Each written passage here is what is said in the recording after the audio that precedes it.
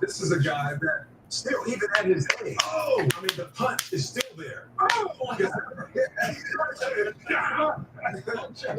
trying to do promo.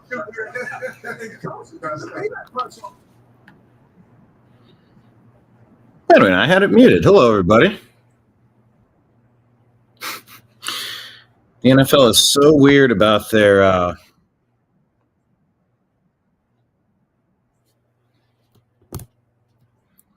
they're so weird about not having any of their stuff. How dare you? Everything's on X. Everything's on social media. Man, if you're streaming and they happen to hear something for a couple of seconds or catch a glimpse of a play on something, man, they shut your feed down instantly. It's kind of wonky. Hello, everybody. BrianEngelman here. We're going to set up our stream. So let me get some music going. We're going to watch the Browns battle the Ravens. Let's get some music. What's cinematic music? Let's try that. What do they do? What do they sound like?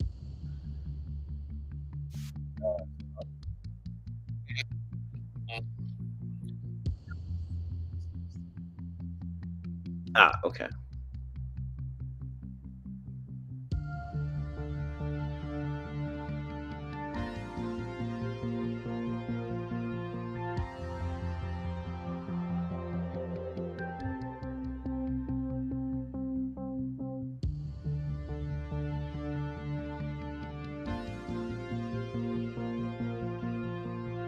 Welcome to the bar. Grab a drink, pull up your chairs.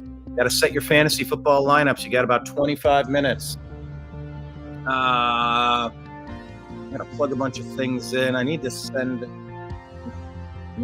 an invite to a couple of people. We're going to bring guests into the program. If you want to join, send a message. Type a message in our chat.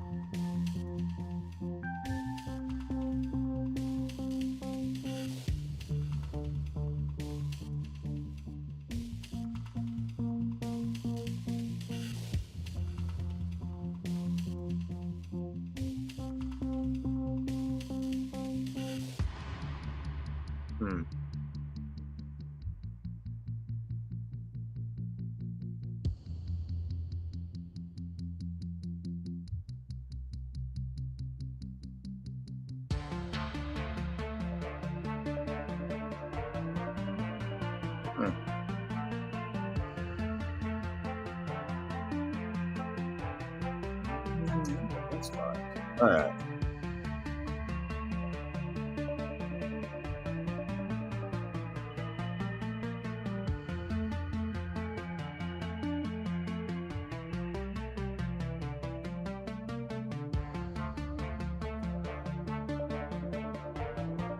Oh, that.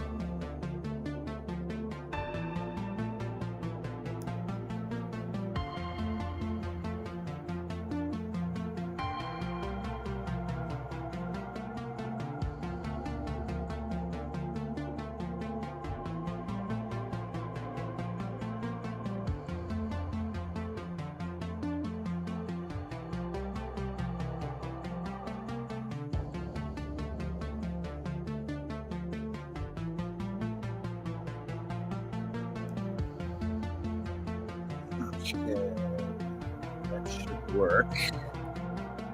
That another device. Let me pull up the game. Yeah, there we go.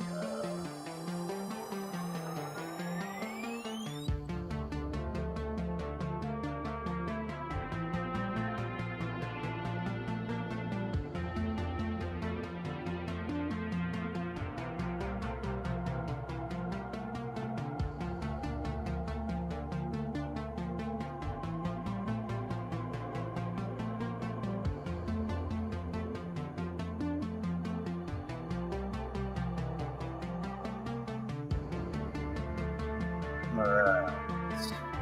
Give me a second. I'm going to put some stuff together here.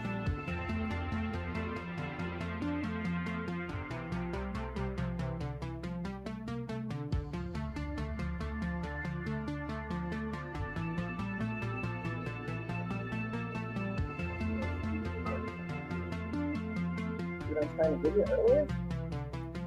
Trying to give you something. My cat.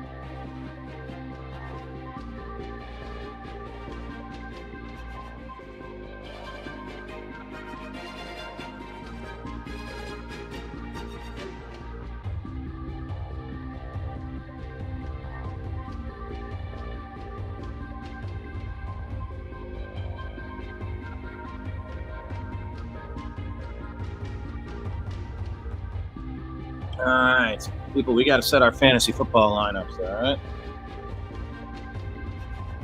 Let me put the caption on that you're watching.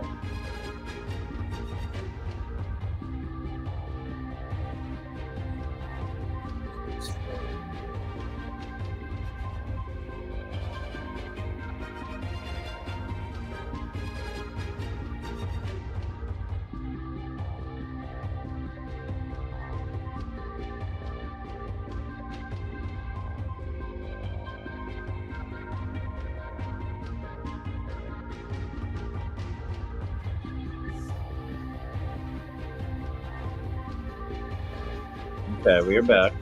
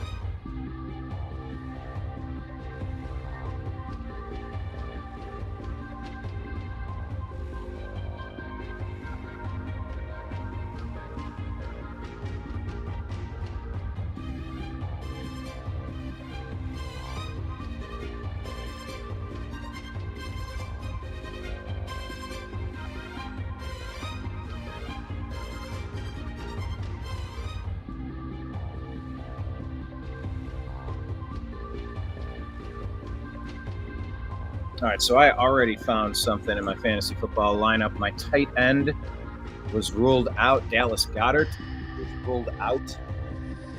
That's a big catch. That would have really hurt me if I would have left my tight end out. Always be sure to check your lineups the day of. Check your lineups. As the Lord said, let there be light. Anyone else go to church for the first time in a long time today?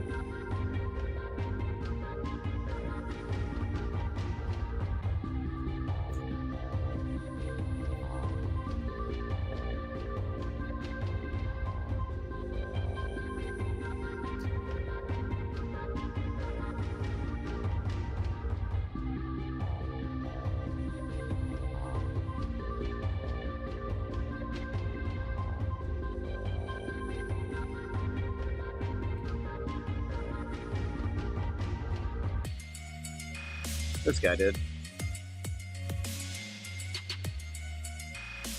All right, gotta finish checking my lineups because that's so time sensitive.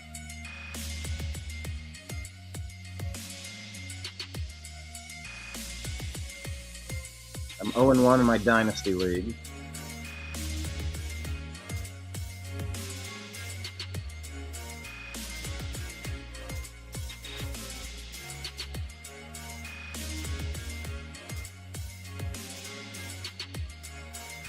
Very slow to load today. Jeez.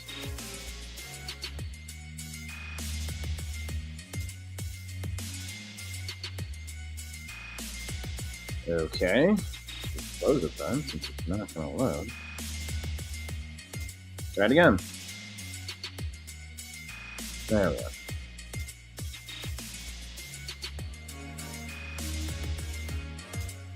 Nine minutes left before the games start, everybody.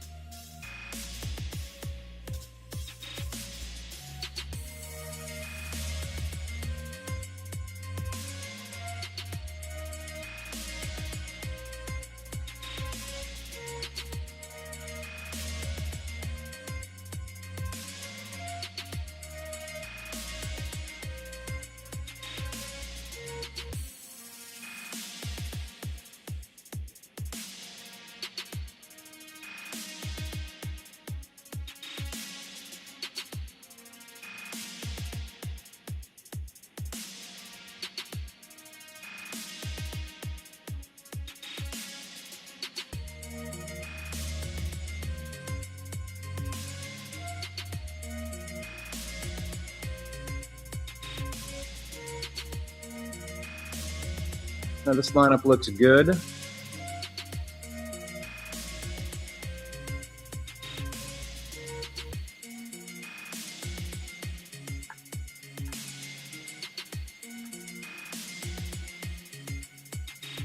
How many fantasy football leagues are you in?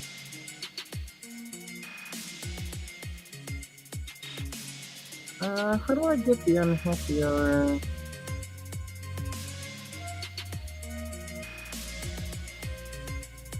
Yeah. There we go.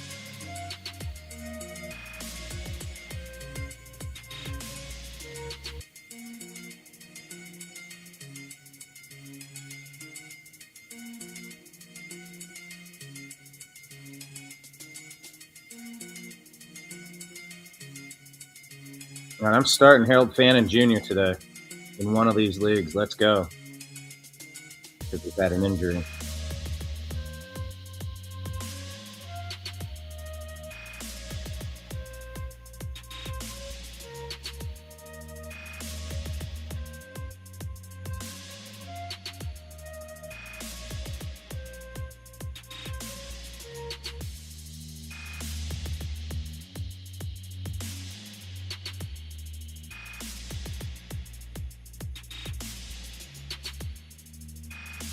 I'm a 48% to 53% underdog here. I'm 1-0.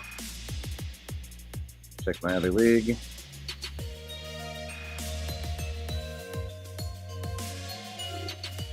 Terry McLaurin did nothing for me.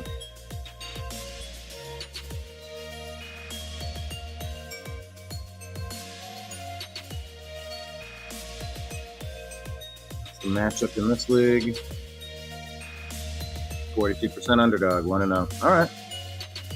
My leagues are set. In a minute, we will be right back, people. I got to get some other people into the stream.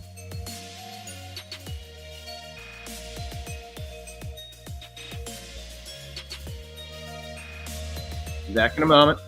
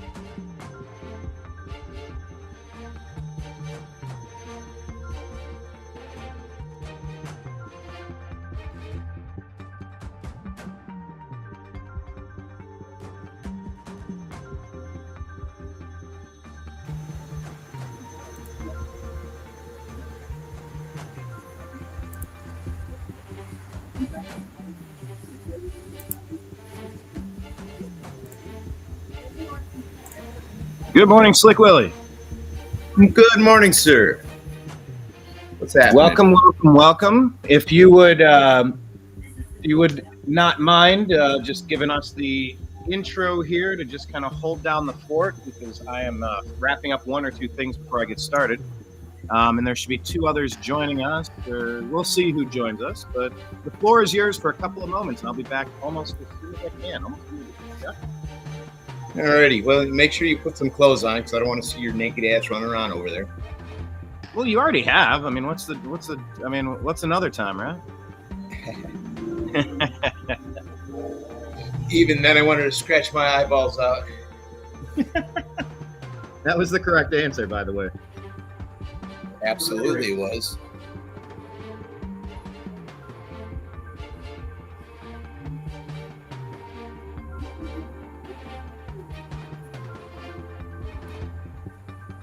Mm-mm.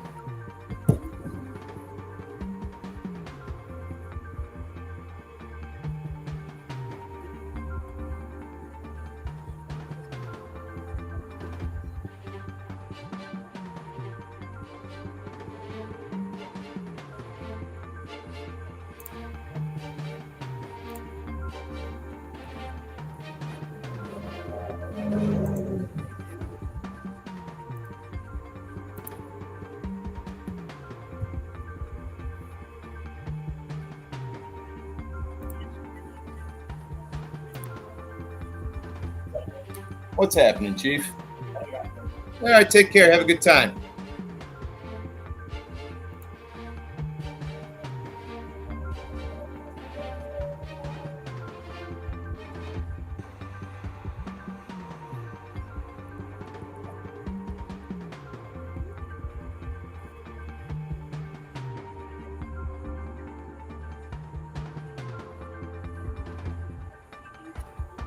Well, welcome everybody to week 2 of the NFL football season, and the Cleveland Browns and the Baltimore Ravens getting ready here to kick off in Baltimore, Maryland on the Happy Sports Hour. Right now, Brian is stepping aside to take care of some business. Hope everyone's had a good week. And there's the kickoff. And the Browns receive it, opening the game, taking it out to approximately the 22, 23-yard line. And the Browns offense is coming out onto the field today.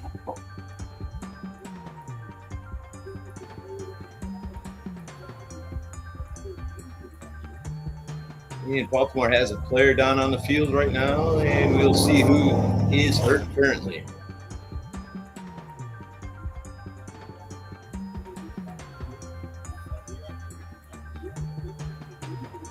And last week, Flacco was 31 for 45 for 290 yards, a touchdown, and 2 interceptions.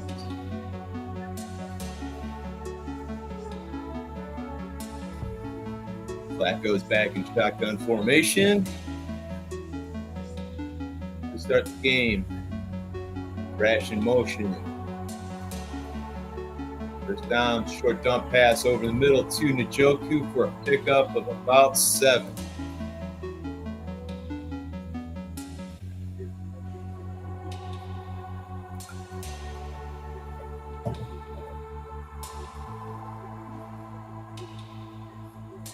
That quick hitter, we're at 2nd and 4. They gave us 6 yards on that one.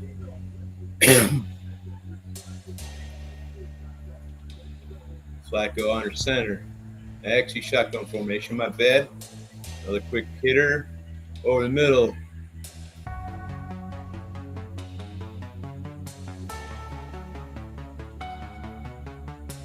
Fannin Jr.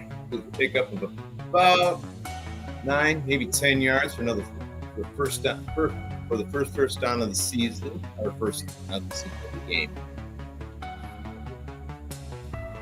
Sorry, guys, I'm not as good as play-by-play as Brian is, but I'm holding down the fort until he manages to get back, guys.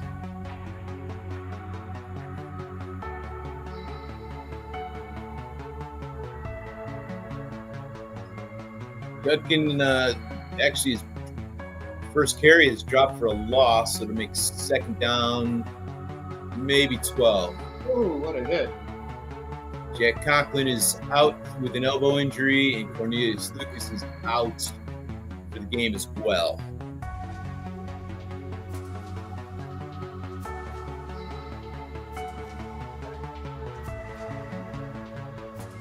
Stat up on the screen. Browns have allowed 66 sacks last season, 31 most in the NFL last year. Oh, damn, another loss of 4 on that play. Huge hit. It's setting up 3rd and 15. Flacco out of shotgun. Takes this. There's a flag. Hey, once again, you are a fucking play ahead of me on this game, too. Damn it, I gotta listen to your ass fucking. And I get to watch the replay. Well, you get to find out if I'm doing a good job with my color commentary, my play-by-play. Yeah, I mean, you were listening to my play-by-play. It sucks. I'm more of a color guy. I'll add the little shit.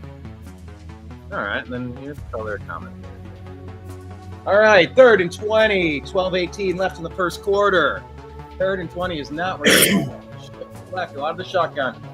Dumps it off underneath, screen pass. Gain of about 10, 12, 13, up to about the 43. I mean, you're getting close to the area. Jerome Ford on the catch. Getting close to the area we might want to just go for it, but, you know, this high-octane offense, the Ravens, why would you do that? Hey, can you do anything about that mind-numbing background music?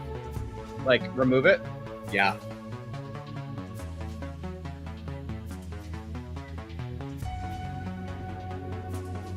I feel like I'm in a late 80s bad sci-fi movie. Don't get me wrong. I like the 80s sci-fi movies because that's, that's me. That punt's going to go to a fair catch at the 11-yard line. That's where the Ravens are going to take over. Now, wait a minute. Hold on. Why is it doing that? I was going to say, damn it, you turned it off, yet now, boing. No, I switched it. Yeah, you switched it to bad horror movie soundtrack. Now, I'm well familiar with that since I did 2 years of the Michael versus Jason podcast that you can find on Spotify, Audible, YouTube, and many other fine establishments. So It's since on, and now it's called Two Guys and Something or Other. So what was the theme of that show? We reviewed horror movies in mass, different movie every week, and then we had a segment where hey, along with our featured movie, you watch 2 or 3 movies or some series that was out, and do a quick synopsis on them, and give a thumbs up, thumbs down, and then kind of went from there. Watch some movies I didn't think I'd watch. Did it with my brother-in-law and his brother, and ironically, their names are Michael and Jason. Yeah, that's not perfect. And the funny part is Michael. He was a Jason fan, and Jason was a Michael fan for Halloween. It was crazy. I liked it. I was the conscientious objector because I'm more of a sci-fi guy, and they wanted somebody that was a little bit outside of the box. So it was all good. All right, give me your 1-sentence review of Doctor Who. You're a sci-fi guy. What's your thoughts on Doctor Who? I watched a lot of the old Doctor Who. Oh, okay. And I did like it. It was campy. It was British. Sum it up. Yeah. But it had a lot of interesting takes on a lot of different things. Oh yeah. I mean, not that I'm into it now, but I mean, if it's across the screen and I happen to come up on it, I'll watch it. I mean, nothing's bad about it. It's an interesting product. Yeah, I like the reboot. I wasn't familiar with it when it was the British show, but I liked it with David Tennant. David Tennant was awesome, and so was the guy after him. All right, Lamar Jackson, 11-28. Go ahead. There's actually been a female Doctor Who now too. Yeah, I don't know about gender swapping established characters, but I get the concept. All right, man in motion, 1st and 10. And Ravens are going to hand it off to Derrick Henry, who was immediately wrapped up by Devin Bush and Myles Garrett. maybe even 20.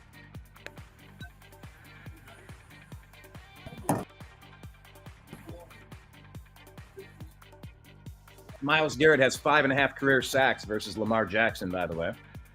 The hell's wrong with your video, man? It's just I wonder who has the fast forward lead. at about 30 seconds in about a second. Now I'm staring. Hopefully this is not on me. Hey, what's going on?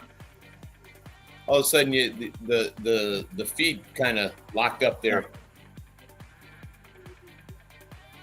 Second and 9. Lamar. Jeez, that left tackle of the Ravens took 2 steps before the play. They didn't call it offside or false start. But the running back is lined up. right up. He's lined up across Garrett, isn't he? Well, I didn't Stanley. notice where 95 was on that play, but they move him around so much sometimes. Yes, traditionally, Miles Yeah, is a that left was tackle. that was Stanley. That was Stanley on number We're right 79.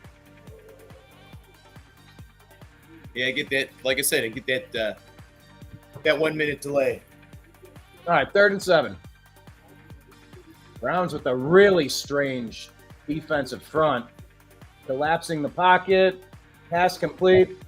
First down, Ravens. Doggone it. A really strange formation. They had 3 defensive linemen off to the left. A huge gap and somebody over on the right. Really strange. You know what they were trying to do? They were trying to force Lamar to run it. And they had Schlesinger waiting in the middle. You'll see it on the replay. He's doing I see it. Yeah, On the replay, you'll see it even better. Like, it was a good design, but it didn't work out. First, I'm just gonna call him Swesh because Lamar, I can't say the fucking last name. Yeah, call him Carson. That quick screen's going to give him about 7 yards. I don't know. Schlesinger seemed like the real deal, man. I fully agree with that. Basically, he was a shadow for Lamar, and my guess is he's going to be Lamar's shadow all game long. You'd have to imagine. Yeah, I mean, it really almost turned into an option play on that. I mean, I'll look at it this way: back in the day when I did play some football, high school wise, you had your shadow, which if you had a running quarterback, you had a designated middle linebacker that was set to do nothing but follow the quarterback. Really good play by the defensive line here, led by Mason Graham. Stuffs them out there. 3rd and 7, 8:13 left in the first quarter. Browns are looking okay here. But yeah, I was saying Schlesinger was essentially like it was an option play because either Lamar was going to run it or he dumped it off. Schlesinger had to chase Lamar, so he dumped it to his receiver. If he covered the receiver, he would have ran. Yeah. All right, high snap. Lamar gets it. He's back. He's going deep. Yeah, Incomplete. Clean play. No flags on the play, but Browns did a great job there. Liking what I'm seeing out of this. The Browns do have a hell of a defense. Yeah, the defense is going to keep us in games. The problem is do we have enough on offense to open the shortcomings? Well, what's Quinshon Judkins up to? Let's get it to Harold Fannin. We got players. All right, punt is off. He had one carry for minus 2 yards maybe earlier. To the 18, 19, 20. Yep, 18. For the Browns to take over at their own 18. Joe Flacco returning to a place where he won a Super Bowl and an MVP. Oh yeah. Yeah. That's not a very common thing that happens. No, not usually. So and now I see the kick, and they're gonna probably get him at. Oh, they're giving it at the 18. I got you. All right, since we're at commercial break, what are we drinking today, fellas? Oh yeah, question of the day. What are you sipping on? Yeah, you're stuffing your face. Well, I basically killed off last of my blackened. If you're into whiskeys, this is a good one. It's aged in black brandy barrels. It's a Tennessee style whiskey with that black brandy aging. It's phenomenal. I know it's like At the moment, I'm drinking some Spindrift. These things are awesome. I've always wanted drinks with carbonation, but I don't want high fructose corn syrup. I don't want a quadrillion grams of sugar. This thing is just like a splash of fruit juice and carbonated water. I love it. But Blackened, now Blackened is the Metallica brand, and they age their barrels listening to Metallica music. Yes. Well, but hold on. Sonically pulverize the barrels with the playlist. So here, let me give you a little education. I'll hold this up to the camera. Let's do it. So not official sponsor yet, by the way. Yeah. So you see here, this is a batch number.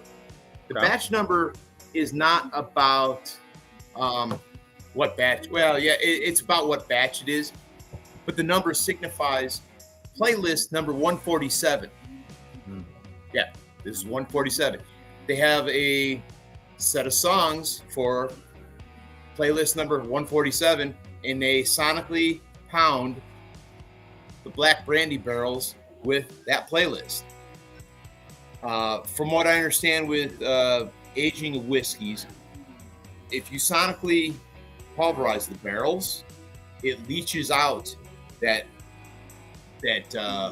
barrel flavoring, being the burn that they perform on the barrel and the black brandy. So that leaches into the whiskey, and you get blackened.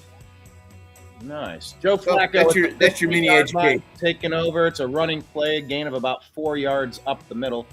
Who was the back on that? Quinshawn Judkins, number 10. We'll get used to seeing him. Yeah, the guys at the distillery for Blackened came by one of the liquor stores. I went over and they autographed the bottle for me. So I have a bottle, but I don't want to open it. And that's a problem with bourbon. You son of a bitch.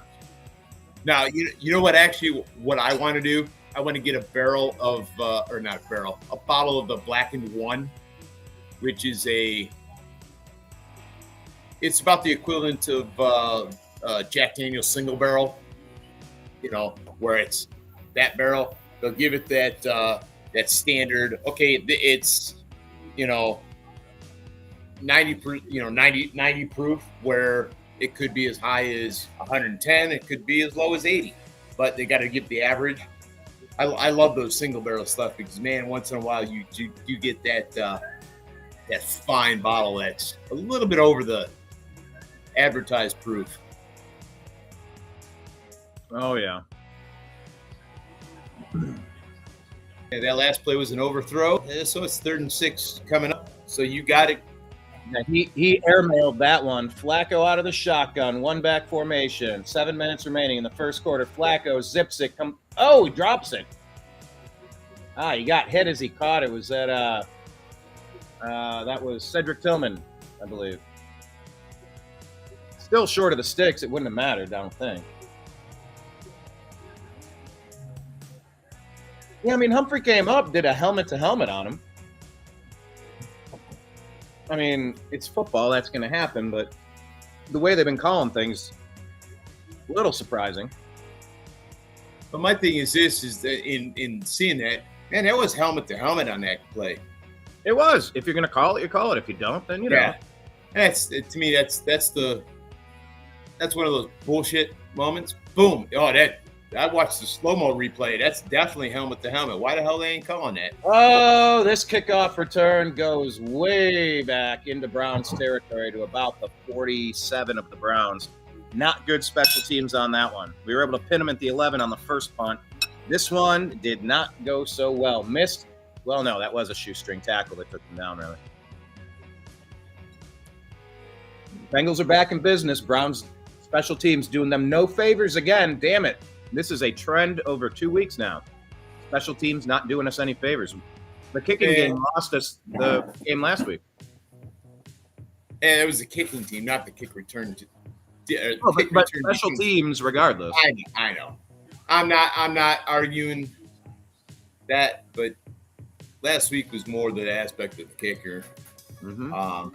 But We but didn't you know have what? If we're gonna grade the quarterback, that's a function of play calling, the offensive line, and the position players around him. If we're gonna judge the kicking game, that's the snapper, that's the holder, that's the blocking.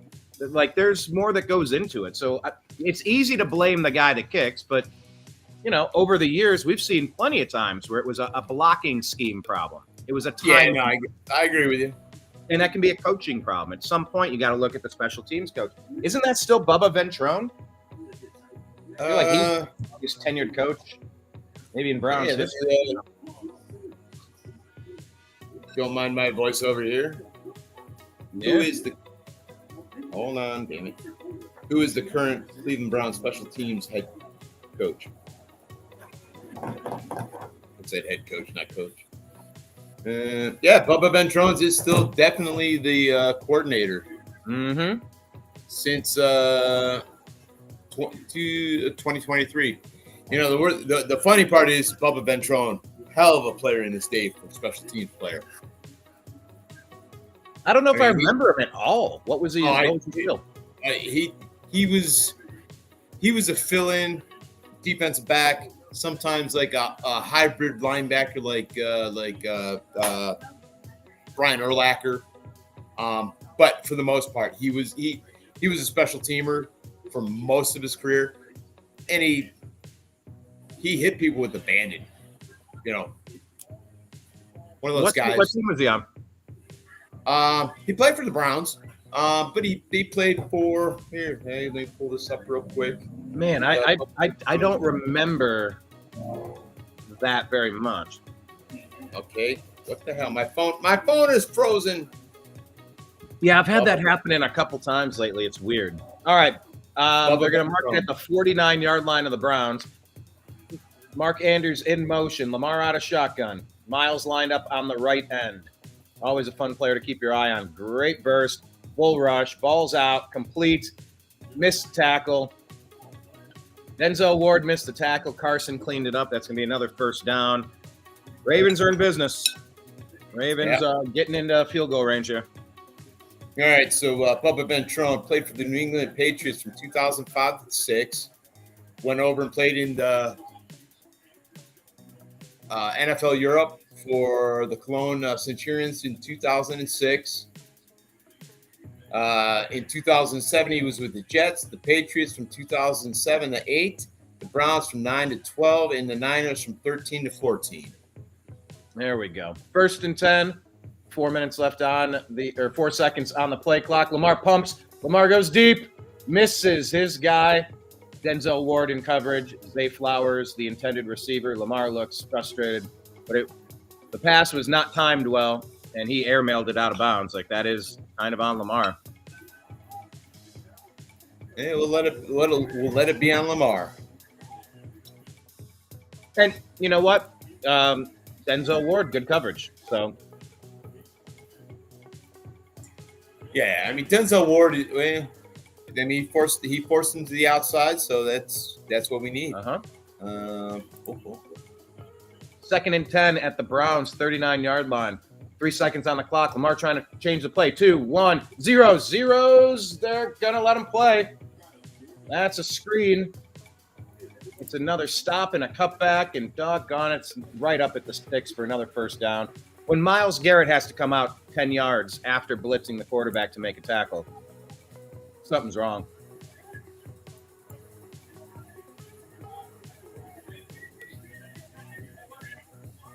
Yeah, and that right there, that's on Denzel Ward. He allowed the sharp cutback. Give him another 6 yards after that. Okay, they're going to line it up 3rd and 1, right at around the 30-yard line. They're going to have to get to the 29 for the first. They're going to get the first down. Who was that? Took a direct snap. It wasn't Lamar. It was a big guy. Is that Mark Andrews? Who got the ball?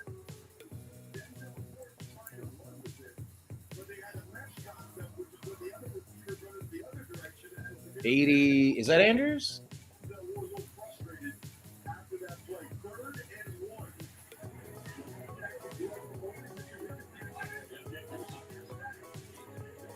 All right, they got that.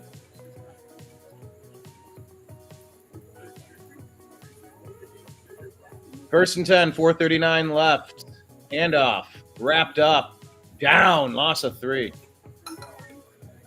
Willie, could you do me a favor and turn your volume down 1 or 2 clicks? I'm just concerned that if they hear too much of the volume from the NFL feed, they will drop this stream because they are terrible. They cut away and showed Buffalo Bills took the early lead, 7-0. Yeah, we should probably look around the league here coming up in a moment. All right. Here. 2nd and 12, Lamar Jackson. Under center, Zay Flowers in motion. 30-yard line. 3:58 remaining, first quarter, 0-0 tie. Lamar sort of fakes the handoff. Looking, throws. And he's taken down. Devin Bush on the play. Setting up 3rd and long. Okay. All right. Here, I'll give you a quick recap of the top 10 fantasy players currently we have for the week. Tucker Kraft, Green Bay's tight end, has a 24.4.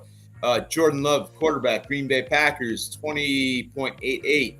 Jaden Daniels, Washington's quarterback, 19.7. Zach Ertz, tight end, 18.4. Deebo Samuels, 17.4 currently. Josh Jacobs, running back, Green Bay Packers, 14.4. Romeo Dobbs, wide receiver, Green Bay, 11.8. 4th down. Lamar airmailed it, by the way. 4th and 7. Right. So Terry McLaurin, 9.8. Devontae Wicks, wide receiver, Green Bay, 18.4. And Chris Brooks, running back, 5.7. Those are your top 10 fantasy players currently of the week. Do we have any scores in today's action? Yeah, most of the top players, because they played their full game, Green Bay and the Redskins, of course. All right, it's a 43-yard attempt, 4th and 7.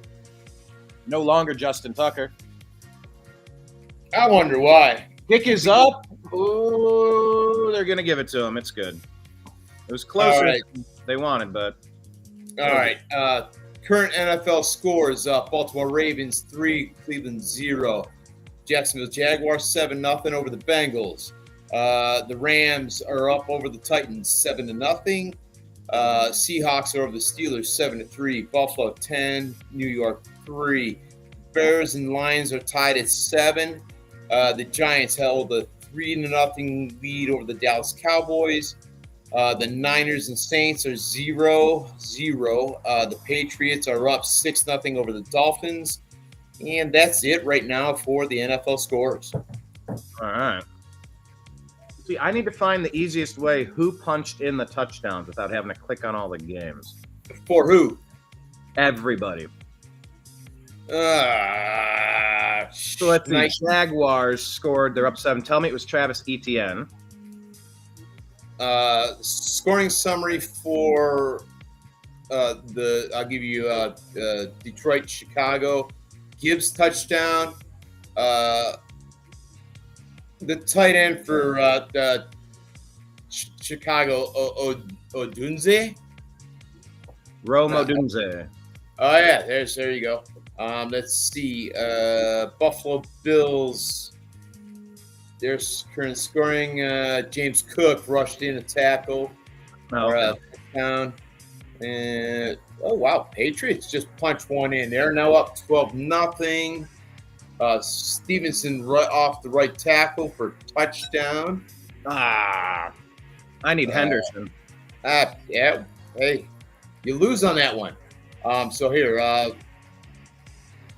hold on. Damn it. Mother puss bucket. Stats. The Patriots. Hollins has a touchdown. And where's it at? Yeah, so Hollins had a touchdown. Everything else is a field goal. The Rams game against the Titans. Nakua has the touchdown there. And for Jacksonville, yeah, I think you just gave that one. Brown scored the touchdown in Jacksonville. Okay. Man, this website is acting really strange for me. I can't click on the... What is going on?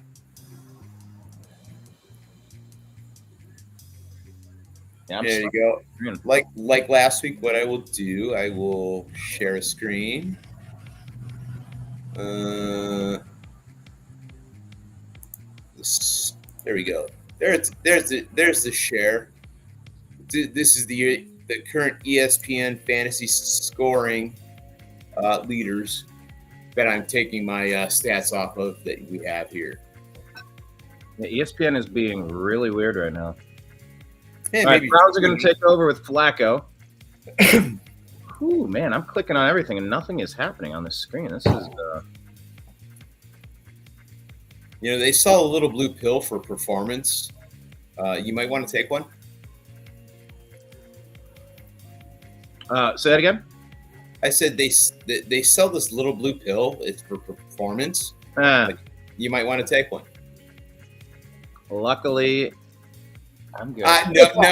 No, I don't want to hear it.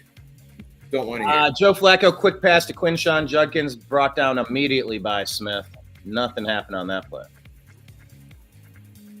I still have that. There's this back rhythm rock and roll music playing in the background. Just so you. You want silence? No, I just hear the bass drum. It's all good. Well, it does. Here, I'll switch it to corporate music then. Oh no!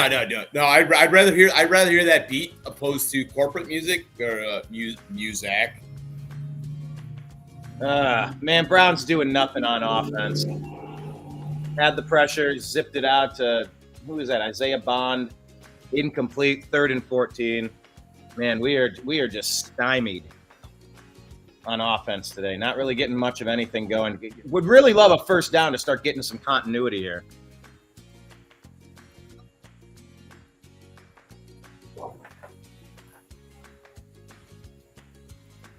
Damn. That throw was short. Yeah, this is stupid. I click on the game cast and it just wants to tell me my fantasy scores. This is so stupid. I'm gonna switch off. Yeah. That's why I pull up the ESPN live scores for the fantasy stuff. It's outside of my fantasy scores for my ESPN league. It just all I did is if you want a good one, just type in top fantasy scores for the week in your browser, and that's what I pulled up, and that's what I've got right there. Well, I tried to go to Fox Sports. Browns are going to punt 4th and 14. Nothing happening on offense. Bajorquez back. Launches one. Shitty punt. It's going to go out to like the 24.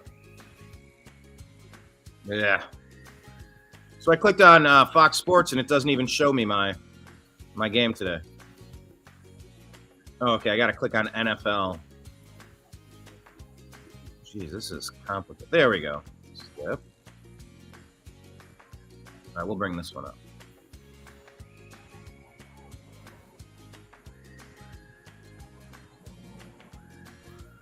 Okay, there we go. So now you have on your screen, that's the top fantasy performers of the day? Yeah, that's what the link that I provided was.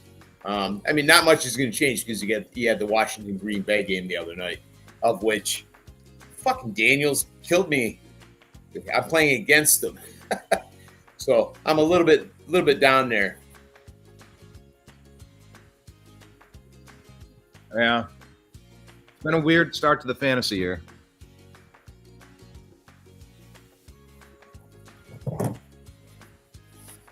So, Definitely having Jamar Chase in both my dynasty leagues put up next to nothing last week didn't help me. Yeah. So, by the way, we were talking sci-fi earlier. We were. So for the commercial break, they have the Tron's Aries commercial up here. Now that's going to have Jared Leto, right? New music from 9 Inch Nails. Yeah. It's still got Todd Bridges in it, so Jeff Bridges. My bad. Jeff. Sorry. Anyway, I am super geeked on that one. I was a big Tron fan in the day. I like the sequel. I want to see what they bring with this one.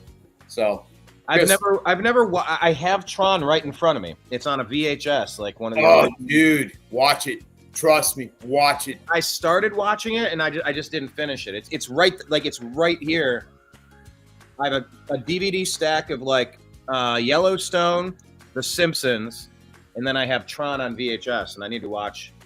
Dude, watch it. The sequel, not bad, not great. But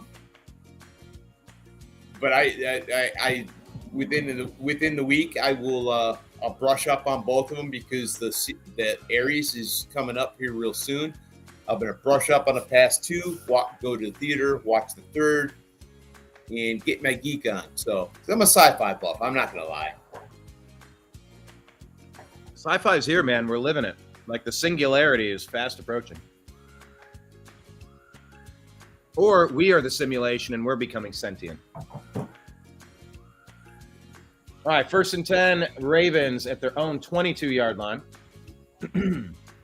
Lamar out of shotgun. High snap, gets it.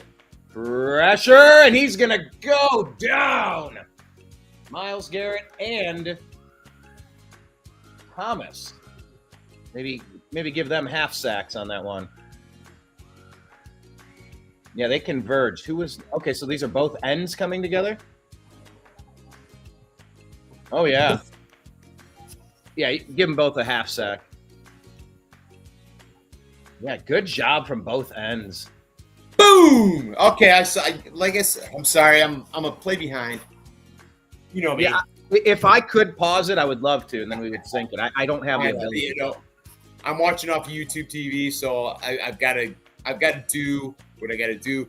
Dude, watch the jump that Myles Garrett gets from the right end position on this play. Oh, dude, I just watched the replay, dude.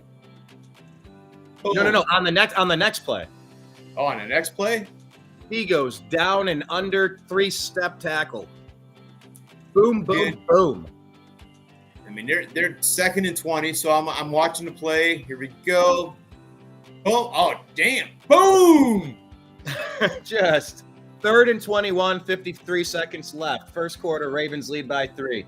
Lamar out of a shotgun. 1-back formation. Browns in that same strange lineup, and Myles Garrett jumps off.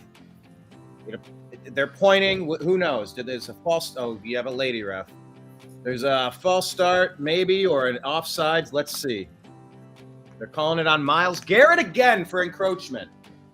I love Myles Garrett, but every fucking game he's dropping these stupid, unforced errors. You're looking at the football. I know you're trying to get the edge. You have the physical edge on every play. You need the mental edge. You're too damn jumpy, and it's costing us. Maybe this doesn't matter, but damn it.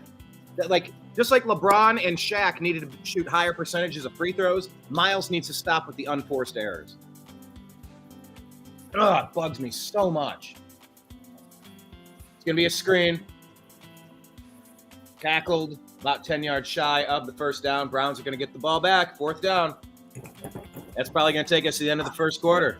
Ravens 3, Browns 0. It is what it is. Yes, sir. So Tron. Yeah, that was. Maybe I could play you a song. Boom. You gotta love my reactions after watching. Yes. I love it. So, right now, by the way, I'm texting an old friend of yours, probably, Belinda Broa. Oh, wow. Ironically, we ran into each other about an hour ago. I hope you didn't hurt each other. Oh, no. Dude, she's a great girl. No, I mean you ran into each other. Yeah, if we ran into each other, it was her coming out of the store, me going into the store.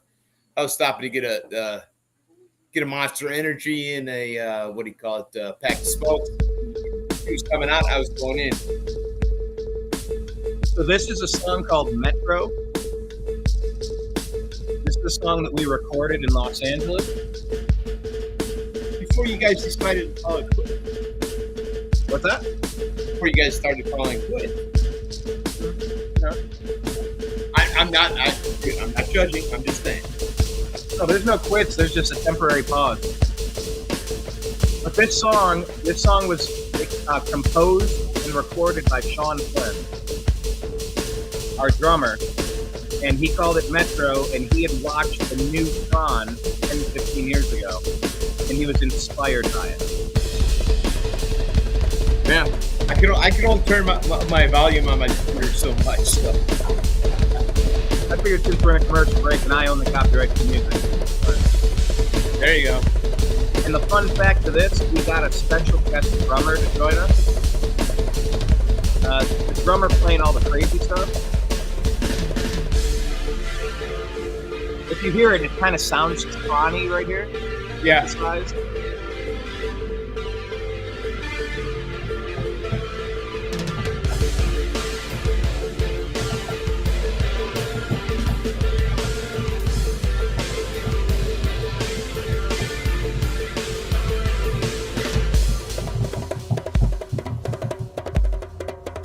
That almost sounds like high school drums.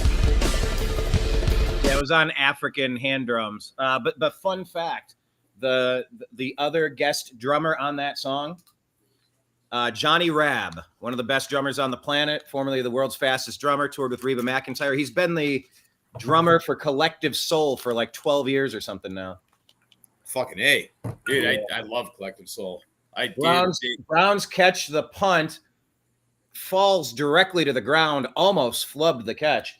All right, we're checking in on Cincinnati. Joe Burrow gets the snap, zips it across the middle for a touchdown against the Jaguars. As a Browns fan, of course, we want the Jaguars to lose every game because we own their draft pick. And that was to Jamar Chase, 7-7 tie over there. Yeah, I'm mixed feelings on that, but because I'm a Jags. Like you said, I'm a pseudo Jags fan. But yet, I want the high draft choice. We need that draft pick. We had to delay the gratification of the high pick. Quinshawn Judkins running outside. Gain of a few. Super Sal. What's up, my brother? Nothing much, man. Nothing much. What's happening, Sal, man? Long time no see, man. Hey, man. Hanging in there, brother. Hanging in there. It's good to see you, man. Yeah, we were watching the Browns here. Happy to have you, man. The same reminder I gave Willie, just keep the volume down on your side. Quinshawn up the middle. It looks like he might be about 1 yard short on 2nd and 3. We'll see. Yeah, 3rd down, maybe 1. Yep. So trying to limit the audio of the official NFL feed so we don't get our stream shut down because they just search the bots. The bots are searching.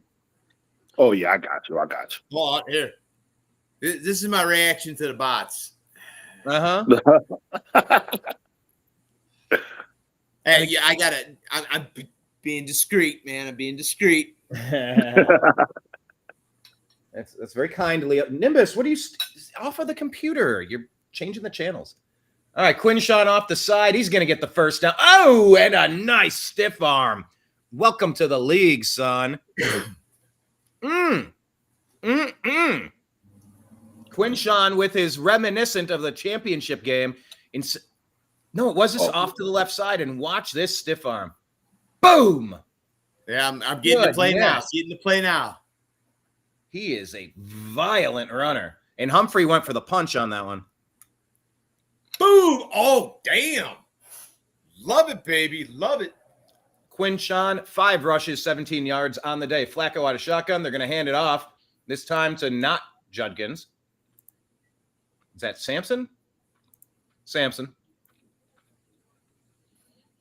Giving Judkins a breather here. Judkins, man. That's a stiff arm like I saw Henry. Tell me something good. Monday night. How's your weekend? Weekend was pretty good. Oh, there we go. Sorry. Go ahead. Weekend was pretty good. I saw the movie The Last Walk. Good movie. Good, dude, good movie. I was going to ask, how is that? Good movie. Great movie. Probably the best movie of this year to me. All right. Yeah, we were just talking movies earlier because during the commercial break they showed the new Tron preview. I want to go see that. I'm a big sci-fi junkie, so. Oh yeah. Tron. I mean, the first Tron classic, instant classic. Oh yeah. And I just got on Brian's ass because oh, I've only watched part of it. It's like, dude, man, you got to watch all of it. By the way, let me just say, I tried watching the very limited release comedy series Tires on Netflix. Can I tell you, I've watched that probably 30 or 40 times, and I would just fall asleep. Tires is hilarious. Oh my God. Tires got is more. hilarious. I'm excited for season 3. Oh yeah. Tires. All right. Ravens pressuring Flacco like crazy. I keeping notes for Tires. I got it highlighted right here.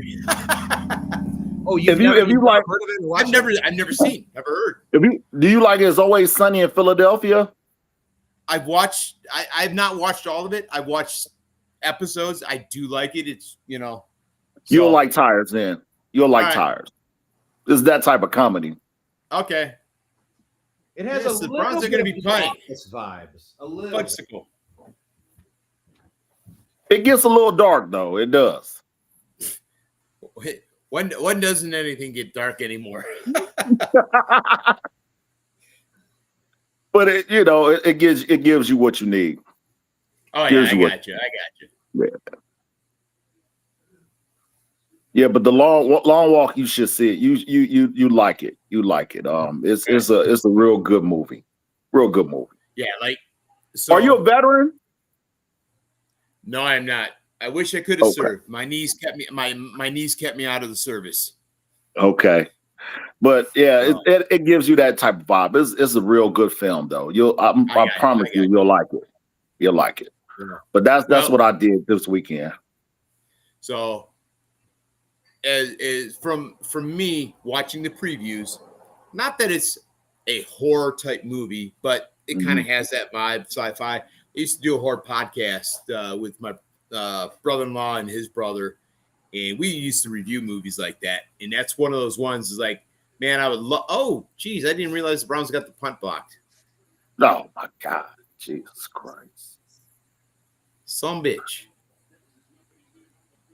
But Orquez is in the tent. Not a good thing. Oh Lord, we can't catch a break. No, so Baltimore. Jackson is in a shotgun formation here.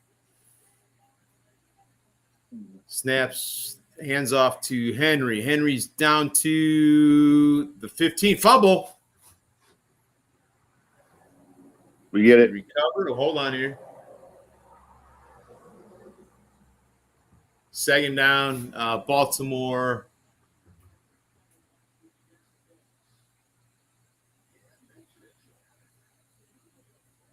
How the hell did he come up the freaking ball?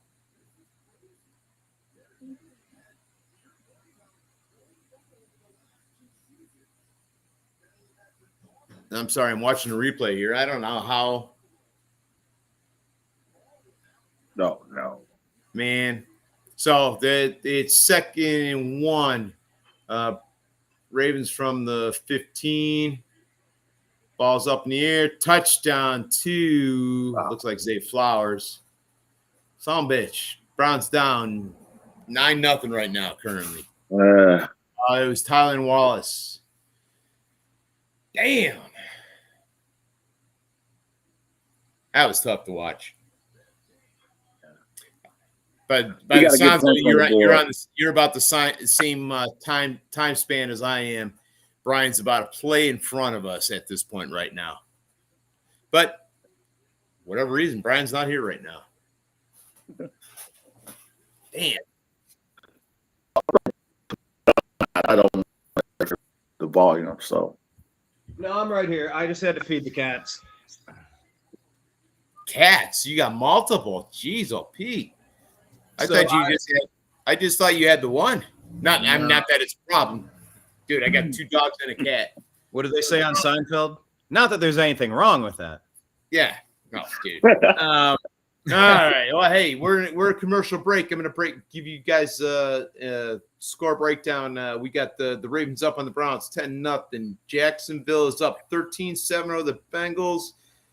And we have, the Rams are over the Titans 7-3. Seattle is up on the Steelers 7-6. Buffalo 13, New York 0. The Lions are up on the Bears 14-7. Giants 6, Cowboys nothing. And the Niners are up 6-0 over the Saints. 12-7 in New England or in Miami or 12-7 Patriots over the Dolphins, and the rest of the action happens after 3 or 4 o'clock. Oh, side note, it is 0-0 middle of the first, Guardians and Sox. And the Tribe are what, 2.5 games out of the wild card slot right now? Is that where we stand? Hold on, give me a second. We're getting right to the end of the season where every game counts, and we have not done ourselves many favors this year. No, we have not. Well, damn it. Fudgesicle. There you That's go. the rules. Dude, that's MLB.com standings. Current standings for the wild card. Mm-hmm. Scroll down here. The current wild cards, number 1 is the Yankees at 83-65. Boston Red Sox, 81-68. The Mariners at 81-68. The Rangers at 79-70 at 2 games back out of the 3rd spot. And the Guards at 77-71, 3.5 back out of the wild card right now. 3.5. Yeah, they did have that extra loss, didn't they? Yeah. So, I mean, it's going to go down to the wire. God love them. And I love my Cleveland baseball team. I don't think we're going to make it, not with just 2 weeks left in the season. It's going to take some serious miracles. And the fact that we played Detroit yet 6 times, it's going to be a tough run just to make the wild card. Jerome Ford on the return. He's going to take it out to about the 28-yard line, where the Browns have not looked good today. Yes, the Ravens have a good defense, but goodness. I mean, we put up Flacco threw for 300 last week. We were able to move the ball.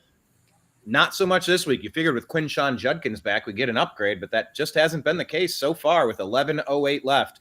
In the second quarter, Ravens up 10-0. Yeah, the problem is Judkins has not been part of the practice squad up until this week. So he's not. Why is that? Why was he not practicing? Because he wasn't signed? 1, because he wasn't signed. 2, because I think with all the legal issues and entanglements with the NFL and stuff like that, I think they were keeping him off to the side. We're not going to play you right now. We're not going to practice you right now. So I don't think he's up to speed with everything. I'm not saying that's the absolute facts of the situation, but that's my take on it. Yeah, Flacco on first down absolutely rifled it across the middle, right into the hands of Cedric Tillman, who promptly drops it. Good defense as well. I mean, that played a role in knocking it out. Man, that was a nice throw for a first down for the Browns, and instead it's 2nd and 10 instead of 1st and 10. All right, there's your screen pass, Harold Fannin, gain of about 4, maybe 5. Call it 3rd and 6. 3rd and 7. They're only giving him 3. Come on, he had more than that. Sal, what was that movie you watched, and what's it about? The Long Walk. Long Walk is pretty much about young men from every state. They get chosen to be a part of this type of contest where you walk. You got to stay within 3 miles per hour. If you fall down, you get a warning. Or after 10 seconds, you get a warning if you go below 3 miles per hour. If it happens again, you get another warning. Happen another time, they punch your ticket. And nice play. Jerry Jeudy punches the ticket for the Browns. Nice gain of about 20-something to finally give us a first down in this game. It feels like we haven't been able to do much. It was a high pass. Jeudy went up and high-topped it. Came down. Nice jump. Nice grab. Nice securing of the ball, staying in bounds. Great job. We needed something. This has been a lousy first half. He did a lot of talking, so he needs to do that. That's what the least he can do. He did a lot of talking. All that talking. Just do it. I don't want to hear about it. I want to see it. Handoff, Dylan Sampson off the left side. Nothing doing. What Adam Schefter did? No, what did Adam Schefter do? He said something about how the Ravens wanted to pick up a Shador, and they decided Shador's family told him, like, no, we don't want to be the backup to to Lamar Jackson.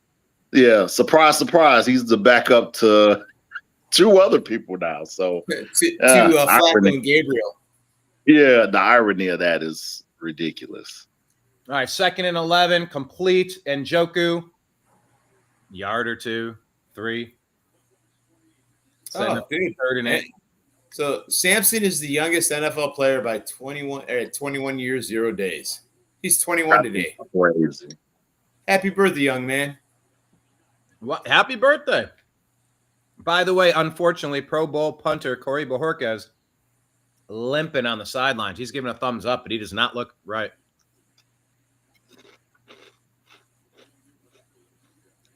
Third and 8, Browns at their own 40-yard line, 8:18 left in the third, trailing by 10 to the Ravens on the road. Flacco looking, Flacco throwing, doggone it, in and out of the hands of Jerry Jeudy. Hits him in his hands. Oh, hit him in a bad spot, huh? Huh? Hit him in a bad spot. I'm just calling it like I see it. Watch the slow-mo, dude.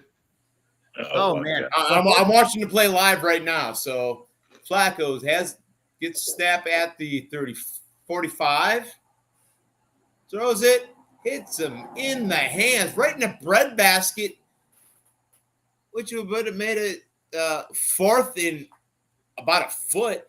It would have probably been go for it territory. All right, replay. Did it? What the? I need to drink some harder good liquor punt from Bojorquez. Bad special teams let it bounce 5 yards back, but Bojorquez is limping. He's not looking good. But that was a great kick. Hit at the 5, it bounced back to the 9, where the Ravens will take over. So you have to keep walking, Sal, and then what happens? You win money or something? Yeah, you get all the money in the world, I guess, and you also get a wish, like whatever you want, like they'll give you. So that's the concept of it all. It's kind of remind me of, like, I was a service member. That's what I was telling you, brother, is if you were a service member, it's like the concept of it is, as far as these young men, they're coming from wherever state they're from, and they're there to have that goal of being able to do it. But there's only one person that can actually win it. So it's kind of sad. They got to know each other while they were walking, and, there's some of them looked out for each other, and it's just that type of thing. It's a very emotional film. Okay. It's deeper. It has more layers than what you saw in the preview. And I mean, it was a good movie. Like, it was really good. I was shocked. Okay. Yeah, I was wondering if it might be like Squid Games or something. You throw 100 people and someone's just, you got to win. I will say Squid Games, that was a pretty fun series. I can't wait for the next to come out. Yes. I was shocked out. I didn't know that was a Stephen King film. I mean, book. Yeah. It was one of the first books. Yeah. So that shocked me, but it was very, very emotional. Very emotional, very well put together film. The guy that made the Hunger Games actually okay. Well, that's the same kind of volunteered as tribute, and then you all from each 50 states.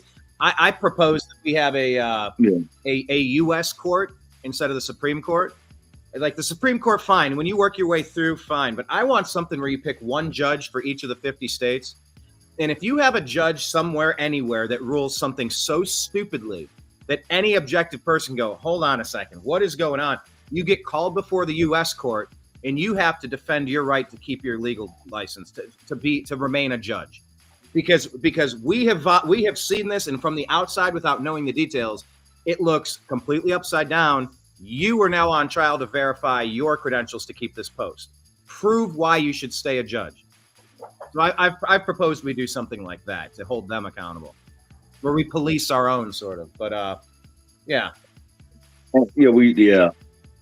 I think it's egregious to have a actual job for the rest of your life. That's crazy to me. Supreme Court is one, and none of the others do come up for review. But yeah, it's theoretically supposed to keep it from becoming political, but of course it is. On first down, it's a run off the left side, a couple of yards. 2nd and 8, looks like. Fun fact about Stephen King: he was in the news big time this week. Raise your hand if you know why. I know why. Yeah. The thing is he actually retracted his statement, issued an apology, and we'll move on forward. You know, you know what I did for a quick example. Hold on. 2nd and 8, trips right, 1 back formation. Lamar out of shotgun at his own 9. Need a big play here. Pass. Oh, in and out of the hands. Who was that? Bateman, number 7 for the Ravens. Hit him in the hands. It kind of tipped up. Browns defender was there. Who was that? Was that 26? Was that Delpit? But I mean, he did tip it, but he could have got it on the second bounce, but the Browns defender knocked it away. Oh, that was Harden, number 26 on the play. Nice defense right there. Anyway, back to Stephen King. The story, the rumor is that he hasn't been writing books for a very long time. He had that big accident, and it kind of messed him up, and he got really weird and angry on Twitter and stuff. Out of the shotgun, Lamar looking right, rolling, gives a little dump hitch pass to 43. That's Justice Hill. We gain a 5, setting up 4th down, but there's a flag on the play holding Baltimore. What are we going to do? We want the ball back, or we want to pin him closer to the safety zone? Anyway, the rumor is that they've been ghostwriting. They've been ghostwriting for Stephen King for many years now. I mean, if Stephen King kind of lost it, I guess he was outside walking and he got hit by a car and it really messed him up and probably some brain damage, and he's not like the same guy. Why wouldn't you just go, Steven, sit over side. We're going to write some things for you.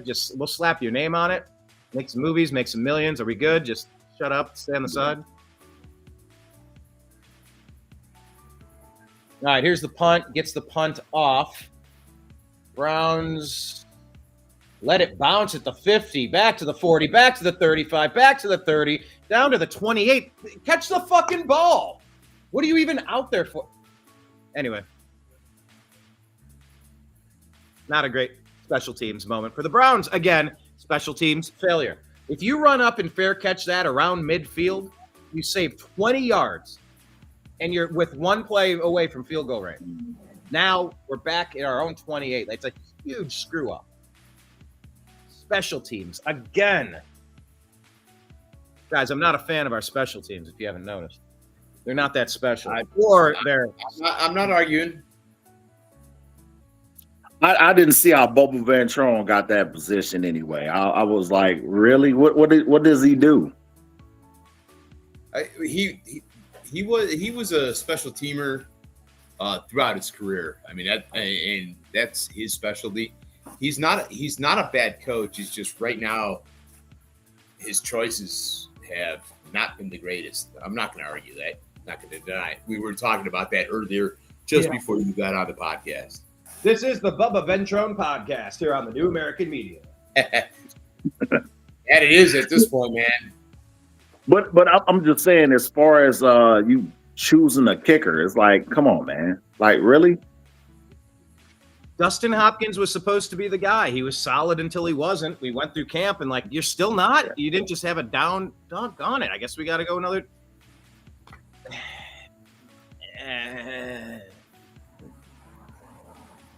You sound like you're going to have an aneurysm there, Brian.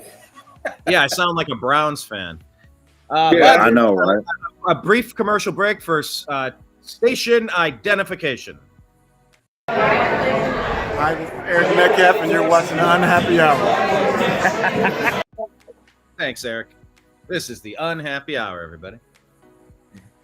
At this point, it has been an hour into the game, and I'm not exactly happy. Well, I'm happy that you all are joining us online. Please hit like, hit subscribe. Copy the link, share it with your friends.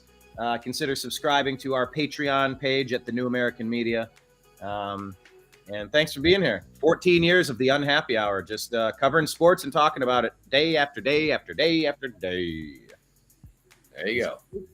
Joe Facco's family in attendance. Yeah, they were up in, they're about the mid-bowl. Yeah, Mama Flacco. Mama Flacco. Oh, we get to see Sal on a walk and talk. Nice. Look at that funny Georgia weather. Oh, yeah, it's wonderful here.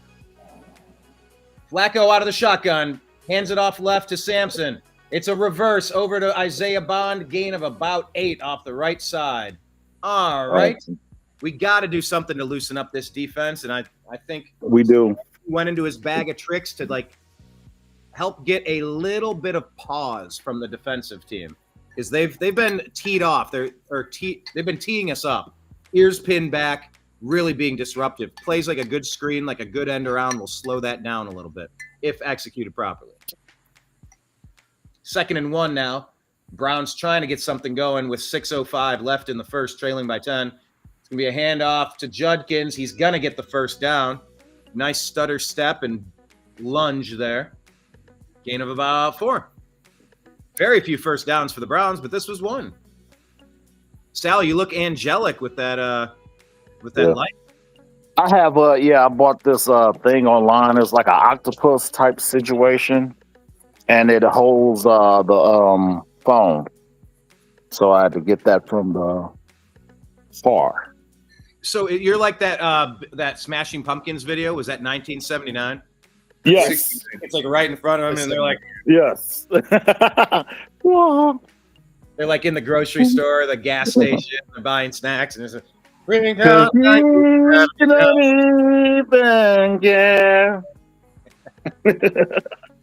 I need to get one of these. I know. It's like a. I like it. He's back inside now. Yeah, short little pass there.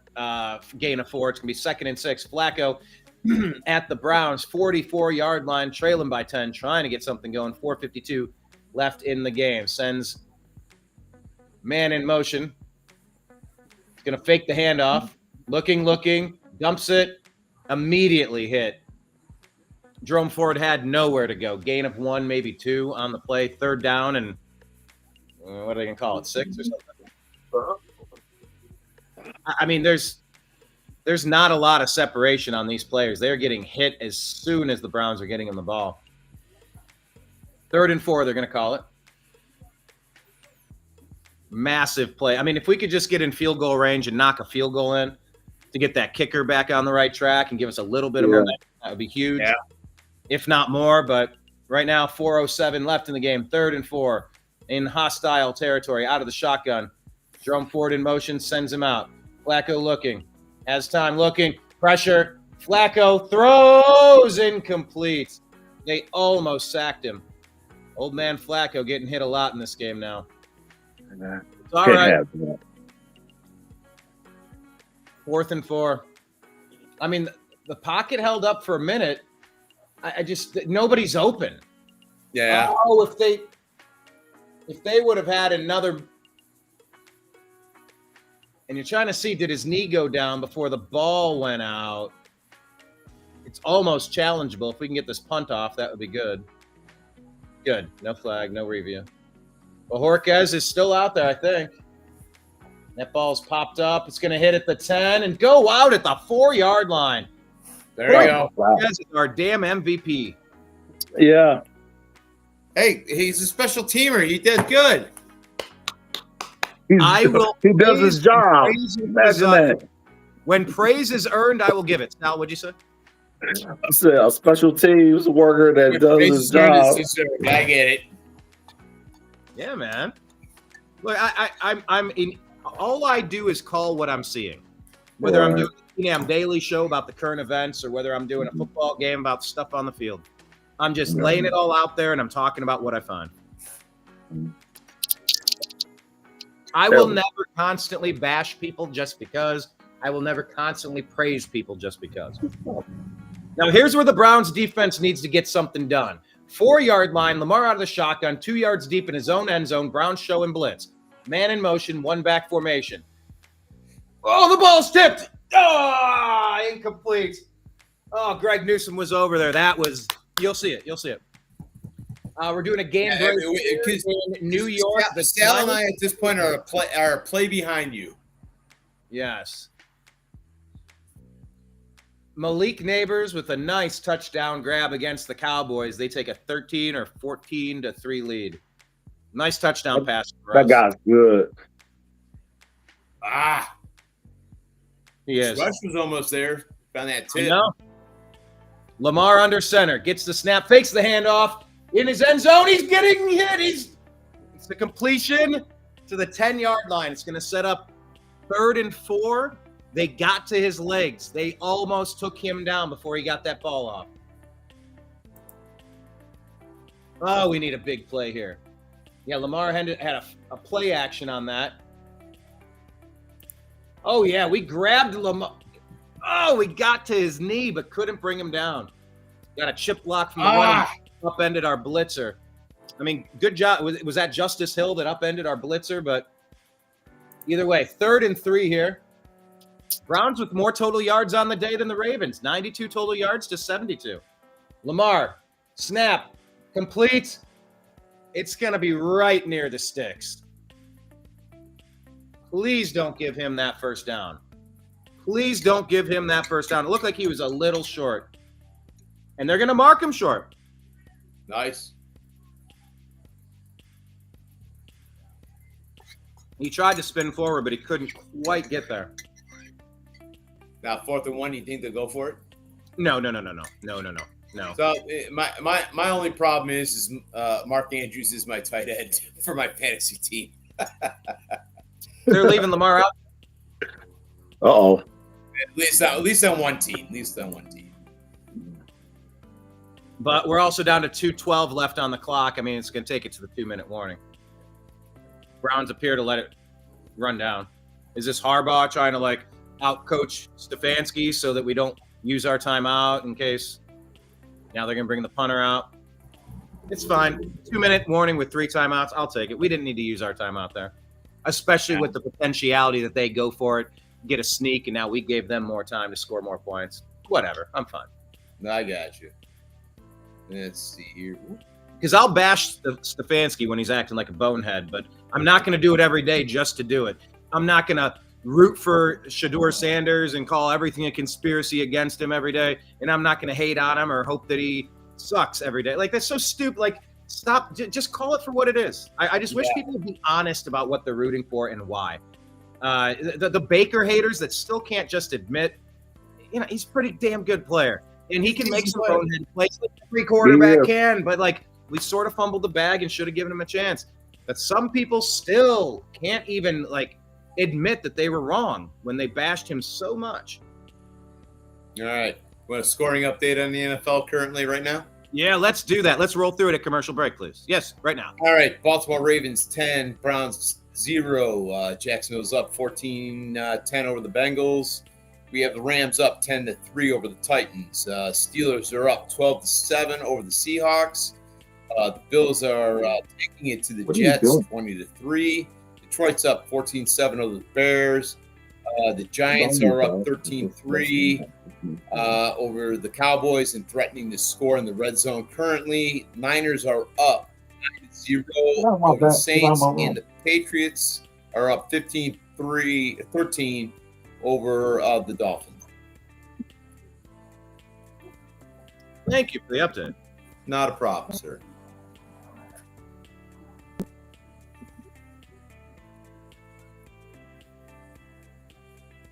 We got a guest? Hey, what's up? Your young man, how young is he? Well, I play Basketball player. He's a hoops man. I gotta tell you, dude. What is your name, sir? Sebastian. Nice to meet you, Sebastian. I gotta tell you, out of the corner of my eye, glancing at you for the first time, Sebastian, you sort of resemble my buddy Ezrael. When I fostered him at 10 years old, and glancing at you, I was like, man, oh man, that you guys could be cousins or something. Oh, they're going for it. They're lined up. No, they're going for it? Well, they might be trying to draw him offside. Hoping the Browns do something stupid. Oh, what happened to Sal? 6 seconds left on the play clock. 2-1, nothing. Nah. But because Myles Garrett's been so froggish, see if they can get him to leap. So anyway, they messed around, but nothing happened. Nothing came of it. I'm watching now. They'll take their flag, delay of game. I mean, they were committed to the joke. They were committed to the fake out. Oh, To what yeah. end? I don't know. They got Andrews under center on this one. Yeah. Well, he's the one that got him that other one. At delay game, 2-minute warning. No, they took it down. It also took him to. Well, was it 2-minute warning or no? We're still at 2-minute warning. Yeah. Yeah. So they're gonna punt it. Stout out of his own end zone, about 2/3 of the way back. Gets the snap. Kick is off. Fielding the ball at the 47-yard line. Great field position. Isaiah Bond on the reception or on the Return. the punt fair catch, I suppose. He I didn't see him call for a fair catch though, so I don't know. Yeah, I'm seeing it now.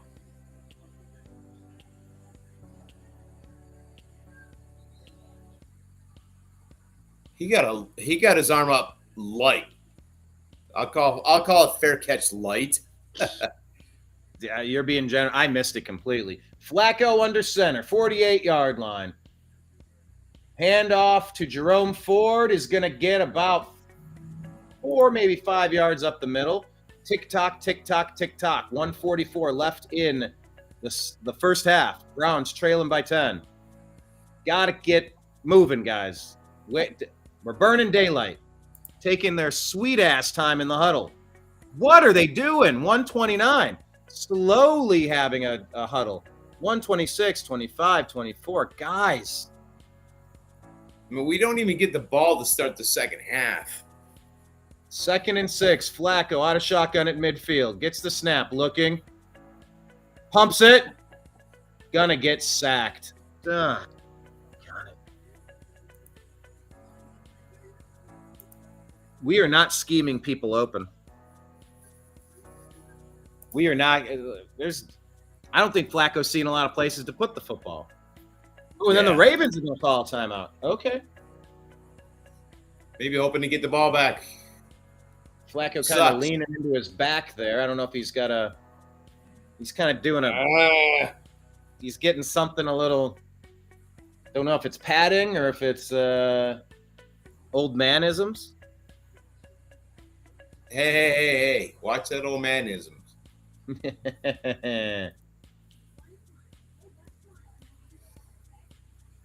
Yeah, he's trying to adjust the back of his padding there. Maybe. It is what it is. All right, so that's going to set us backward. Now the ball's at our own 49. 3rd and 13. Flacco out of shotgun. It's the snap. Looking. Throwing. Complete. And Njoku down to the 27-yard line. Browns they call timeout. 1 Call minute. timeout. They're moving. 1st and 10. 54 seconds left on the play clock. Flacco is Joe Cool, baby. 28-yard line. It's the snap. Looking. Throws.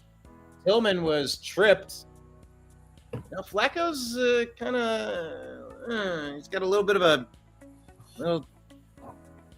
maybe a little bit of a hitch. Hey, we're in range for Smith. How do you say this guy's name? Oh God, don't, please. No, he's on the roster. We still have to expect him to make him. So until proven other, I know. But is it Schmidt? SMZ, however you spell it. I don't see Schmidt out of that. Smith? I don't know. The Miz from Parma. Shotgun. Flacco looking. Screen. Oh, the dropped by Ford. What do we have? 3, 4, 5 drops this game already? Catch the doggone ball. 3rd and 10. Who do we got? Did someone just jump in?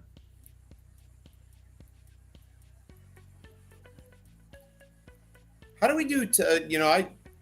I've got the text messages on the right. How do we type into that? I can't even do that. You can't type into the chat? No, I could do our private chat, which Flacco out of shotgun. Pass complete. Njoku down to the 20-yard line. That's going to set up 4th and 2. Another timeout for the Ravens. Weird. They're hoping to put a field goal drive on. Well, they're hoping we miss. Flacco's staying out there. They're not giving it to the kicker. Why would you? Browns' kicking percentage on everything has been bad since 2020, except from 50-plus yards. We've had a 71 average, and the NFL is at a 68. Other than that, we've been subpar. Yeah. All right, our kicker's staying on the sidelines, it seems. And we have 3 timeouts, so we could try to juke him. Did Sal come in? Did he jump in and then jump out? I don't know. His internet feed was getting a little wonky, I think. Maybe Sebastian needed to download a song on Napster, so we needed to kick him offline. Napster. Not showing your age, bro. You're showing your age. We should have a contest where everybody has to imitate the internet dial-up noise. Oh, God, no. 4th and 2, 33 seconds left. Browns at the 22-yard line. Sends a man in motion. Whitehurst, Whitehead, whatever that guy's name is. All right, Flacco. Another man in motion. Harold Fannin into the backfield. Another man in motion. Isaiah Bond. 5, 4, 3.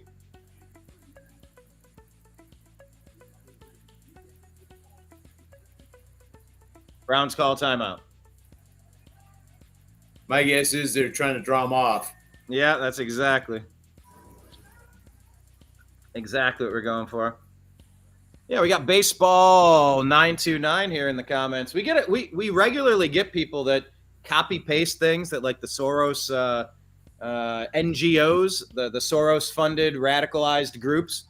They get paid to like troll people who cover the news accurately, and we don't put deep state propaganda out, so they don't like it. So they get paid to like watch our channel and then copy paste. Like this has nothing to do with football. We're doing a football show. They're talking about inflation. All 3 branches of the government. It's just it's like Yeah, no, I got you. absurd. Who's Ferox, cheap followers on Steamboat? Yeah, I don't know what all these Discord servers are. Here's the kick. Oh no! Don't. You gotta be kidding me, right? Ah! Come on.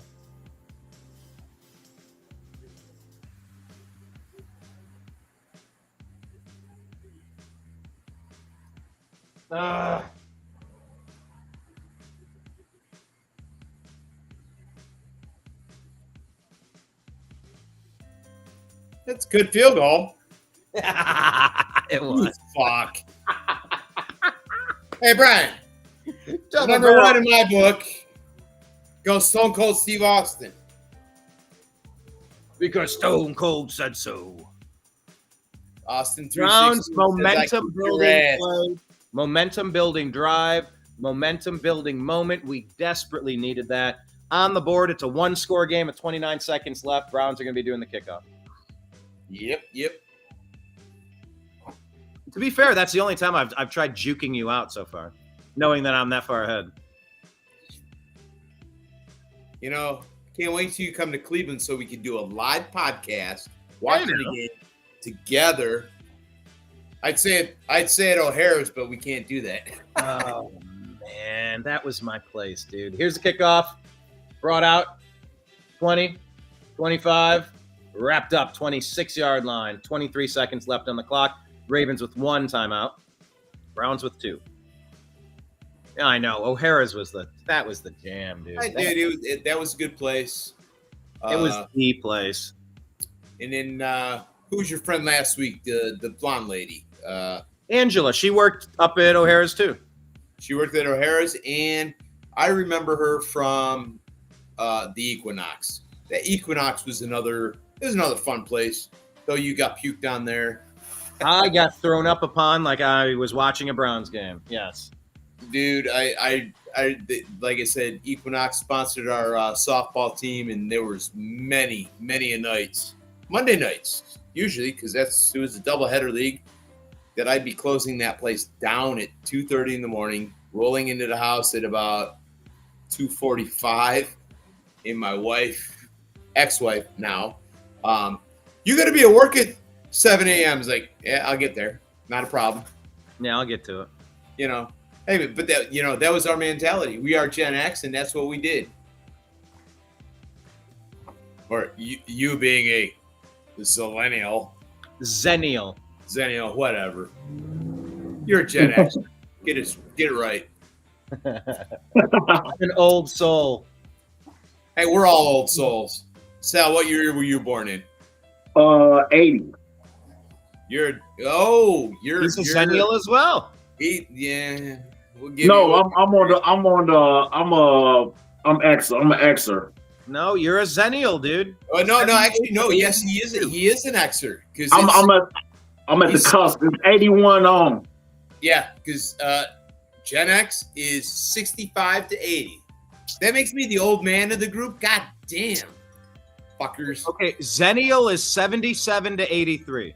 Yeah, that's an outlier. That's an outlier. No. It's a micro generation that spans Gen X and Millennial. Browns with a timeout. Look, 10 seconds left. We still have one timeout. It's 4th down. We can get the ball and try something here. Ooh, maybe we should give it to Shador, see if he can throw a Hail Mary. Give it to Gabe's. He's got a better cannon for an arm. Oh, Gabriel. Gabe's. Gabe. What? Dylan Gabriel. I call him Gabe's. It's going to take a minute to get used to that. I know, right? I know the guy. Call him Gabe's. Wait, so you mean the backup quarterback's Gabe's? Not that there's anything wrong with that. Gabe's. Dylan Gabriel. Gabe's. Come on, that was kind of... Hey, you said Gabe's. There was a B in there. My bad. That ball. What a punt. Okay, that's going to run out that was the perfect punt. That was a great punt. And we're going to go to halftime. 3, Cleveland Browns. 10, Baltimore Ravens. At least we're on the scoreboard. This isn't the blowout that everybody was predicting right now, currently. It's a dogfight. And we've played not our best, and we're in it. Same with the Bengals. Not playing our best, but we're fighting. We're in it. We're a competitive team. All righty. Well, hey, moving into halftime, here are the scores around the NFL currently. Is this your do you want to share a screen and walk through because we could actually elaborate on some of them. If you want me to why don't you go through the scores on your side and I'll pull them up on mine. Let me grab this. All right, sounds good. Currently we have the Ravens up 10-3 at halftime. Over the Browns. Jacksonville's up 17-10 over the Bengals. Okay, let's go down here real quick. I got to refresh this. Okay, there we go. So let's take it. Say it again. Oh, okay. All right, so I want to see who scored in the game. All right, well, here, you want, I can do, here, let me do this. Trevor Lawrence, 2 touchdowns. Bashal Tutin, a touchdown. Diami Brown, a touchdown. Jamar Chase, a touchdown. All right. Who was the third one, too? Let me go to box score. There we go.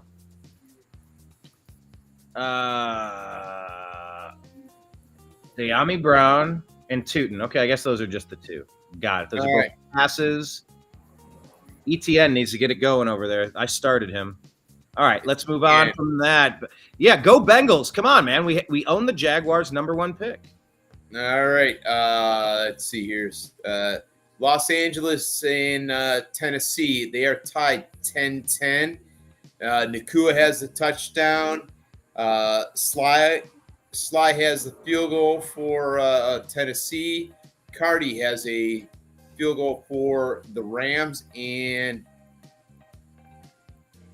Alec Ayo Manor has the touchdown from Cam Ward on the day. All right, and then for Seattle and Pittsburgh. And by the way, Puka Nakua, that touchdown he has, yeah, that was a rushing touchdown of 45 yards. Oh, nice. All right, so we now move on to Pittsburgh and Seattle. Pittsburgh's up 14-7 at half. The scoring, we've got Horton with the receiving touchdown for Seattle. Boswell has a 48-yard field goal and another 48-yard field goal. And then DK Metcalf has a touchdown pass from Aaron Rodgers. Moving on to they must have went for a 2-point conversion, right? Because if there was 2 field goals and a touchdown to get 14. Yes, they must have. And then moving on to the Bills-Jets game. They're right before half at 17 seconds. Bills are up 20-3. The current scoring, Cook has a rushing touchdown. Prater has a 20-yard field goal attempt. And then Prater has a 52-yard field goal attempt. Cook with a rushing touchdown of 44 yards. And Folk has a 51-yard field goal. Moving on to the Bears-Lions game. Lions are up currently 21-14 over the Bears. Wow. We got a Gibbs rushing touchdown, and a Zune receiving touchdown. Montgomery has a rushing touchdown. Wright has a touchdown reception. Damn, they threw it to him instead of freaking.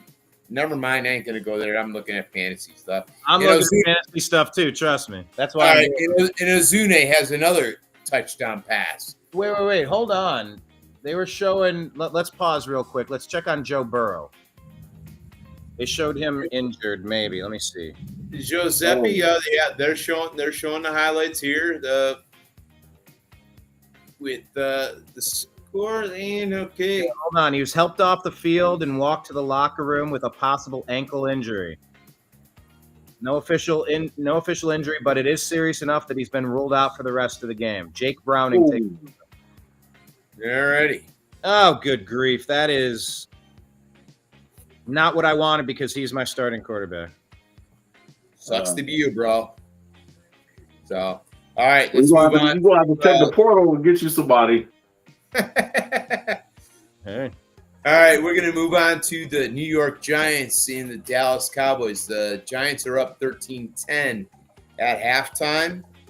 Current scoring, Gano has a 38-yard field goal followed by a 33-yard field goal. Aubrey has a 51-yard field goal. Neighbors has a receiving touchdown, and Turpin has a receiving touchdown as well. So that's 13-10 at half in Dallas. Moving on to the Niners and Saints at halftime. Scrolling down here, let's see. Farrell for the Niners. Wow, what the hell? Farrell has a reception for a touchdown. Extra point was no good. Pinero has a 44-yard field goal attempt. Johnson has a receiving touchdown, and McCaffrey has a receiving touchdown. And it's 16-7 at the half. You know, Spencer Rattler doing okay, 9 of 15, 1 touchdown, no mistakes, QBR of 103. Mac Jones, by the way, in for the injured Brock Purdy, 2 touchdowns, no interceptions on the day, 15 of 23 for 112.8 QBR. Yeah, they're I don't know. Saints aren't quite as bad as you might expect. No, they're not great. Yeah, but the Niners are holding in there for sure. Yeah. All right. Moving on to our next game. We've got the Patriots and the Dolphins, and the Patriots are up 15-14, just starting the third quarter. Currently, we have a Hollins reception for a touchdown. Boutte with the receiving touchdown for the Patriots. Jalen Waddle with the reception for a touchdown. I'm gonna screw this one up bad. Borgalis for the field goal for the Patriots, and Arcane with reception for a touchdown for the Dolphins. And moving on to, let's see, that'll actually wrap it up until our games at 4:05 and which are the Panthers Cardinals, the Broncos Colts, Eagles Chiefs, and then the evening game is the Falcons and the Vikings. And then tomorrow night for Monday Night Football, we actually have 2 games set up: the Buccaneers and the Texans, and the Chargers versus the Raiders. Double Monday night game. How do you guys feel about double Monday night games? I love them, man. I love football. So give me as much football as you can. What do you say, Sal? I agree. Big game, college game. I'm sorry, Sal. I'm a big college game versus pro, but I love football. I'm a fan of football. I hate that we don't have football during the summertime. I wish the XFL had worked out or whatever. I love football above everything. So I'm with you. I'm with you. I hope that last year you mentioned the XFL, USFL, whatever it was. USFL held all their playoffs in Canton, and I wanted to go. I just couldn't find anybody to go with me. Watch the playoff game, dude. The ticket prices were like $20, and it was lower bowl, 50-yard line. Man, I want to go. Nobody would go with me. I'm not going to a game by myself like that. So, dude, listen. The older I get, the more I realize it's totally fine to go places by yourself, whether it's a movie. I went out. I went out and got a. Hold on, I'm getting double nose. This is wild. But hang on, hear me out. Hear me out. Then I'll go to Sal, and then we'll go back to you. Look, this week I went to go get a steak. I sat at the bar. I ate by myself. It was great. It was such a long day. You can guess which day that was. Then I went to church by myself. I don't remember the last time I've been to church. I can't remember. I just went by myself. I don't always need to be anchored to somebody at the elbows. Like if I hear you. Something, Hey, Sal, tell me why you said no. Never go anywhere ever by yourself. Never go anywhere by yourself. I was in the military. You need to have a ranger buddy with you. You always have to have a ranger buddy. You never know what might happen. It depends upon the mission. You could go to the chow hall. You could go to the mess hall and grab. No. So you're saying you have to have a wingman, no matter what. You have to have a wingman. You have to have a battle buddy. You have to. It's more practical in the world we live in. It just makes sense to have a battle buddy. Me personally, I don't even go to Atlanta. I don't go downtown Atlanta or nothing like that without anybody with me, or with my friend Smith and Wesson with me. So just because of the fact that you know what your intentions are, but you don't know what other people's intentions are. True. And it's sad we live in a society where it's crazy people that's just out there looking for an easy target in most cases. And just I'm gonna tell you a quick story, a quick Raider story. So I was stationed in Cheyenne, Wyoming. A friend of mine wanted to go to Broncos game. I was like, yeah, sure, I'll go with you to the Broncos game. We go to the Broncos game. Broncos versus the Raiders. Now I didn't know about the rivalry. Pause. Raiders, was this Oakland, Los Angeles, Las Vegas? When are we? This was Oakland. No. This was Los Angeles. This is Los Angeles. Wait. You mentioned California. That's a complete different country. Oh, it is. Okay, but this was, so we're at the game. We had sorry, Sal. I want to give you the floor about the game, but just to address that, I did several tours of duty in Los Angeles myself. I lived out there for a while, so yes, I can attest to it. And I went to a Jokeland Raiders game up against the Browns in Jokeland. Holy shit! It was like work release day at the prison. Sal, the floor is yours. So you get where I'm going with this. Yes. So me and the guy we here, he's a Broncos fan. We're in Denver. We get these nosebleed seats. The guy makes a comment because this is when Elway was playing for the Broncos and they were really good. Yeah. So Elway was putting on a clinic. The guy behind us, it was like about 7 guys dressed up like Legion of Doom from WWE. I'm talking about they had the shoulder pads and everything, face painted, everything. And the guy that I'm with, he's talking crazy. He's like, oh yeah, up there, you know what, and this, that, and the third. So all of a sudden, we in the seats. One of the guys kicked him in his head. When he kicked him in the head, I stood up, and then I realized that we were outnumbered. Like it would have been bad. And he said, hey, you need to sit your down, and he needs to shut up. So I look at my buddy, I'm like, hey man, you need to be quiet, man. So when I was there with him, I was like, hey man, let's get ready to go. Because I already felt that, this is going to be bad because I want to say they were up like by 20 points. So sometimes you need to have someone there with you because of the fact that it could have went really bad for him. Somebody better watch your boy. Somebody better come get your boy. By the way, the kickoff is going to be a touchback.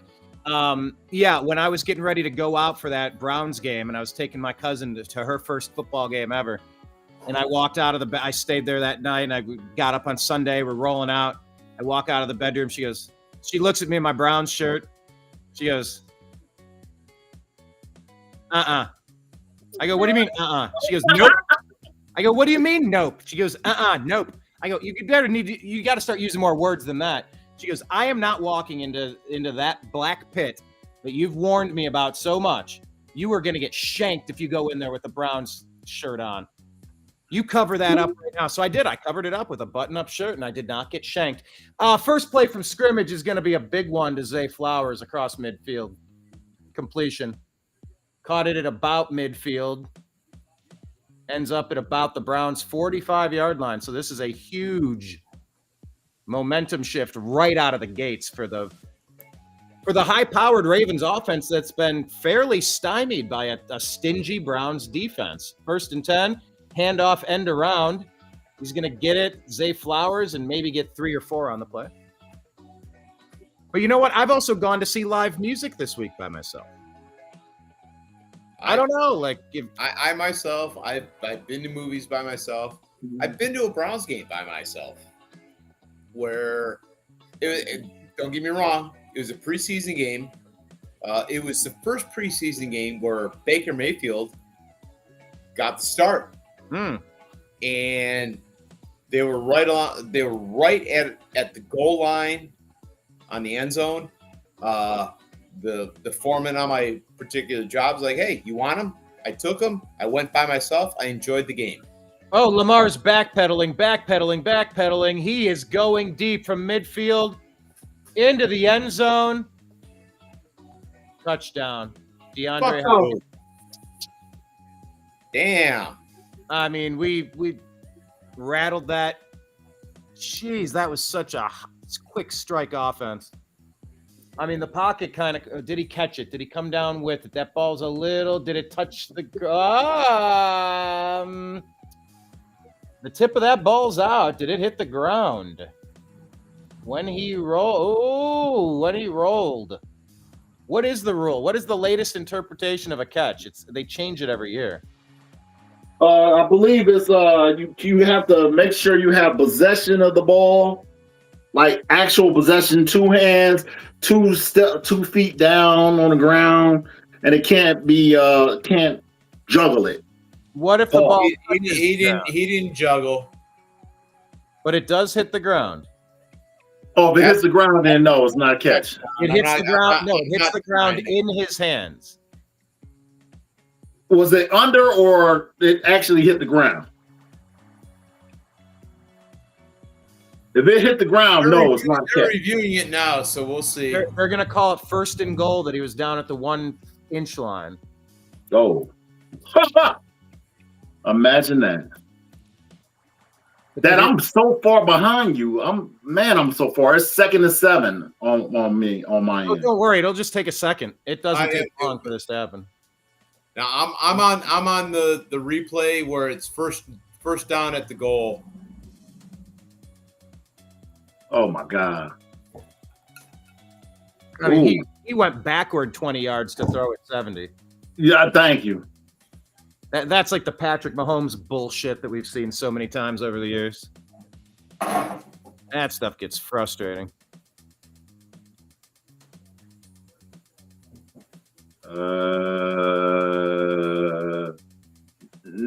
It was a catch. Yeah, they give it to him. It's going to be first and goal. 13:29 left in the third quarter. Clock is now ticking. Flacco on the sidelines. Browns trail 3-10. Lamar under center. Fakes the handoff. He's rolling right. He's trying to throw it. He zips it. Oh, in and out of the hands. Good job. Good job, defense. That went to 84. Who is 84? Oh, he had it. Devin Bush was Mitchell. All right, it was incomplete. We'll call it that. Second and goal. Whoa, that's a false start. What? Yeah, they're going to call a false start. The up back fell forward in his stance. That's an illegal motion. That's a 5-yard false start penalty. Zaire Mitchell-Payton was the tight end 84 that couldn't haul in the touchdown pass, by the way. Sal rocking some Cleveland gear. I like it. I bet you Sal keeps his home there nice and cold with the air conditioning. Of course I do. What temperature? 68? Come on, guys. Let's do it. Sal, what temperature do you keep your place at? Oh, man. I keep it at 68. That's what I called. Zips it across the middle, touched it. Oh, wait, ball came out.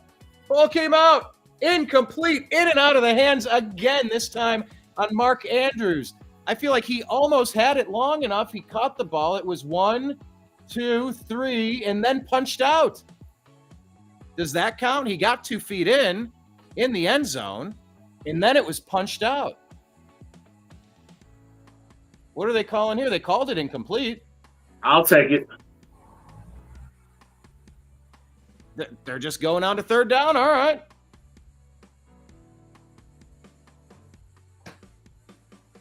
Come on, guys. 2 steps, it counts. 2, 1. Oh, there's the snap. Out of the shotgun. Pressure. Lamar's wrapped up and he goes down. Cleveland Browns step up. Myles Garrett and others in on this. It looked like a foregone conclusion that the Ravens scored that long, deep touchdown. Wait till you see the replay afterward. You got Kevin Stefanski lookalike. You got to watch the guy cheering in the Bengals, in the Ravens stadium. Man, Myles Garrett with that dip. He's using that dip move, and nobody knows how to stop it. I don't see anybody doing that dip move quite like Myles Garrett. Another sack, full sack for him on that one. That's his, third or fourth sack of the season? He had 2.5 as of last time. He got a half one today. He got a full one there. 4. Oh, he's leading the league right now in sacks. Oh, Look, I can't believe the Browns were able to hold. Wait, what is this? Hold on. What are you pointing? What are you doing? Hang on. What's this? Field goal was up and good. They're leaving the field, but they're still talking about something. What are they doing?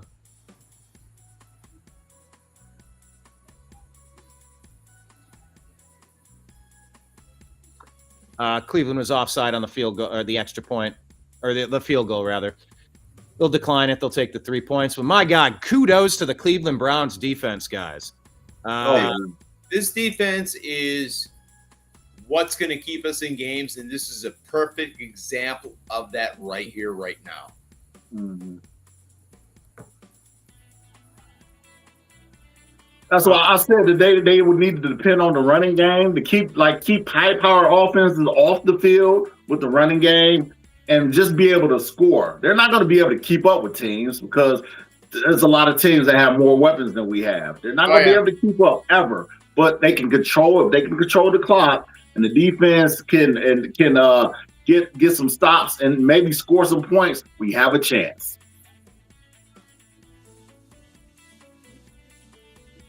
Yeah, that is exactly how we're going to get it done. I mean, that was a great. I mean, in a lot of ways, we got lucky on that one, but in other ways, we earned it as well.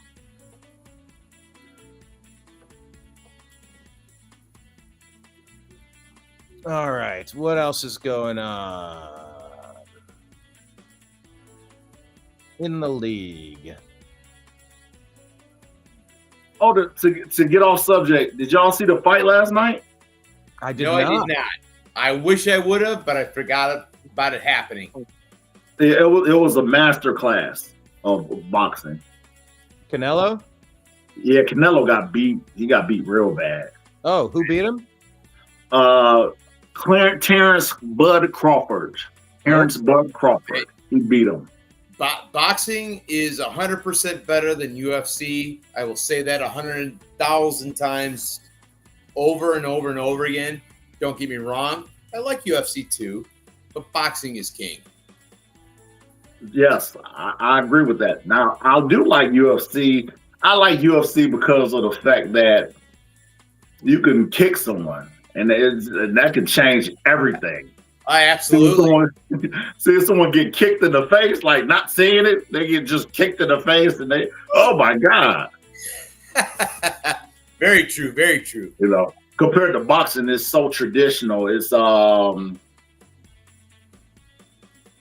sweet science, you know. But the Bud Crawford, he has cemented himself as the best boxer of this era with that victory over Canelo. Canelo couldn't do anything with him. I felt bad for Canelo because I think he's a good champion, but he got beat. Like, not quite like Floyd beat him, but he got beat real bad. I would have rather got knocked out. I rather got knocked out than to get beat like he got beat. Yesterday was boxing or MMA? I thought it was MMA. Oh, boxing. Well, it was MMA also, but that boxing match was like the big boxing match. You know, every year they got that one match that's really big. That was that boxing match. Yeah. But it was a good fight. All right, the Browns are going to get it at their 40-yard line because the kick goes out of bounds. That's great news for us. Quinshawn Judkins handoff to the right side, gain of 6, maybe 7, setting up a manageable 2nd and 3, maybe 4. Call it 4. 12:26 left in the game. Browns trail 13-3 in Baltimore against the Ravens.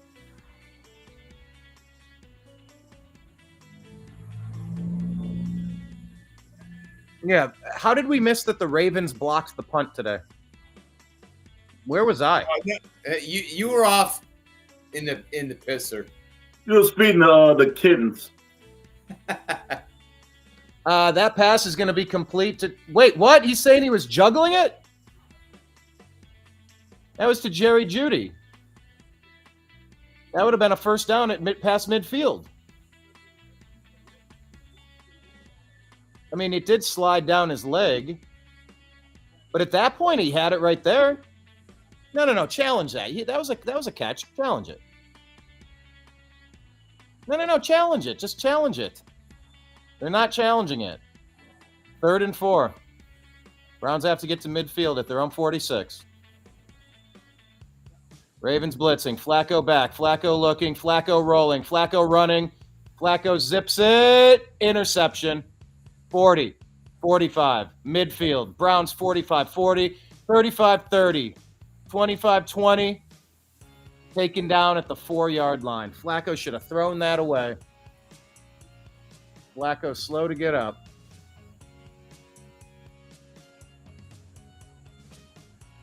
You know what? I don't wish that on Flacco, but that's what I kind of wanted to happen. I feel bad because after that game last Sunday, I knew what we were going to get from Flacco. We know that. We got to get these young guys in there and see whether or not we're going to have to go get another quarterback. That's just as simple as that. I mean, I don't know.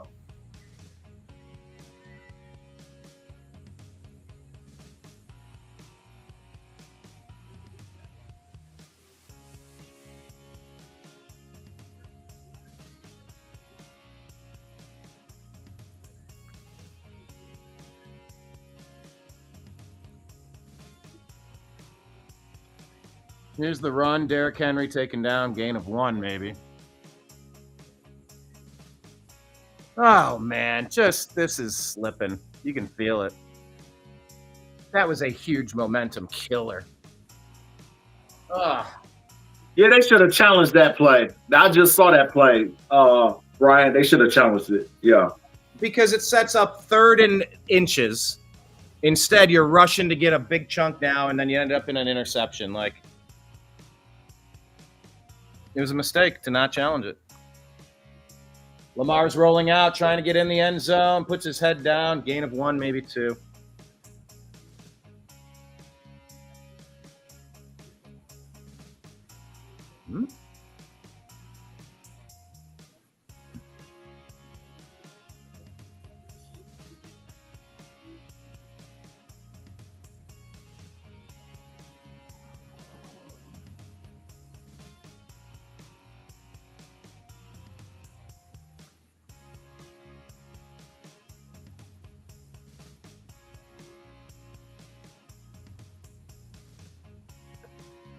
Yeah, that was a bad pass.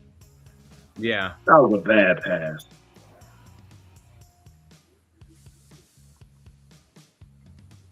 I'd rather them went out of bounds and then we punted it. That's crazy.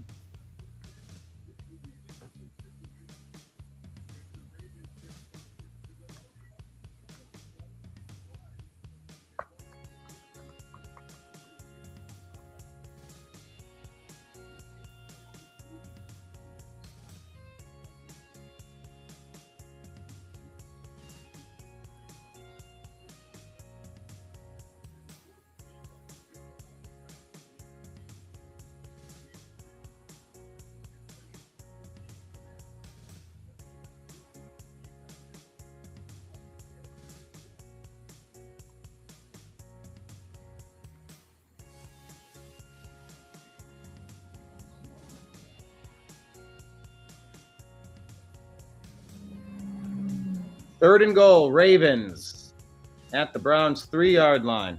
Man, they were just in this spot. High snap. He gets it. Lots of pressure. Throw. Ball tipped. God, we had an interception that we dropped. They had a touchdown that they almost had dropped. It's going to bring up 4th and goal. Is Lamar staying out there? Devin Bush again. Devin Bush is all over the field today. But my God, it hits him right in both of his hands, and he can't make the interception.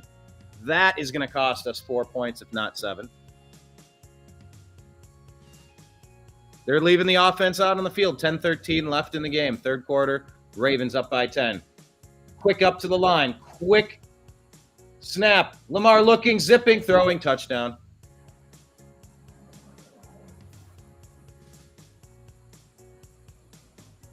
Well, that's the dagger. Devontae Walker.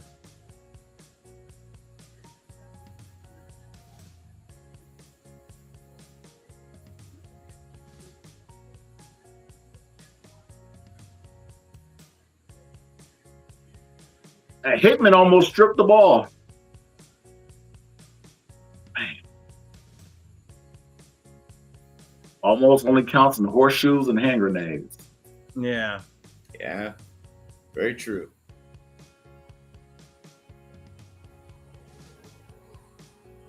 That's going to be 20-3, Baltimore. All right. What else is the league doing? What else is happening in the rest? Hold on. Let me pull up the scores currently. What other games are on? Oh, hold on. Shit. I'm holding up. There you go. Scores around the league currently. Got the Ravens up on the Browns 20-3. Jacksonville and Cincinnati are all knotted up at 17. The Rams and the Titans are all tied up at 13 apiece as well. Wow. Seattle, Pittsburgh, 14-14. Buffalo Bills 23-3 over the Jets. The Lions are up 28-14 over the Bears. The Giants are up 13-10 over the Cowboys. Niners 16, Saints 7. And the Patriots are down to the Dolphins 15-17. Patriots might not be that good. Dolphins, surprising, maybe. I don't know what to make of the Dolphins right now. Are they a total train wreck or?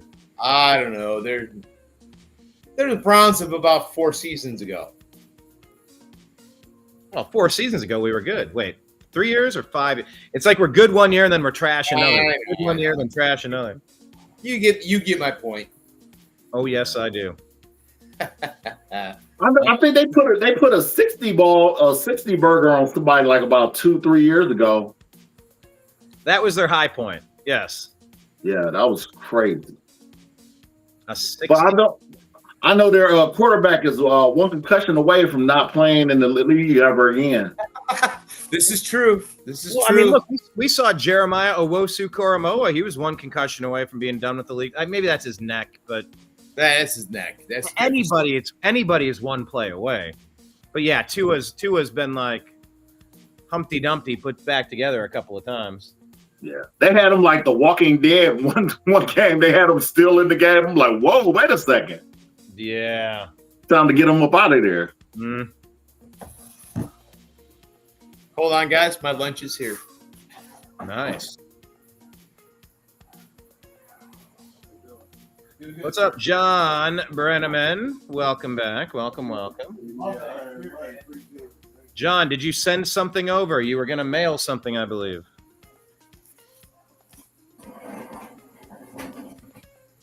Browns get the kickoff, promptly fumble it, pick it up, take it out. Jerome Ford to the 29. What did you order, Slick Willie, from someone who's not a sponsor of our show yet? Buffalo Wild Wings, brother. Hey. I love my chicken wings. I am not going to deny. I love my chicken wings from just about any place, anywhere. So here's my thing though. I think Buffalo Wild Wings, if you just order a chicken breast on its own, it's like $1.25 or something, $1.50. yeah, I feel like for the money, for the protein, just get a few chicken breasts, get a couple sides instead of the deep fried wings, which I love wings too, but I've done that at B-Dubs a couple times, and I'm old. I'm set in my ways. I'll take my chicken wings and the cholesterol that goes with it, and I'll be happy with it. Flacco throwing it high to Harold Fannin, who jumps up and comes down with it. 44 for the Browns gets us up to midfield, trailing by 17 with 9:48 left in the third quarter to the Ravens. That was a nicely thrown ball, very tall.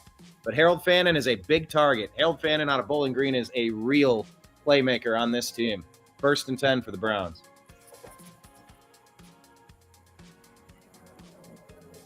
Yeah, we got to make it happen. We got to make it happen now. We need to make this 2010 as soon as possible. Flacco out of the shotgun, trips right. He's going to fake the handoff. Looking, underneath. Complete, gain of 3 to Judkins.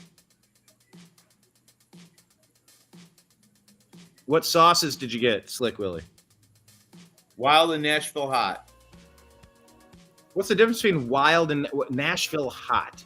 Nashville hot is it's a smoky barbecue it's got a little bit of bite to it, but not a whole lot.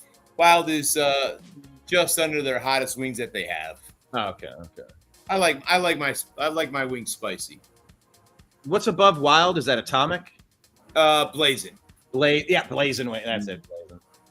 Yeah, I used to bartend there a lifetime ago. I was bartending at Buffalo Wild Wings when the Cleveland Cavaliers won the ping pong ball lottery for LeBron James. Wow. Gotcha. Yeah. Yeah, I say stories now about that or like being at Woodstock, and I'm like, man, what happened? I got old. The flip side is I'm still here, so that's good. Yeah. All right, 3rd and 2 for the Browns at the Ravens 42-yard line. Flacco under center, trips left. One back formation. Flacco, handoff. Ford, first down into the Ravens, past the 40 to the 39, maybe 38-yard line. First down, Browns. Trying to keep the excitement going, guys.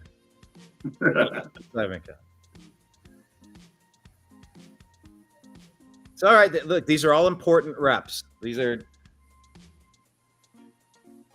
Ford in the backfield now. Again.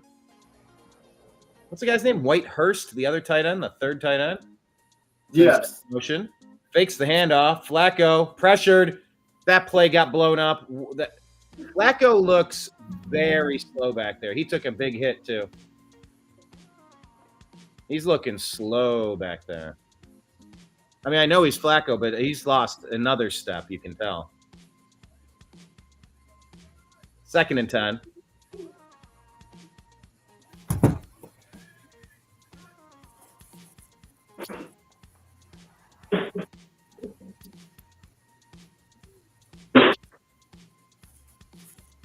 All right, Flacco. Looking, throwing, complete. Ford. He's going to bring it up to set up about 3rd and 5. It's manageable. They're showing Shadur on the sidelines for some reason. As if he's our number 2 quarterback, which he's not. Hey, did you guys see the fake Kevin Stefanski lookalike when I told you to watch out for him in the stands, Sharon? Not yet. No. This was a while ago. You missed him. The dude in the Browns shirt looked like a Stefanski, like a distant cousin. All right, 3rd and 4, they're going to call it. Flacco looking, Flacco running, Flacco scrambling forward for the first. Oh, he took an extra hit. Flag. Any flag? Come on, man. There's the flag. Yeah, that's a 15-yarder. He was sliding. He's 100 years old. Yeah, he hit his slide. You leave him be.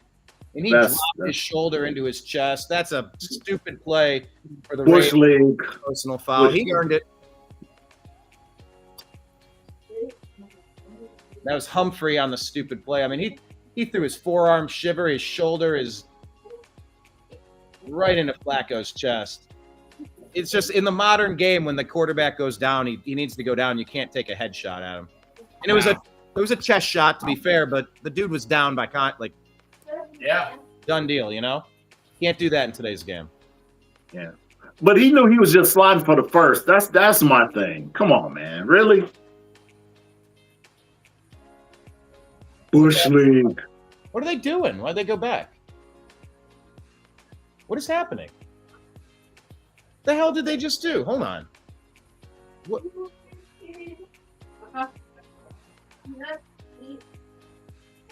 Assistant came in and changed the call. What?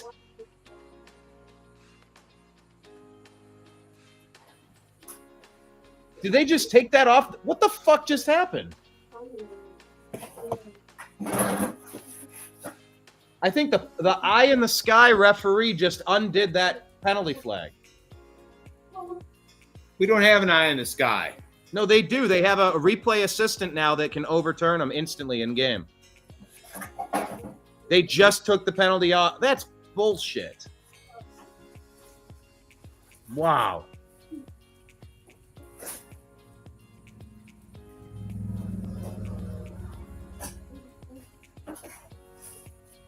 Yeah, he went out. Yeah, he ain't have to hit at him.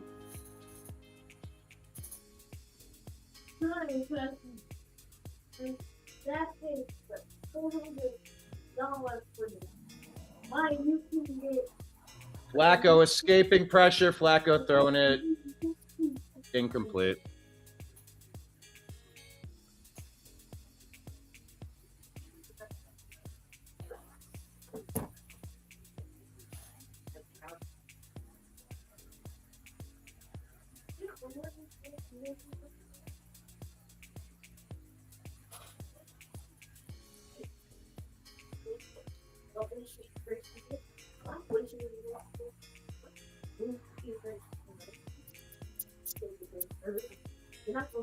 Third and 7 Browns. Doggone it all. Ravens take a timeout with 5:33 left.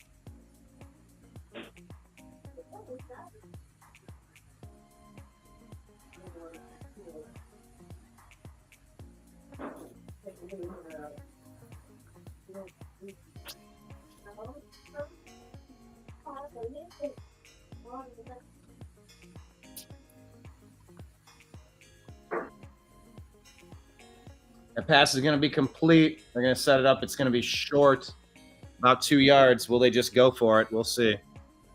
They have to. They don't. They need to get the spirits up for the kicker. We're down by 3 scores. Looks like Flacco's coming off the field. Wait, 4th and 7. We caught it 5. What the hell is going on in this game? He caught it, and are they calling it incomplete? I don't understand what's happening. If you guys see it on your side, tell me. Sorry, What are you doing, Jeremy?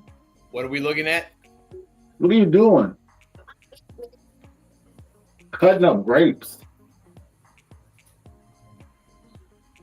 Why don't y'all just eat the grapes regular? Stop being weird. Yeah. I don't understand. He catches it.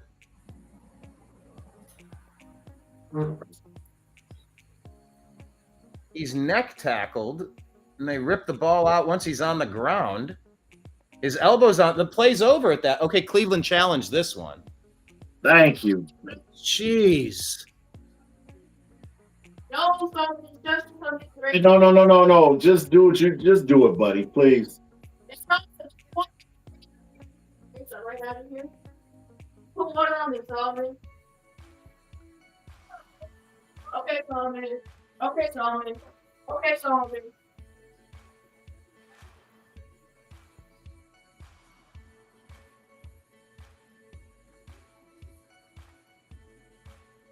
Yeah, he did. When he tackled me, he spinned over and he went like at his head. He like, ripped pulled at his up. neck. He's wrapped around his neck. You can't. Yeah.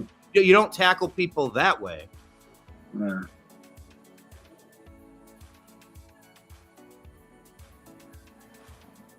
They lost the challenge then. Well, Or when his elbow's down, he's down by contact. The strip wouldn't count at that point. Yeah. I would imagine.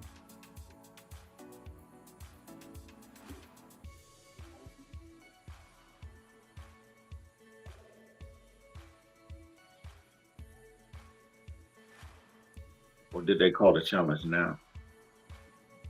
Well, it is being challenged. We're in a commercial. But that's right. I'm behind you. I have to remember I'm behind.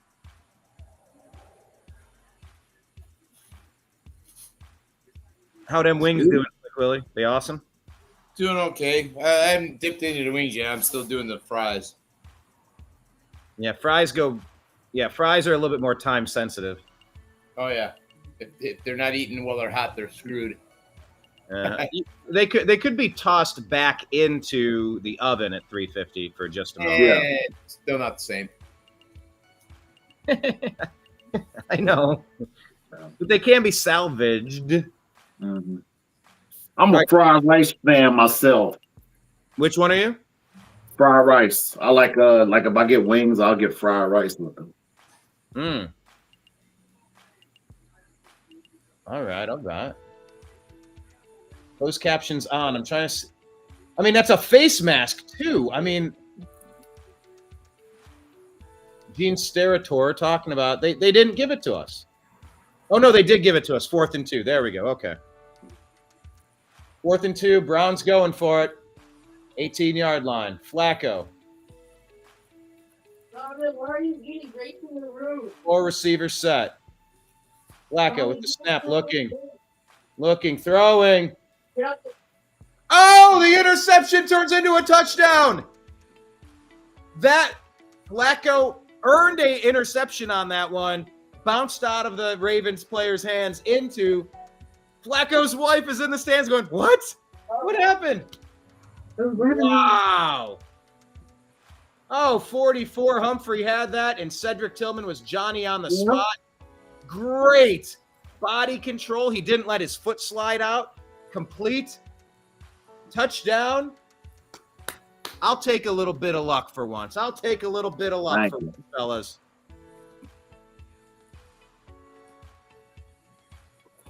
Wow, Flacco deserved that interception. He got luck. Wow. Beautiful play by Tilly. Yeah. Good job, Tilly. Hey, our kicker made a kick, and it looked good.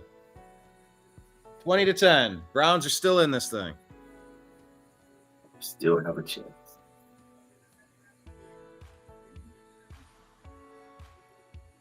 That was awesome because you saw Tillman kind of drop his shoulders, and when that ball popped up, he never stopped paying attention. He got it done.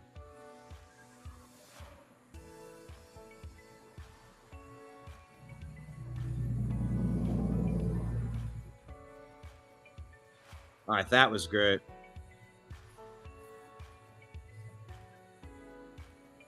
All right, we need to look around the league. Let me give you some scores here while Slick Willie eats.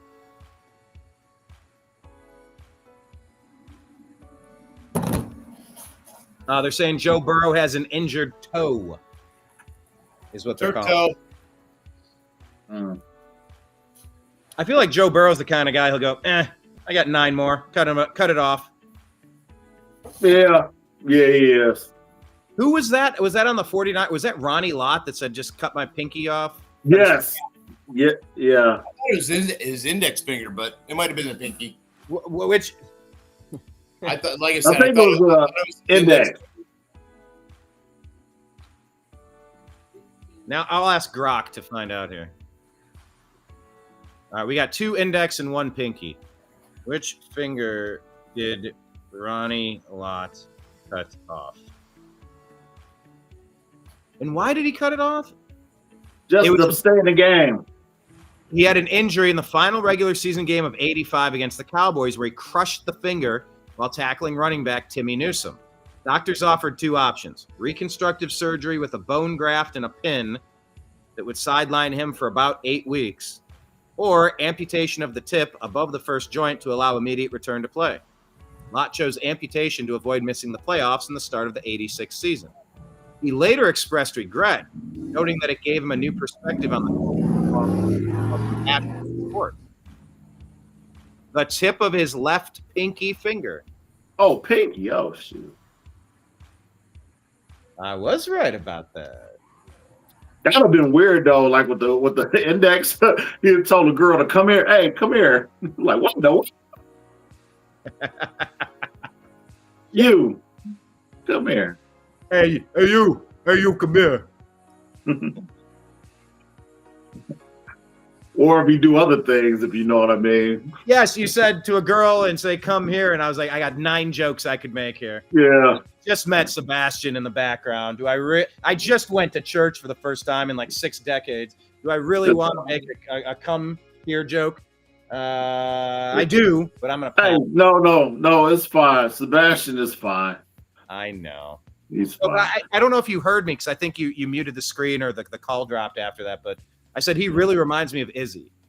Like yeah. I heard you. He does. And just look at I was just like, wow, that young man. Hat tip to you. He does. Yeah, Izzy was up all night watching because Izzy trains out in Los Angeles boxing, so he's like, if I can get some. He was up all night, so we'll see if he pops in here for the late games. All right, Lamar Jackson taking over 1st and 10. That's going to be a catch to Zay Flowers, who takes it out about 8 or 9 yards. A flag comes flying in. Wonder if that might be – that was very late. That's what I thought they were going to call pass interference on the offense. Jim Harbaugh with his stupid face. I can't believe that. I don't like Harbaugh. You like Harbaugh? I like his brother better. The cheater from that team up north? Oh, yeah.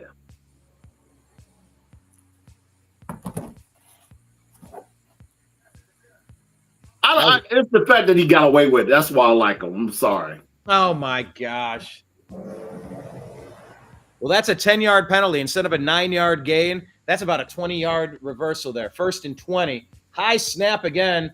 Lamar takes it. He's backpedaling, looking, getting pressured, looking. Miles is still there running. Flag on the play. Was that an offensive holding or was that defensive pass interference? You got to wonder. Let's see who threw the ball and where it was.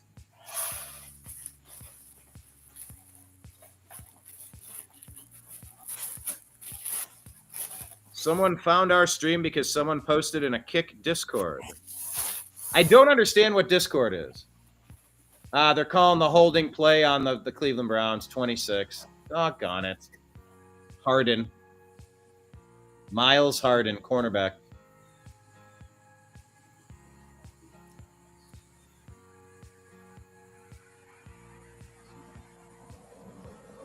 Doggone it. Now it's 1st and 10. Blah, easy come, easy go. Ravens ball, 40-yard line, needing a big play here, trailing by 10 with 4 minutes left in the third quarter. Lamar Jackson back, trips left, one back formation. Lamar looking, throwing, up, caught. Zay Flowers, gain of 5. Bringing up 2nd and 5-ish. Oh, I was going to go through the scores and I got distracted. I'll pull them up here. No, I'll run through them fast. Rams are up on the Titans 20-16. You eat. You relax. Bills are up 30-3 on the Jets. 49ers are up by 5 on the Saints, 19-14. Bears trailing the line. Okay, Lions have taken over 38-14 in this one. Lamar under center, pitches it out to Henry. Henry gains the 1st down and a couple of more into Browns territory. Mason Graham got up pointing the other direction. No flag that I see. Okay. I'll be 1st and 10 in the Browns territory. Jaguars, Bengals, 24-24, tied at the end of the third. Patriots lead the Dolphins 23-20. Cowboys are up 17-16 over the Giants, and the Seahawks lead the Steelers 23-14. The Cleveland Indians are tied with the White Sox 2-2, bottom of the 6th with 1 out.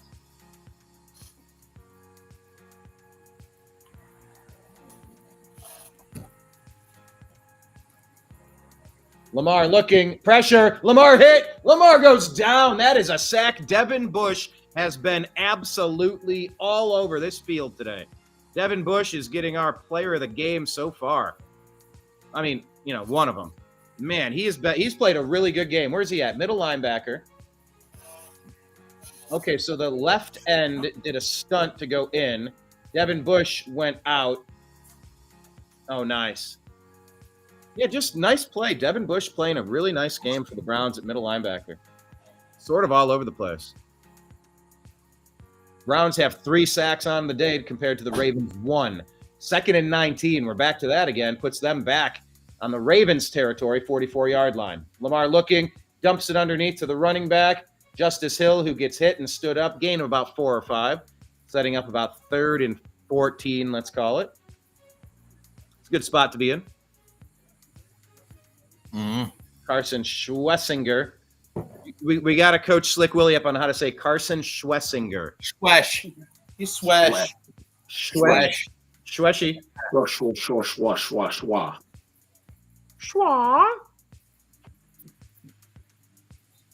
Schwa.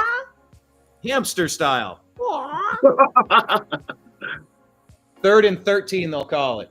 Around midfield, Lamar gets the snap. Lamar backing up. Pocket collapses. Looking, pressure, hits him. He throws it. Oh, my God, that's a completion to the Ravens for a 1st down. Oh, my Lord. Lord.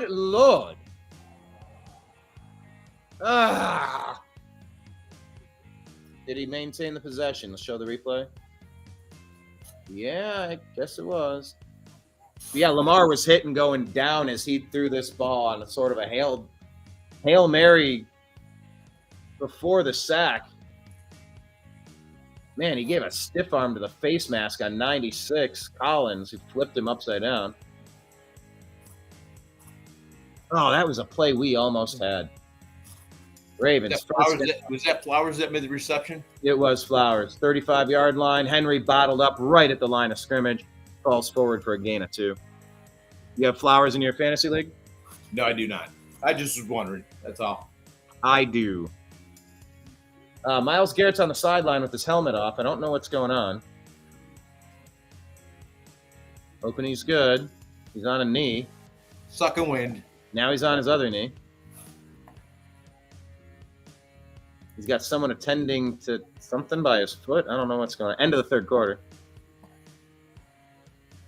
All right, so we're headed to the fourth quarter. Now we're in overtime. We're playing a very good team, and we're fighting. Yeah. This isn't an embarrassment. We got to make bigger plays.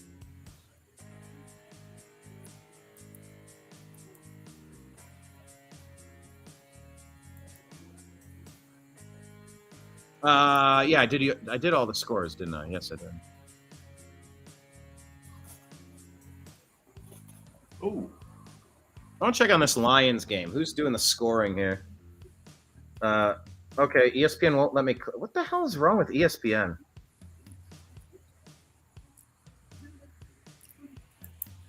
Like, I'm clicking on the games and it's not letting me get to the game. Oh, it's just so frustrating. Yeah, the ESPN website's just broken.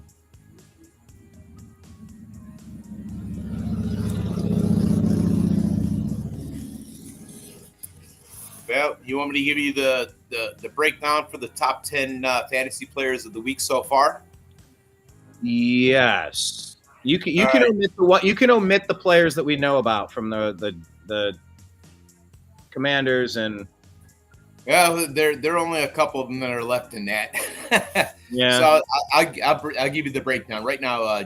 Jamar Chase, wide receivers for Cincinnati, is at 31.1. Nakua, wide receiver, at 27.6. James Cook, running back for the Buffalo Bills, at a 26.5. Drake May, quarterback for the New England Patriots, is at a 25.3. Rome Ozune, wide receiver for the Bears, at 25.2. Jared Goff, quarterback for the Detroit Lions, is at a 24.56. Tucker Kraft, tight end for Green Bay, is at the 24.4. Amon-Ra St. Brown is at 22.7. Devon Achane for Miami, running back, is at 21.3. And Jordan Love, quarterback for the Green Bay Packers, is at a 20.88. And that rounds out our top 10 fantasy score players for the week currently. All right, they were showing a replay where Miles kind of got twisted around there, maybe implying that he tweaked something. Zay Flowers with a completion for a first down, 1st and 10. Greg Newsome on the stop.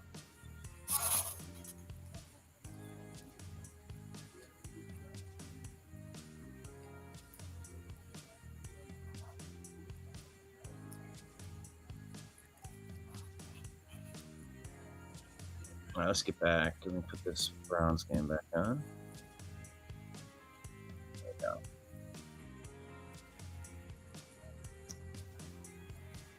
There's a pitch to Derrick Henry off the left side. He's got about 6, maybe 7 on that play. I mean, the Browns defense have been put in some tough spots, and they are, they have can only do so much of this. Oh, a weird play happened here.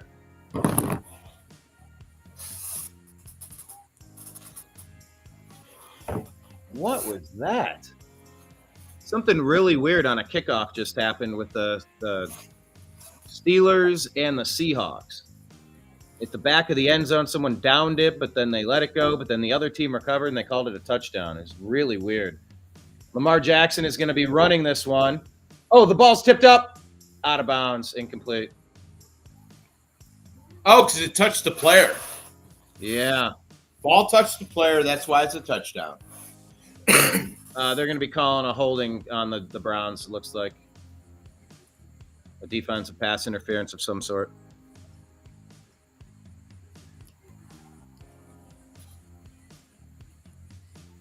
Excuse me. Pass interference on the offense declined, bringing up third down. They called it on 89. That's Mark Andrews, right? Mark Andrews played with Baker Mayfield, didn't he? Yeah. Yes, he did.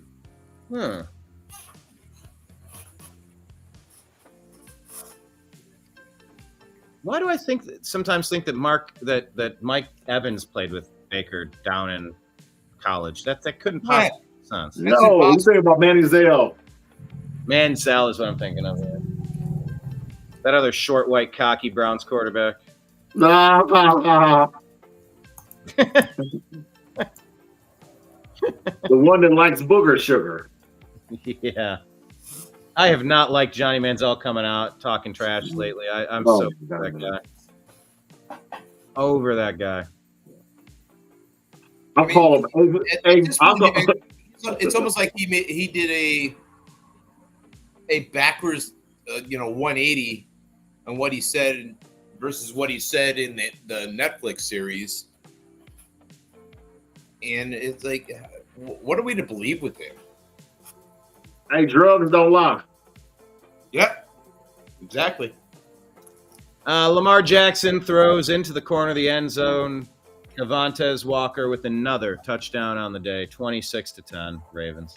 Oh, that's it. Hey, maybe we'll see Dylan Gabriel or Shedeur Sanders. Well, as we should. Get some game reps. At this point, what do you know? Trailing by 7. Do anything else. Trailing by 17.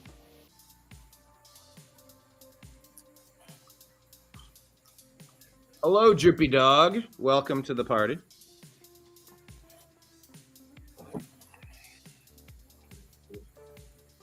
What's the big game coming up? We said who's coming up after those?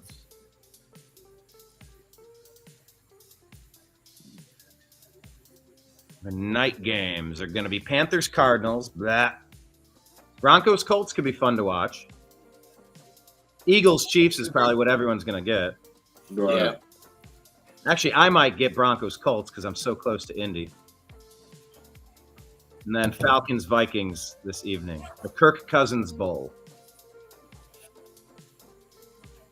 Although he's not playing. You like that? Have you guys both watched the quarterback series on Netflix? No. I watched season 1. I have not watched season 2. Yeah, season 1 was good. Season 1 was great. The wide receivers one, I lost interest about 4 episodes in. Oh, okay. Yeah, they're back to quarterback again, and Kirk Cousins is back. They follow Joe Burrow, Kirk Cousins. Who else do they have? Jared Goff. There's a third. I'm just not interested.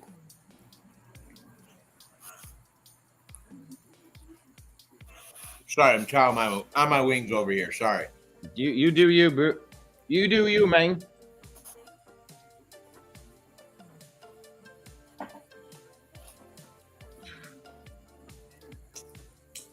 So Sal, what do we make of these Browns? Just this is kind of what we expected out of this game because we're not, not many people said we had much to offer the league this year. But we've been competitive. It's just, how many minutes can you be on the field on defense before it finally catches up to you on a high octane offense such as the Ravens? But like, what are you making of this? Like, we're setting it up to go 0-2. What are your thoughts on today's game specifically, and then just overall in general? With this game, I knew it was going to be a loss. So let's be clear. I knew they were going to lose this game. So what I'm looking at is how competitive they actually are, and it's something we got to do something with the offense. We have to be able to put points on the scoreboard. If we were playing in the freaking 70s, we'd be fine. We were playing when they had leather helmets, we'd be fine. but we're not playing in that era. You have to air the ball out. You got to take chances. You got to take risks at the game. Falco is not he's not our guy to do that. We need to get some young blood in here. I felt that if he didn't do well in the first game, like win the game, I thought we should have kept Falco if we won the game. But since we didn't, we got 2 rookie quarterbacks. We need to see what we got. I keep on saying that. We need to see what we have, and then we have those 2 extra. We got the extra pick next year. Then we can sort through who we think will be a good choice as actual quarterback. But doing it like this is crazy, in my opinion. I mean, we have a lot of youthful players: the Isaiah Bond, the Harold Fannin, the Quinshawn Judkins, the Dylan Sampson. Like, there is a youthful playmaker situation on the Browns, and Flacco brings experience. He brings a steadiness. That pass completion is going to go to Sampson across the 40-yard line, first down Browns. Hey, if 12 and a half minutes left, maybe if we can get a score here, you never know. I watched that Bills game, that Bills-Ravens game. The Ravens can flub a victory. Nah, they're not. We're the Browns. It can We're happen. going to Brown. The Browns going Brown. Come I'm on not now. saying I would wager against it, but I'm not certain. But what comes along with that is what we need. We need something new, and I think that's something that we fail to really look at. We fail to look at how we just so used to having what we're used to having in Cleveland, and I think that's what bugged me the most is the fact that we'll go back to something that didn't really quite work out the way we wanted it to work, and we'll do that because we're comfortable with it, rather than us trying something new as far as being able to get new blood out there, to have new players. You have to do it. You have to take a chance on that. You have to. Your comment kind of reminds me of like being in a relationship that isn't quite what either party is really, or like it's not quite working, but it's not quite the worst, and it's comfortable a lot of time. But when it flares up, you're reminded like this ain't it. But you stay in it because that's what you know, and it's easier. Yeah. That's exactly what I heard you say. I mean, I get that if you're used to dealing with fives and that's your thing, you might not want to take a chance on a 7 or 8 because you realize what might come with that. Or you might look at that 5 like this is a sure thing, but you might have to go and try that 8 to see if that's what you want. Shador and Gabriel, they come with red flags, but you still have to give them a chance to go out there and see what they got. Because the upside could be there longer, it could be more fulfilling in the end, but it's riskier and more time consuming, more expensive, maybe. I mean, I love Flacco. I mean, I think he's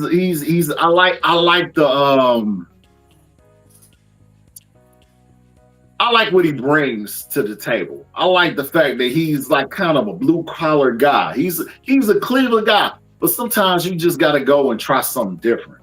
You do. You have to try something different. On 3rd and 1, gets the first down across midfield into Raven territory. Tick tock. They just changed the screen. 10 minutes left 10-17 left in the game here. Got to put 17 points up. Need a touchdown as fast as possible. They've been taking the 5-6 yard underneath passes because they're trying to just lean on them and run out the clock. Flacco out of shotgun, 4 receiver set, 1 back, Dylan Sampson. Ravens showing blitz. Flacco off his back foot, twists and flings it into the sidelines. I mean, he saw the blitz and just had to let it go. All right, here's an update.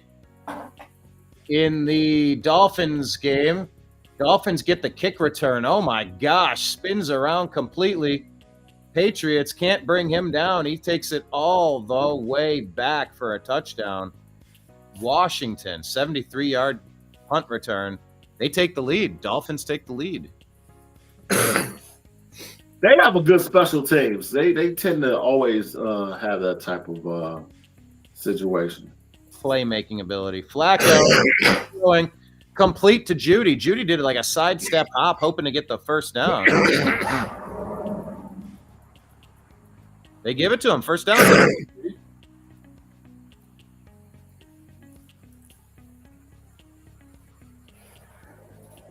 That was a good backward hop sidestep move that he did there.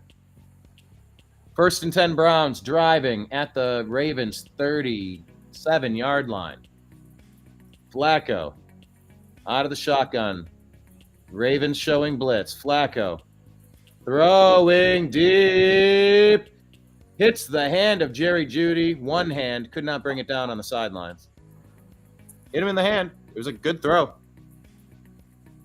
On the ensuing kickoff to the Patriots. You got to be kidding me. He goes all the way. All the way. On the ensuing kickoff. Who was that?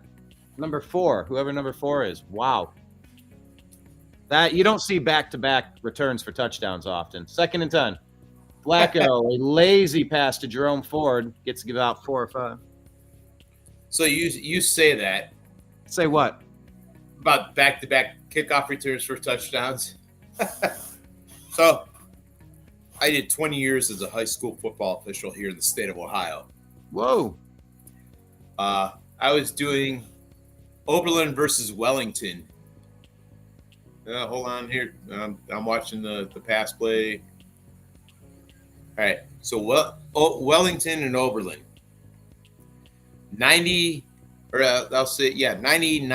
of the game was spent between the 30s because the weather and the field was atrocious. To open the second half, I forget now if it was Oberlin kicking to Wellington or Wellington kicking to Oberlin. It went nearly 90 yards for a touchdown.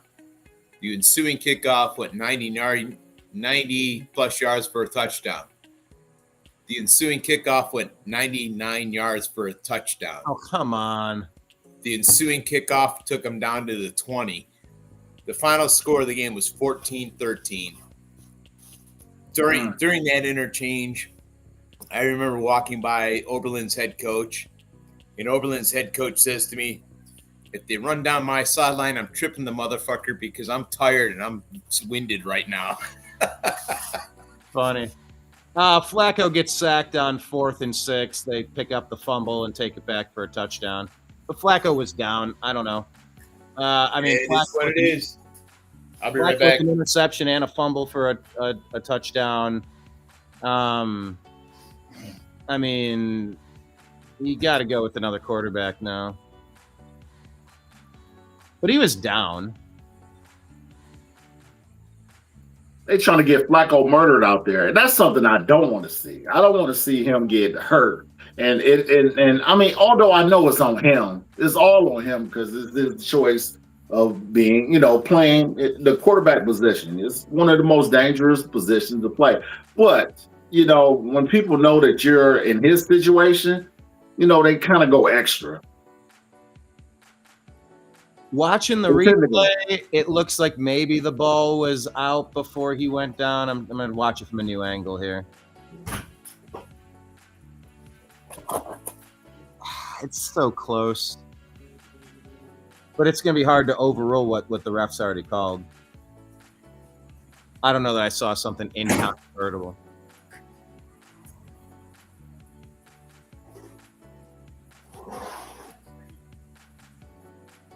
Would you pull Flacco at this point? 2 turnovers, trailing by 17. Yeah, he needs to hang it up.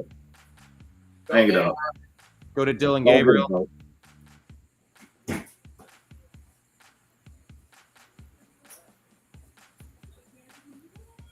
Yeah, don't get him hurt.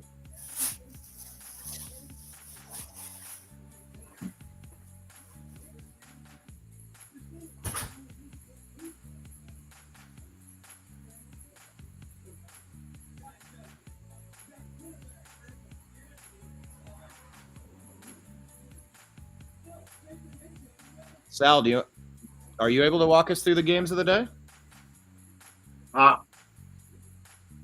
No, you know what, man? I'm so out of it. I'm like really tired. I had house guests today. As you see, I have my house guests. They normally gone by now, but they're here with me for the rest of the day. Yeah. So, yeah, I wasn't able to get a nap with these guys. I'm not able to sleep because they like to do little tricky things because they're kids, and it's like I know them, so that's why it's like I have to kind of On high alert. Oh yeah, most definitely. Most definitely. When they visit me, it's a little bit more disciplined, than what they have at home. They pretty much do what they want to do. But when they come here, it's like, I let them know, like, hey, look here, these are rules, guys. Clean up after yourself. I'm not treating y'all like kids. Y'all are like grown men to me. So clean up after yourself. So this is going to be interesting. We know the game's sort of out of reach, being down 23 with 8 minutes left. That being said, we're going to find out. Are they going to pull Flacco and get some reps for Dillon Gabriel? Wait. I think they're going to stay with Flacco for some reason. I feel like for many reasons you should put Gabriel out there. Yeah, it's out of reach. It's out of reach. My thing is this: Stefanski probably thinks that hey, we're still in it. There's still time, which is a mistake. We can second guess all we want, but guess what? I mean, we're 4 scores down in 7 years ago. 4 scores in 7 years ago. Yeah, Hey, Abraham. Call you Abe. Honestly, I'm growing the beard though. Yes, but thanks. I'll be here all week. Try the steak. They're showing Flacco. Why would they go back to Flacco? He's not succeeding out there. He's turned it over twice. The touchdown that was a touchdown should have been an interception. What are we doing? Dillon Gabriel played 5 years of ball at Division I, Oregon, right? Five years? Yeah. Not with Oregon. He was with another team before Oregon. He was at Oregon for 2 years. He was with Washington, University of Washington. No. Was it University of Washington? Yes. I'll look it up for you. Thank I'll look you. it up. Dillon Gabriel. Dillon Gabriel. Or was it Texas TCU? No, not TCU, but Washington, University of Washington. You want to guess again? From 2019 to 2023, he was with UCF. In Oklahoma from 22 to 23, and Oregon in 2024. Holy smokes. Okay, hold on. UCF for 3 years, then where? Oklahoma? Oklahoma for 22-23, and then Oregon for 2024. I'm sorry, playing 3 years of college football or 3 different teams in college? Yeah. He caught COVID. Don't forget. Oh. Before when did NIL come into play? This year. Or last year. NIL. Last year he did. So, but don't forget, prior to NIL, when you transferred colleges, you had to sit out a year. That was such trash. So, the between UFC and Oklahoma, I get that. I get between Oklahoma and Oregon, that wasn't a waiting year because of the new NIL. So, all right, what the hell happened to my TV?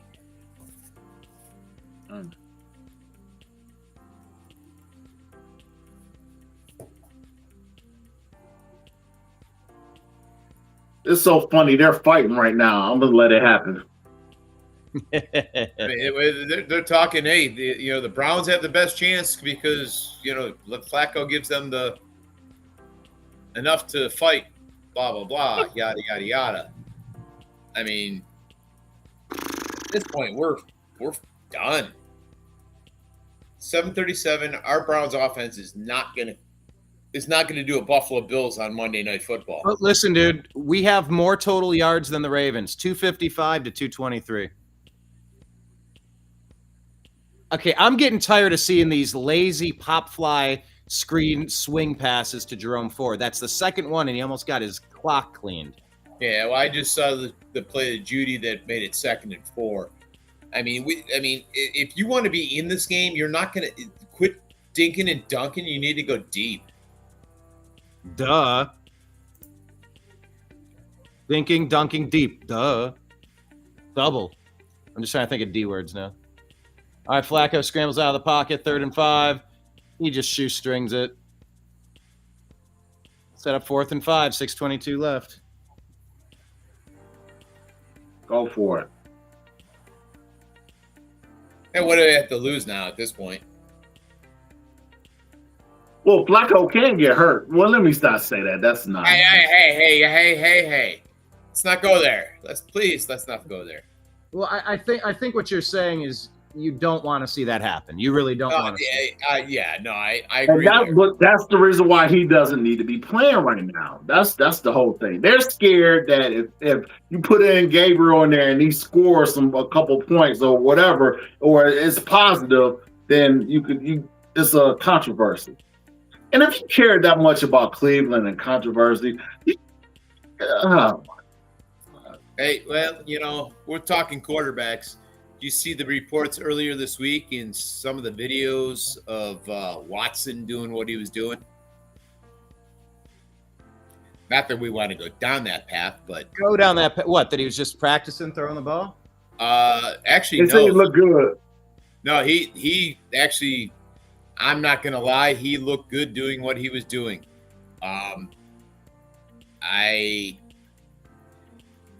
Believe me, I'm not the biggest DW4 fan out there, but he looked good doing what he was doing. 4th and 10. Flacco looking, throwing. Incomplete to Judy. Turnover. Ravens Why are ball. we not surprised? They keep on showing Dylan Gabriel on the sideline. Why don't we see him the rest of the game, which will probably be one series?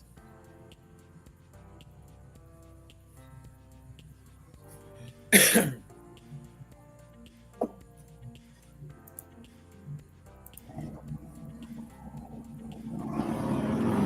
good thing about Deshaun Watson is that he's married now, and hopefully she's a masseuse.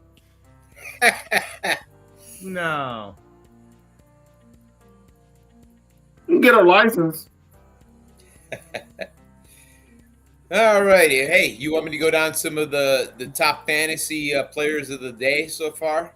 Let's hit the scores because we're getting close to the end on the scores, and then we can do the fantasy guys. Unless All you right. have them all in the same spot, we can do it at once. Yes, whatever. Well, no, I have them separate. So, Do we want to put that up on the screen? Are we sharing it? hold on, because all of a sudden I screwed something up. No, I took it off the screen. I can put it back there. Share.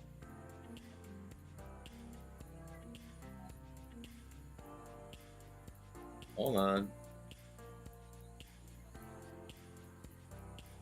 Scoring leaders. There we go. Sure. Here we go. We're popping it up. Got it? There it is. All righty. I will. It's going to be a little bit of scrolling here because I will do the top receivers right now in fantasy football. Jamar Chase sits at number 1 at 32.2 points. I needed that today. All right, Amon-Ra St. Brown, 31.8. Rome Odysee. Okay, we're gonna get this for you. It's Rome Odunze. Rome Odunze. He's at 31.8.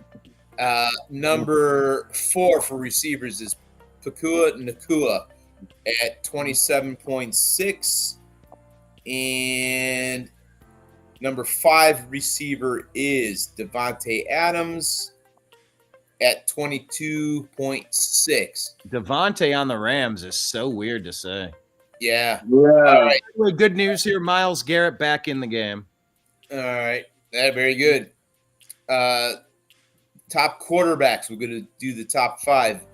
Jared Goff is number 1 currently at 29.8. Drake Maine is number 2 at 26.6. Mac Jones is number 3 at 21.7. Jordan Love is number 4 at 20.88. And Jaden Daniels is number 5 at 19.7. Our top running backs for the day. Before you get to running backs, that's another deep Lamar Jackson touchdown. DeAndre Hopkins with his second on the day. So they've got 2 receivers on the Ravens with 2 touchdowns on the day. Woohoo! Well, now we'll see if Dylan Gabriel comes out with 4 minutes, 43 seconds left. Let's hope. All right. So top 5 running backs. Devon Achane, 23.4. Our number 2 is CMC at 21.3. I think a good nickname for him would be Music Factory. Yeah, there you go. The vibrations. Yes. Good There you go. No, Ramondre Stevenson is our number 3 running back at a 21.2. Our number 4 running back is Kenneth Walker the third at 18.8. Okay, good. I've needed Kenneth Walker to step up. Good for him. Thank you, Kenneth Walker. Good. All right. And our number 5 running back is Jalen Warren at 17.7. Our top tight ends for the day. Scrolling here. Are you able, can you go to the top of the screen real quick? Can you filter it by position where it'll just show you that? Like, can you just click on? Yeah, right there. No, because all it does is go team scoring and stats. That's all it does. No, where it says all offensive players. Click on QB or running back or wide receiver. Up. Oh, there we go. There we go. Tight end. That'll be, yes. There you go. All right. So our number 1 tight end. By the way, Dylan Gabriel warming up on the sidelines. It looks like we're going to get to see Dylan Gabriel era beginning. Cleveland finally something to look forward to in this game. All right. So our top 5 tight ends for the day. Tucker Kraft from Green Bay. He's at a 24.4. Zach Ertz with Washington. He's at 18.4. Juwan Johnson with New Orleans is at 14.6. Jake Ferguson with Dallas is at 14.0. And Brock White with Detroit is at 11.8. Sorry about the motorcycles in the background, gentlemen. So Third round pick, number 94 overall. Dylan Gabriel, number 8, coming into the game for the Cleveland Browns. Well, Joe Flacco's day is done. Is his career done? We shall see. who's that? Flacco was 25 of 45 for 200 yards, 1 touchdown, 1 interception. Yeah. I'm glad I didn't see the interception. Was it another receiver-induced interception? Quinshawn Judkins breaks free. Gain of 35, maybe? Woo, okay. I'm sorry, what was your question? No, it was a fumble. He had a fumble. He had an interception, and then the touchdown that he threw should have been an interception. It bounced out of the 2 hands of the Ravens defender into Cedric Tillman's hands. So it's a stat line. It hides 1 turnover for the fumble, and it hides an interception as a touchdown. 2 plays for Dylan Gabriel, 2 runs.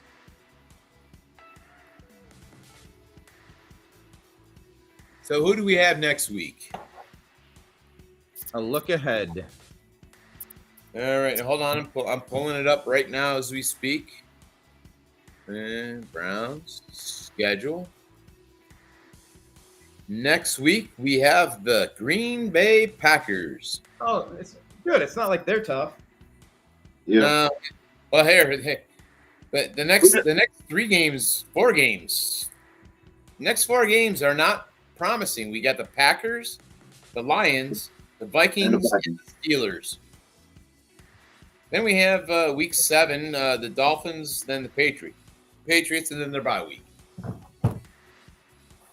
I think the Steelers. I think we're going to win on the bye week. We'll find a way to lose the bye Yeah, week. we can't lose. No. Someone could get indicted or charged. Yeah. There's ways to lose the bye week. All right, first pass for Dylan Gabriel. Complete. First down. Number 80. Is that Jamari Thrash? Yes. Nice job. Nice play. 2:36 in the game. So, Droopy Dog, I didn't see that you signed in. Howdy to yourself, too.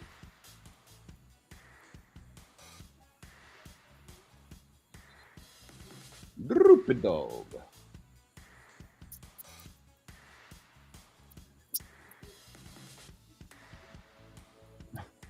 Dylan Gabriel with another handoff. Good run by Ford. Gain of 8 or 9. Face the 2-minute warning.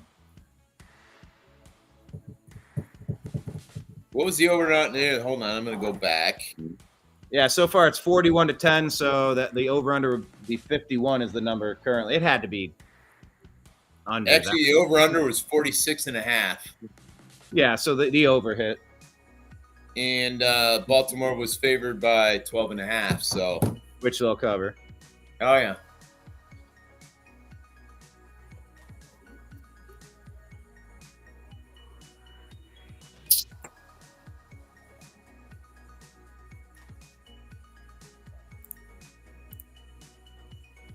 Oh, my goodness.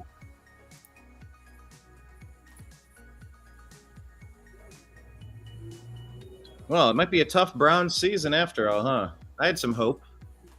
Nah, well, they got to figure out this quarterback thing. I think more or less, they figure that out. And then we'll see where we're going. With Flacco winning or losing, it really doesn't matter. When it comes to those rookies, that's when it's going to count because we'll actually see what we have. With Flacco, we know what we got. Yeah, Flacco, we know.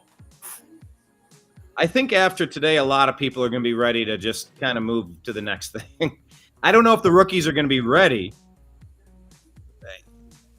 You never know when they're going to be ready unless you put them in there. That's like me saying, oh, the lottery is $1.7 billion. But guess what? I'm not going to play it. But I get to complain about me not being a billionaire. If you don't play, you don't win. You got to put these guys in to see what you got. You have to see what you have, especially going into the college, looking at the college game where you don't see a quarterback that then pushed himself past everybody else, where he's leaps and bounds better than everyone. You don't have that type of quarterback and that's playing now. Everything is a risk picking one of these young guys to come in and thinking that they're going to just be the savior compared to you using the guys that you already have and see what you got with these guys. Do you concur, Slick Willie? I can't argue that point at all.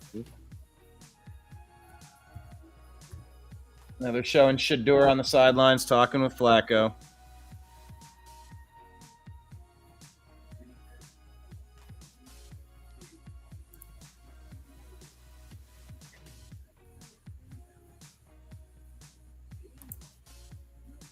All right, Dylan zips it out to Isaiah Bond for the first down. All right, I mean, Dylan Gabriel's getting the ball out fast, kind of slingshots.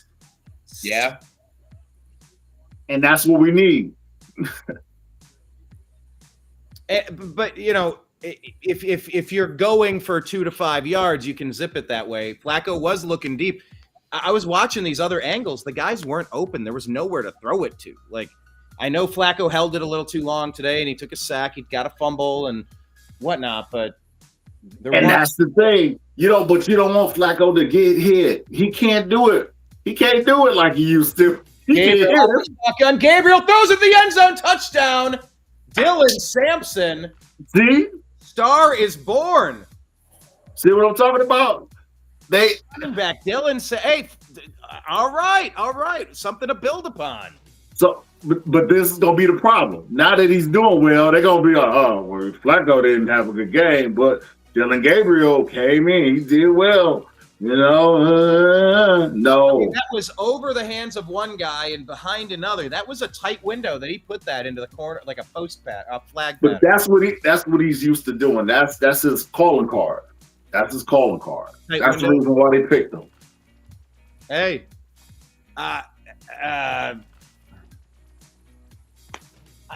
3 turnovers, man. I'm gonna give Flacco credit, and I'm gonna take away for the other one. I'm gonna give him credit for an interception on the touchdown. I'm gonna take that touchdown off the board and say Flacco had 2 interceptions, 1 fumble lost. I'm not giving him credit for that touchdown. That was a flubbed interception, and I get it. It technically counts, but it didn't. Yeah, but if he had caught that, that would have been a pick 6. Yeah, because Humphrey was headed out. He was gone. So if he had caught that, because he what happened was he thought that he had it, and then it went off the hands, and luckily Tillman was there and he got it. Yeah, man. You're right about that. So Dylan Gabriel, 1 touchdown, no mistakes. But here's the question: how many of the Ravens starters were pulled from this at this point? So let's compare apples to apples if we're going to be fair, right? Or am I not being fair? No, You're not being fair. I'd rather No, hold on. Wait a second. Hold on. Wait a second. I'm being completely fair. If the Browns pulled their starters, trailing by, are we going to do an onside kick? What are we? No, we're not. There's all kinds of different rules when that happens. Let's hope not, please. Yeah, but if we pulled our starters, why wouldn't we assume that the Ravens also pulled some of their starters? So we can't compare apples to apples. That's all I'm saying. The reason why I said that is because of the fact that you have a new look in there for the Browns. You get what I'm saying? That's just like you going from having a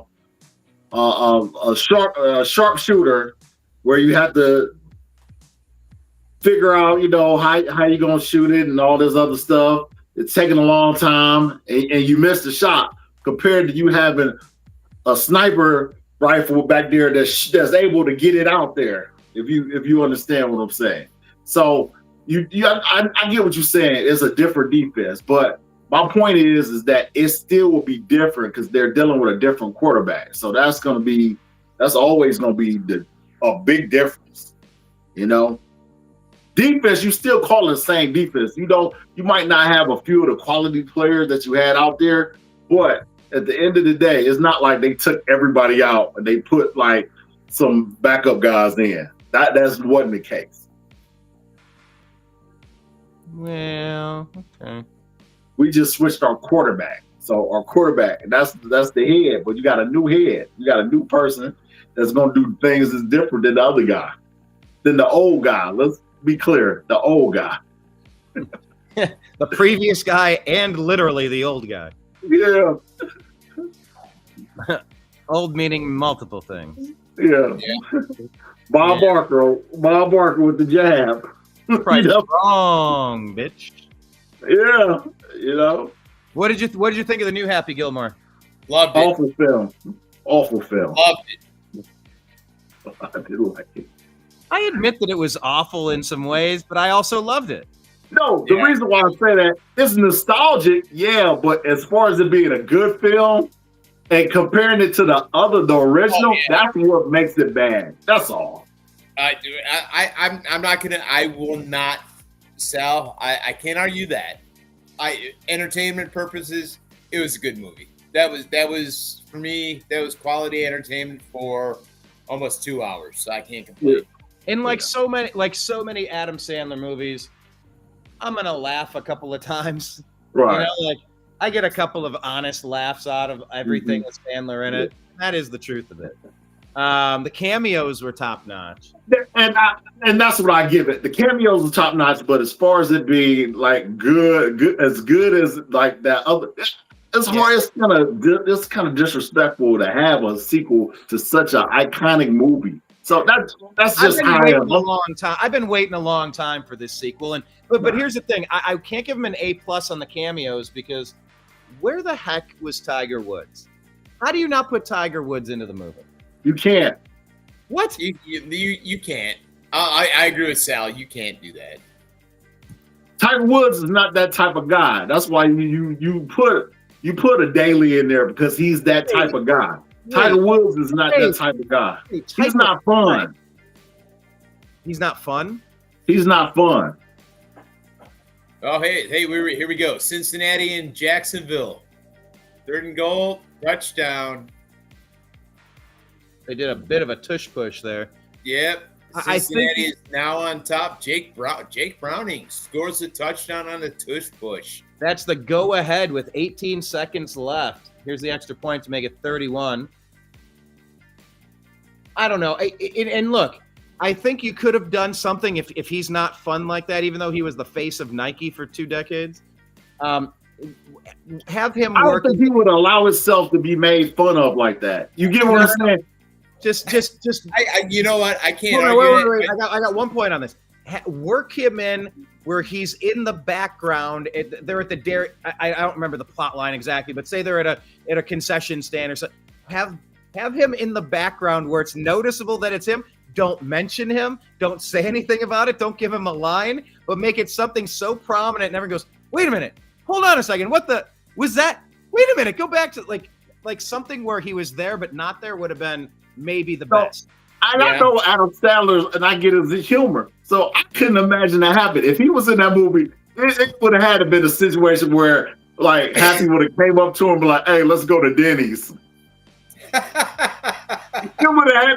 It would have had to be like, hey, yeah, or I'll go pay the tab to the waitress, and he just leaves off. Well, you can't have Tiger interacting with waitresses because I think that's how he got in trouble in the first place with this. Right. But that's your point. Yeah, that's why they couldn't have him in there. He take stuff. Do you know that he hurt his back by doing Navy SEAL training? No shit, really? Yes, he was training with special forces and he hurt his back. I did not know that. See, his dad was I want to say his dad was like a SEAL or something like that. But yeah, he hurt his back like training with special forces. But what reason? I don't know why. When you're that damn rich, it's like really you just train with special forces? Really? All right. Do you know how Larry Bird hurt his back? No. Doing a bird call? Larry Bird was installing a new driveway at his parents' farm. Wow. He was shoveling asphalt or something, whatever shoveling grass. I don't know exactly like the precise thing, but he heard it putting in the driveway at his farm or his parents' farm. I'm going to look it up to make sure I have this correct. Man, you're too rich to be doing that, man. You're too rich to be doing that. Yeah, but to me, I look at it as this way. Okay, here we go. A key incident occurred in the late 80s. Sorry, watching the Cincinnati game. Lawrence that ball went out of bounds. It looks like it's flag on the play. Bird in the late 80s, Bird was shoveling gravel to build a driveway for his mother in French Lick, Indiana. The strenuous activity caused a significant flare-up, leading to chronic back pain that plagued him for the rest of his career. Lying on the floor during practices to relieve the pressure, injections. But he also had a congenital condition called foraminal stenosis, a narrowing of the spinal canal, putting pressure on the nerves. So that was kind of the trigger point that exacerbated it. But this is the thing. Larry Bird is a freaking legend. I'm willing to bet if he told his buddies, hey, man, I need to do this. Everybody, Larry, we'll take care of it for you. They got a big old sign in French Lick. I drove through. It said, home of Larry Legend. But my thing is this. Any one of us, when it comes to our parents, if our parents were to say, hey, we need this, you know in your heart of hearts that you're going to back them and do the work, even if you're a multi-millionaire, because that's who you are. And that's the person you are. Yeah, Sal, I get what you're saying 110%, but in his heart, he wanted to do what he wanted to do for his parents, and that's what happened. And you know what? Let me add this. If I love being outside, mowing the grass, cutting the lawn, working on the trimming stuff. Like I love being active and sweating and working and lifting and building and repairing. Like I love that shit. It's something I like, and it's good exercise. Actually, the way that I've been hurting myself over the past year, and I've had to really drastically change it, and thankfully I have, because I've been able to drop quite a few pounds. But I was trying weightlifting, but it kept injuring my shoulders. Something about the routine I was doing with the free weights and it was good, and I could feel results in my muscles, but it was straining my shoulders to the point where like I was having a hard time lifting my shoulders without pain, and I finally had to adjust it. But yeah, I love being outside and working and doing things. Like I don't view it as work or, oh, that's beneath me, or I'll pay someone to do that. It's like I want to do it. I like going into the yard and cutting the grass and zoning out for a couple hours. You know? Yeah. For me, it's like you. I like cutting the grass in the aspect of I throw the earbuds on, listening to some kind of book, and just zoning out, doing what I'm doing, or music. Because if I'm singing along with the music, nobody can hear me singing because I know I have that voice. La-di-da-di, we likes to party. Yeah, there you go, right there. Don't bother nobody. But you know what? I'm in my happy place. And it doesn't matter. I mean, you know, I love doing the yard work. I love doing stuff. You know, doing stuff for the folks. I mean, I look back. It's going to be some time. I'll say maybe 5 to 10 years ago, somewhere in that window. So it's a big window. My father loved rehabbing old vehicles, and he got it was called a Toyota Chinook.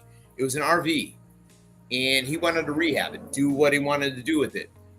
And I came in, and I'm like, hey, why don't we do this? I can take care of this for you. I could do this and do this. And my dad point blank looked at me and was like, you know, I love watching what you're doing because you have a mind that can just wrap around the situation and do it. And I did it. And I love doing that kind of stuff. And the only reason I did it is because my dad needed me to do it. Not that I had to or anything like that. I just did it, man. It was well worth it. Yeah. I get that. Damn flies. Sorry. I had a fly problem yesterday. It was so annoying. I need to run and do something. Are we done watching football, or are we watching another game, fellas? I'll watch another game if you want to watch another game. What's Sal doing? The kid's still playing? I'm gonna check on my boys right quick. If you still on, I'll come back on. Okay, well, we'll hang out. Check on these knuckleheads. Okay, you go check on something. I gotta check on something. Slick Willie, you can hold it down, and I'll hold down the fort, bro. As the next batch of games appears, Slick Willie is in the driver's seat. All righty, I'm in the driver's seat. All right, I will let you know. I got it on cruise control, so man, there's no telling where this place might end up. Heck yeah, buddy. Hey, it was my pleasure to be with you guys, man. Appreciate y'all. Once again, man. Peace, love, happiness, man. I mean, guys, like this is what we'd be like. If we lived in the same place, wouldn't we be hanging out on each other's on the couch, watching the game, talking about the game? Oh shit! Yeah. I can't believe. Why aren't they calling these? Holy shit! Run, bro! Run, bro! Run! Which Damn! Game? Which game? Josh Allen just had a massive. Oh, they're showing replays. I'm sorry. There you go. They're already playing. But yeah, this is what I would be doing anyway: sitting around watching the game, talking about the game, and then yeah. I mean, my thing is this is Brian. You and I have the ability, since we're single, to travel. I say, hey, why don't we go down to Jacksonville final week of the season? You're only 4 hours away there, Sal. Watch a Jacksonville game live. Sal's either. I'm throwing that out, man. It's just something simple. When is the game? Hold on. I think it's January 4th, I believe. Hold on. Let me pull this up. Jacksonville schedule. January 4th. Whoop, just dropped my phone.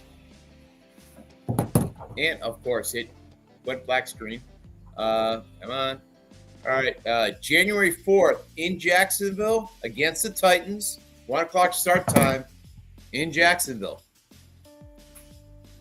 Well, we'll put that on the radar, and we will ponder for a moment. All right. So while we're pondering briefly for the moment, you guys get done what you got to get done. I will watch some football, give you guys everybody that's watching a heads up. Deal. Thank you. There. Perfect.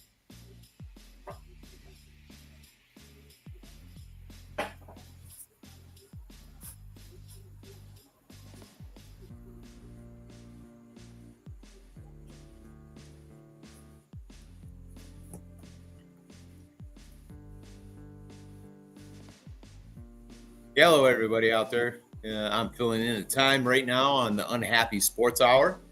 Didn't have a whole lot of updates with Eric Metcalf saying, "Hey, welcome to this Unhappy Sports Hour." But currently, we are watching the Seattle Pittsburgh game. I think hold on, I got to double back on that. I'm Eric Metcalf, and you're watching Unhappy Hour.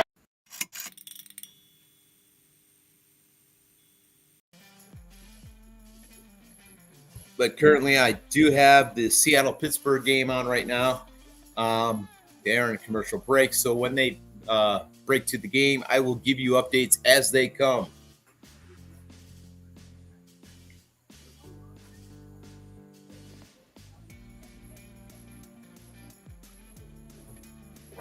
And for those of you who have been watching throughout the day, thank you for joining us. Droopy Dog, thank you very much. Howdy to you, too. And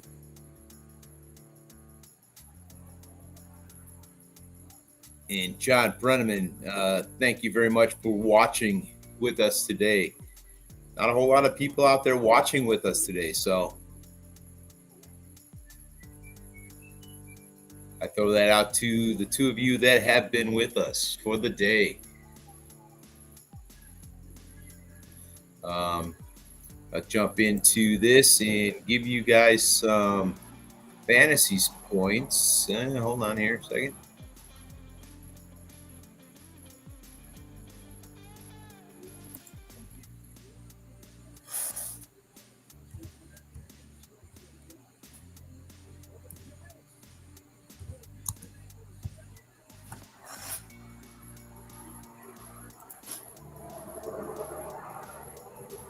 Yeah, of course not. I can't pull it up, ladies and gentlemen. Let's see.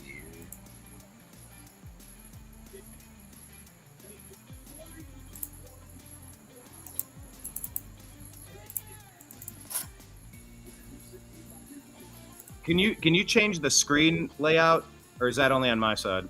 No, I'm trying to change it, and I'm doing the best I can right now. Live and upcoming. Nope. Went too far. Hold on. Which setup do you like better? Which look are you aiming for? I just pulled up the scores. That's perfectly fine right where we're at. That works for me. Well, that's the general scores. I'm just trying to find the fantasy football scores that I had up here earlier. Okay, that is your screen, and you can control that screen that you have on screen, right? Yes, I can. Okay, perfect. I'll be back. All right. See you soon, Brian. Ready. Bring it up.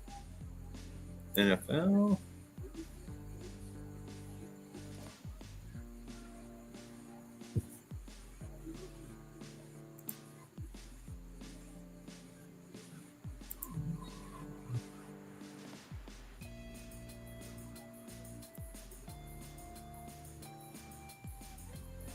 All right. Right now on the scoring front, we have the Giants and the Cowboys tied at 37-37 with 9:30 left in overtime. Dallas has the ball at the 31. The Panthers and the Cardinals currently are in the first quarter with the Cardinals up 7-0. The Broncos and the Colts are up, or the Colts are up on the Broncos 3-0. The Chiefs and the Eagles start at 4:25. Jacksonville and Cincinnati is a final at 31-27. The Ravens and the Browns are a final at 41-17. The Bills and the Jets are at a final at 30-10. The Patriots over the Dolphins at 33-27. Let's see here. The 49ers are up, or it's a final in that game at the 49ers 26, the Saints 21. In the final in Detroit, the Lions 52, the Bears 21. Clicking on the total scores of everything. I kind of gave you a whole lot of those already. Giants, Cowboys 37, all tied up in overtime. Broncos 7, Colts 3, Panthers 0, Cardinals 7. Eagles and Chiefs, they will start here momentarily. The Falcons and the Vikings are later on tonight. Bengals beat the Jaguars 31-27. The Lions take down the Bears 52-21. The Rams take down the Titans 33-19. Patriots over the Dolphins 33-27. 49ers over the Saints 26-21. The Bills beat the Jets 30-10. Seahawks 31, Steelers 17. The Ravens take down the Browns 41-17. And on Thursday night, we had the Packers taking down the Commanders 27-18. On Monday Night Football, we had the Buccaneers taking on the Texans and the Chargers taking on the Raiders. Some of the let's see some of the highlights here for fantasy football. I've got to find this here. There's NFL scores. Hold on, my computer is not agreeing with me right now. NFL fantasy.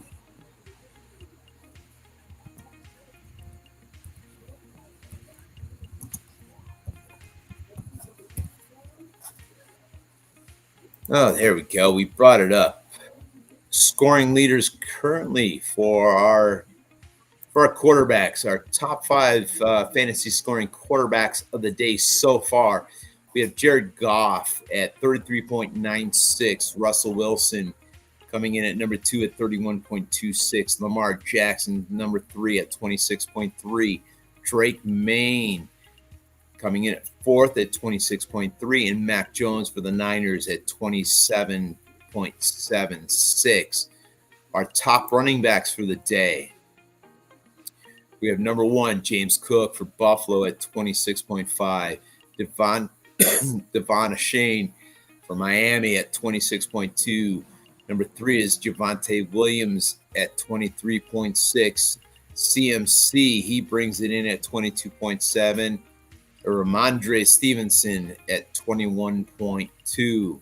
Our top wide receivers for the day are Amon-Ra St. Brown at 39.2, Jamar Chase at 36.5, Malik Neighbors at 36.0, Rome Odunze, he is at 31.8, and Wan'Dale Robinson for the Giants is at 28.2. Our top tight ends for the day. Tucker Kraft from Green Bay is at 24.4. Zach Ertz at 18.4. Jake Ferguson of Dallas is at 16.8. Juwan Johnson from New Orleans is at 15.9. And Brock Wright of Detroit is at 11.8. Our top flex players for the day. Amon-Ra St. Brown at 39.2. Malik Neighbors at 37.7. Jamar Chase at 36.5. Rome Odunze at 31.8. And Wan'Dale Robinson at 28.8. Our top defensive scoring teams currently The Cardinals sit on top at 21.0. The Ravens at 15.0. The Bills at 12.0. The Patriots at 12.0. And the Eagles at 10.0. And lastly, we have our kickers. The kickers that top off our top 5 for the day are Brandon Aubrey from Dallas at 19. Joey Styles from Tennessee at 17. Matt Prater from Buffalo at 14. Graham Jano for the Giants at 13. And Chris Boswell from the Steelers at 12.0.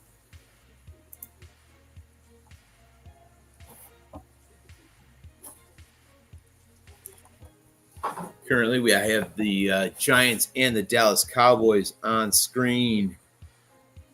And we are looking at, hold on. We have 4:59 left in overtime. And New York has the ball at the 21, 3rd and 17. Dropping back, throwing the ball down the field, incomplete. It brings up a 4th down, and we are probably looking at a punt at this point.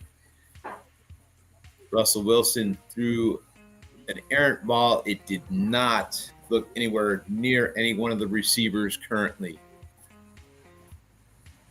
Yeah, he overthrew Neighbors by at least 10 yards, everybody.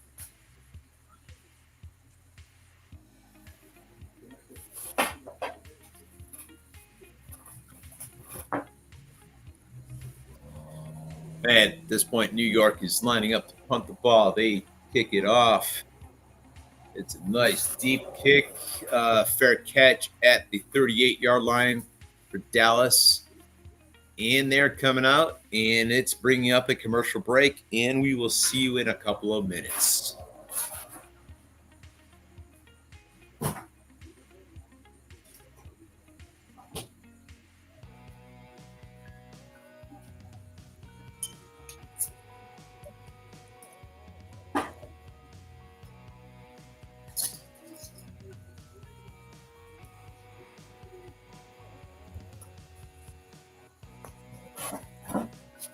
Yeah, it wasn't a couple minutes, so I am back. We're looking at the game here, New York and Dallas. Dak Prescott takes snap. He's over the middle, and he is sacked for a loss. It will be let's see here, an 8-yard loss. They came in, they swarmed that man big time. Good thing he held onto the ball because, man, if he would have lost that one, there were several defenders right in the area to pick that thing up. 2nd and 18 from the 29-yard line. Spread formation. Dak takes the snap. Looking, throwing out to the sideline. And it is a first down. They picked up all 18 plus 1 on that play. And there's a flag on the play.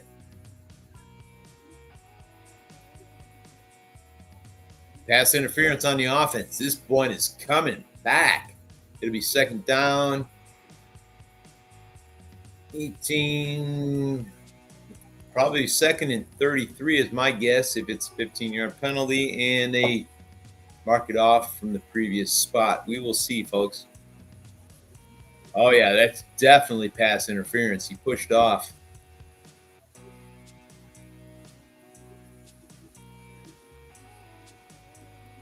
And even if it was completed, it is 2nd and 29 for Dallas. Even if it was completed, it might have been a yard, maybe too short.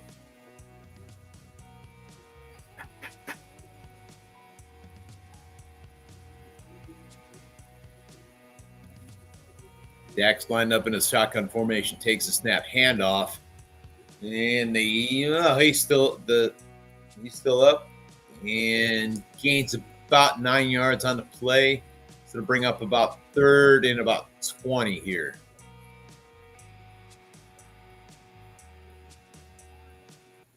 It is 3rd and a mile, so it's gonna be tough for Dallas to get out of this one here.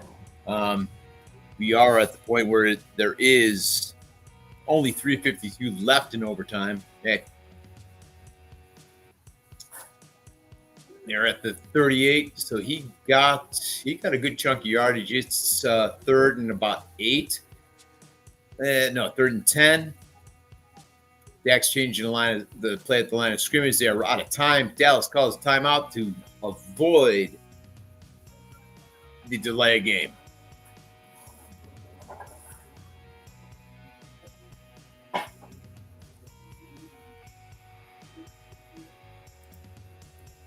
All right.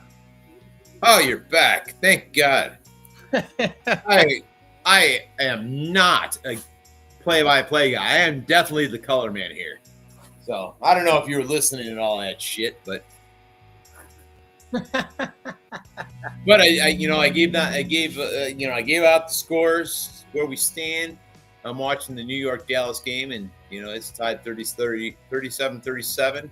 3:52 left in overtime. It is 3rd and 10 for Dallas currently, and Dak's lined up with a shotgun formation. Don't know the players' names because I don't know everybody in the NFL. Fade back, dumps it off. Oh, he's tackled short of the first down. It is about 4th, about 5, maybe 6. Clock's running. 3:35, and it's ticking down. Tick, tick, tick, tick, tick. From the famous. Which game are you on? I'm on the Dallas New York game, which replaced the overtime. Yeah. We're like at the bottom limits of overtime currently. Listen. Okay, new rule. Okay. Okay. Well, I was trying to do a Bill Maher. Okay. New rule. I might be on the Democrat side of things, but Bill Maher, fuck you, Bill Maher. Yeah, Bill's like so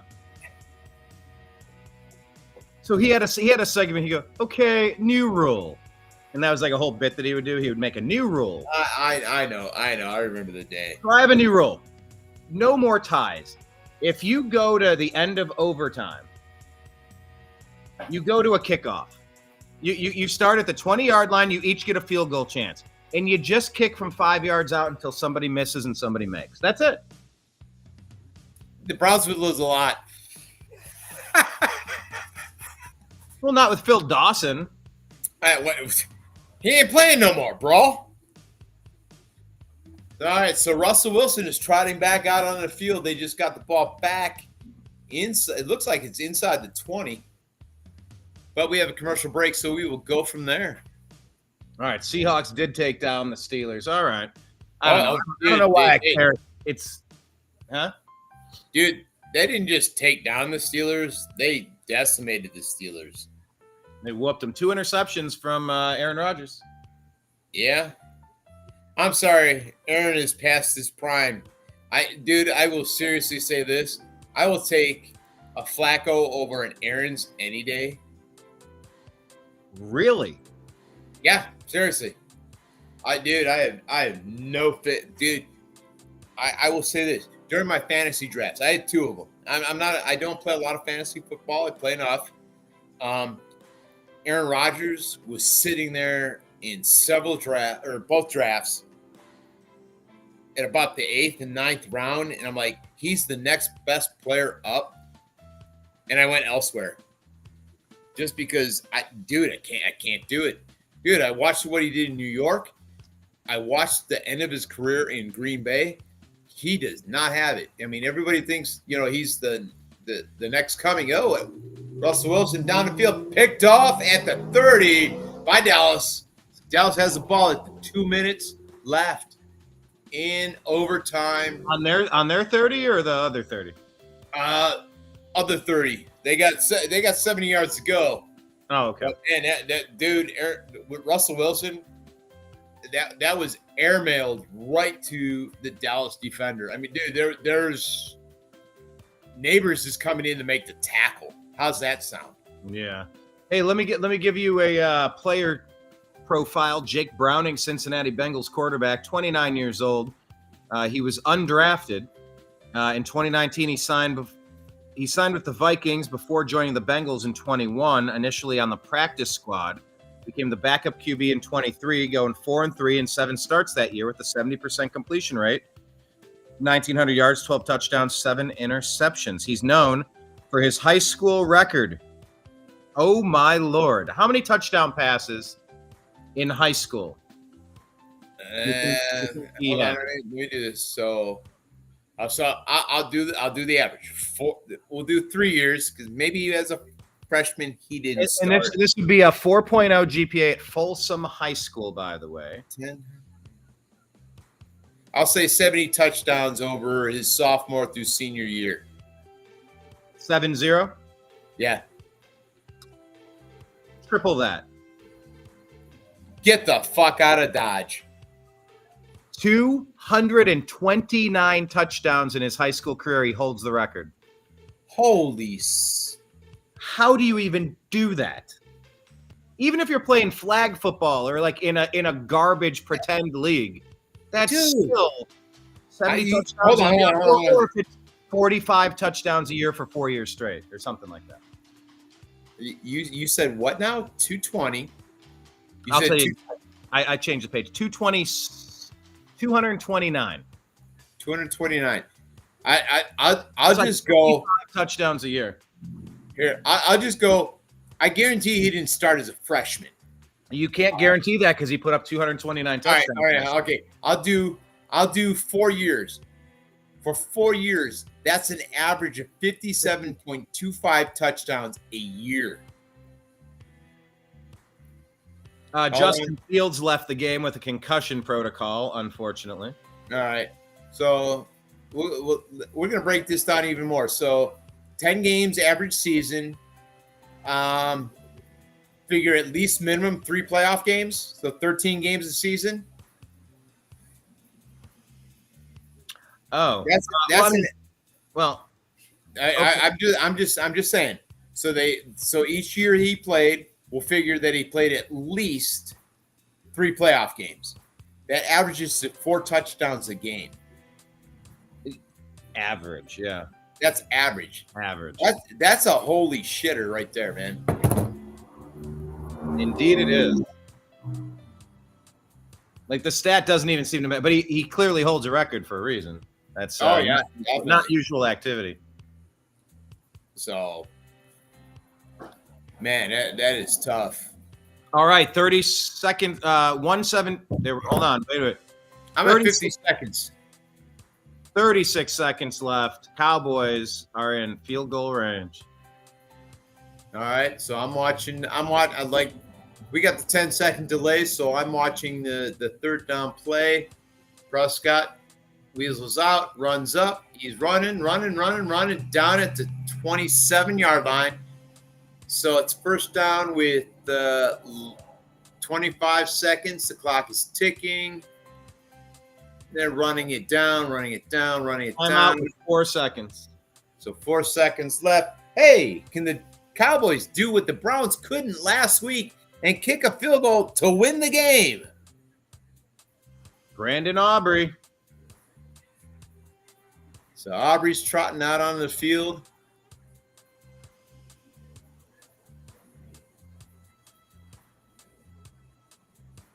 I'm watching the replay. So you got 4 seconds left on the clock. Aubrey's out. Oh! You're going to tell me it ended in a fucking tie. I'm not telling you anything. No, New York took a timeout now. That's all. Oh, they're icing him. They're trying to ice him, yeah. Yeah, that game I went to, the Jokeland game against the Browns, my cousin learned about icing the kicker. We kicked the field goal and we won the game, but then they called a holding call on it, some phantom holding. Then we got it blocked and we ended up losing the game. We went from winning it to losing it. The whole stadium, Raiders. I had to hear that for an hour and a half to get out of that parking lot. Oh, it was miserable. Yeah, but I will say this is you talk about going to opposing fields to watch the game. I will not shy away from wearing my Browns gear if I go out of town, even if it's in the most. And the Cowboys win it, baby. Izzy will be happy if he ever shows up. If he ever wakes up. I don't think he's waking up today. So hold on, let me see here. Oh, Well, I hope he wakes up at some point today. Otherwise, I got to go to another funeral.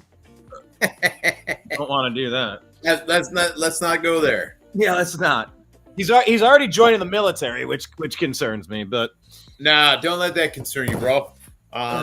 He'll be well taken care of.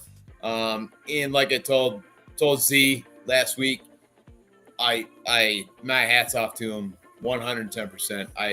I fully honor and love every man and woman that serves in the U.S. military. yeah, Sal served. He asked you if you served, right? Mm-hmm. Yeah, he asked, and I told him the brutal, honest truth. My knees kept me out. Trust me, I wanted to, I could not, and believe me, it bothered me. I would love to have served, but I was not able to. So, all right, I am changing the channel to the Green Bay. What the hell? I'm already on that channel. So my next game up on our Sunday podcast is the Eagles and the Chiefs rematch of the Super Bowl. Yeah, I should probably put that on too. So it's the big game right now. So hold on here. Let me see what other games. What other games are on? I'm just watching like highlights. What is the next game?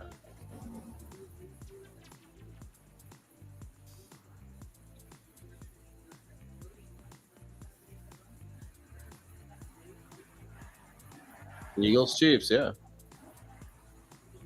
Who are you rooting for? The team that wins.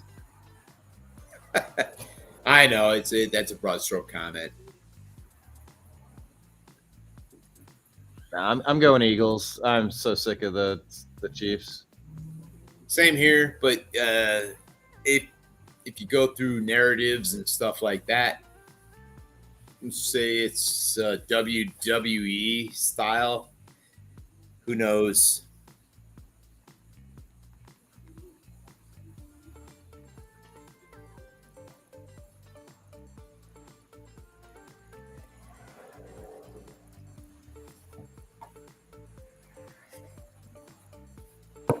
On the flip side, Bri, sent you something on your phone you might want to take a look at. What am I looking? Where am I? I was watching that kick. They missed a kick, 0-0. Oh, there we go. Hey, finally, the broadcast is on for the Eagles and the Chiefs.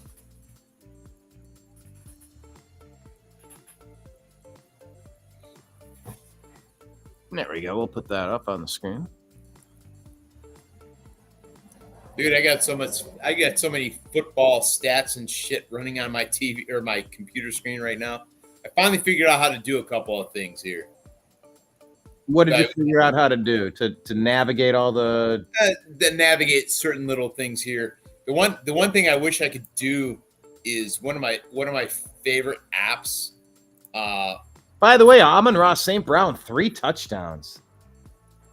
Woo. Oh yeah. So, but one of the apps on my phone that I wish I could bring up on my computer, it won't let me do it. Is an app called The Score. I absolutely love that app. For those of you that are out there, you want a good sports app in general, The Score is a phenomenal one. You can highlight your favorite teams. You can follow all the scores, whether it's football, baseball, NASCAR, soccer, Formula One, you name it. They have it on there. They have some very obscure sports on there as well. It's one of those apps I wish I could bring up and set on my computer, but it will not let me for whatever reason, and I don't know why. Hey, see, what's happening, brother? I'm sorry. I just got done with the Cowboys game. That is one of the best games I've ever watched. Oh Why my didn't you God. watch it with us? What were you doing? Yeah, man, what the hell?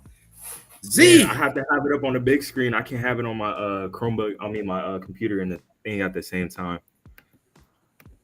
Well, you don't have to have it on the computer. You can still have it on a big screen and be here on the little screen. No, I don't. I don't have Hey, any man. streaming services to watch the game on.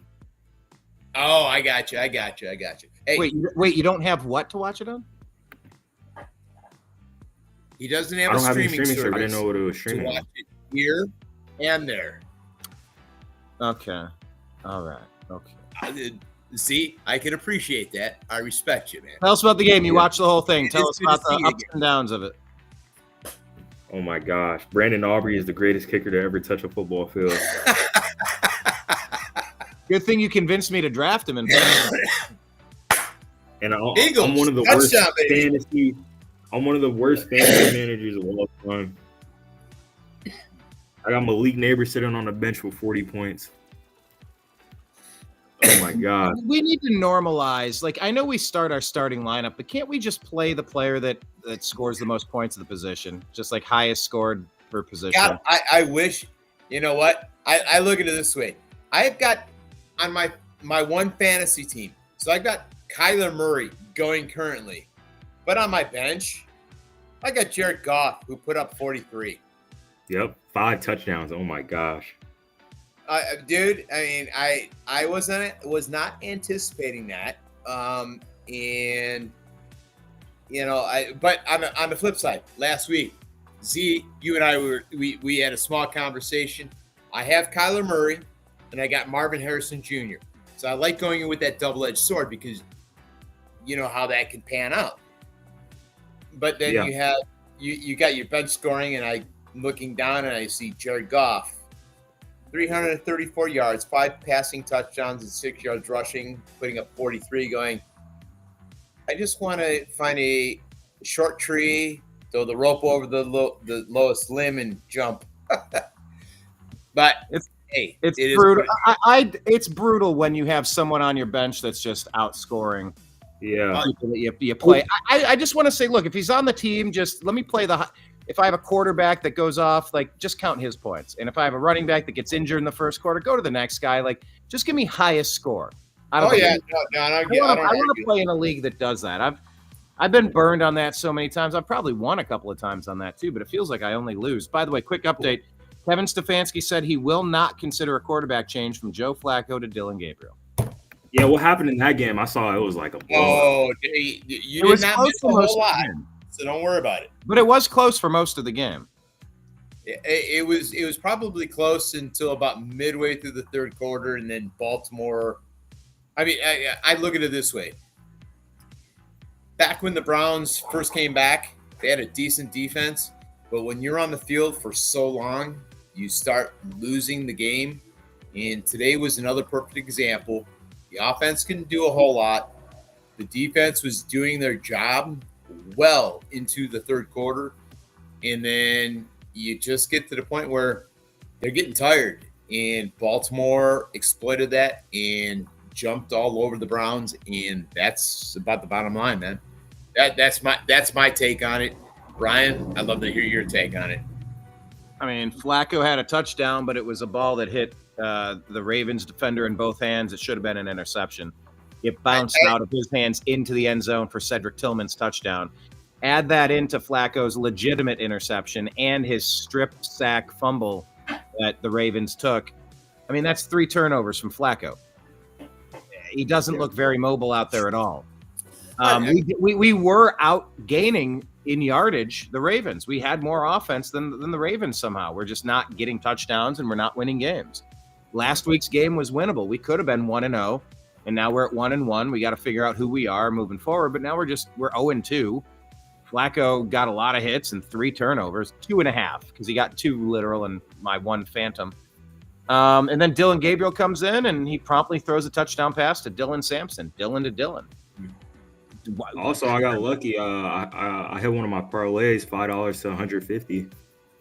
Nice. Yeah. What was his parlay? Walk us through it.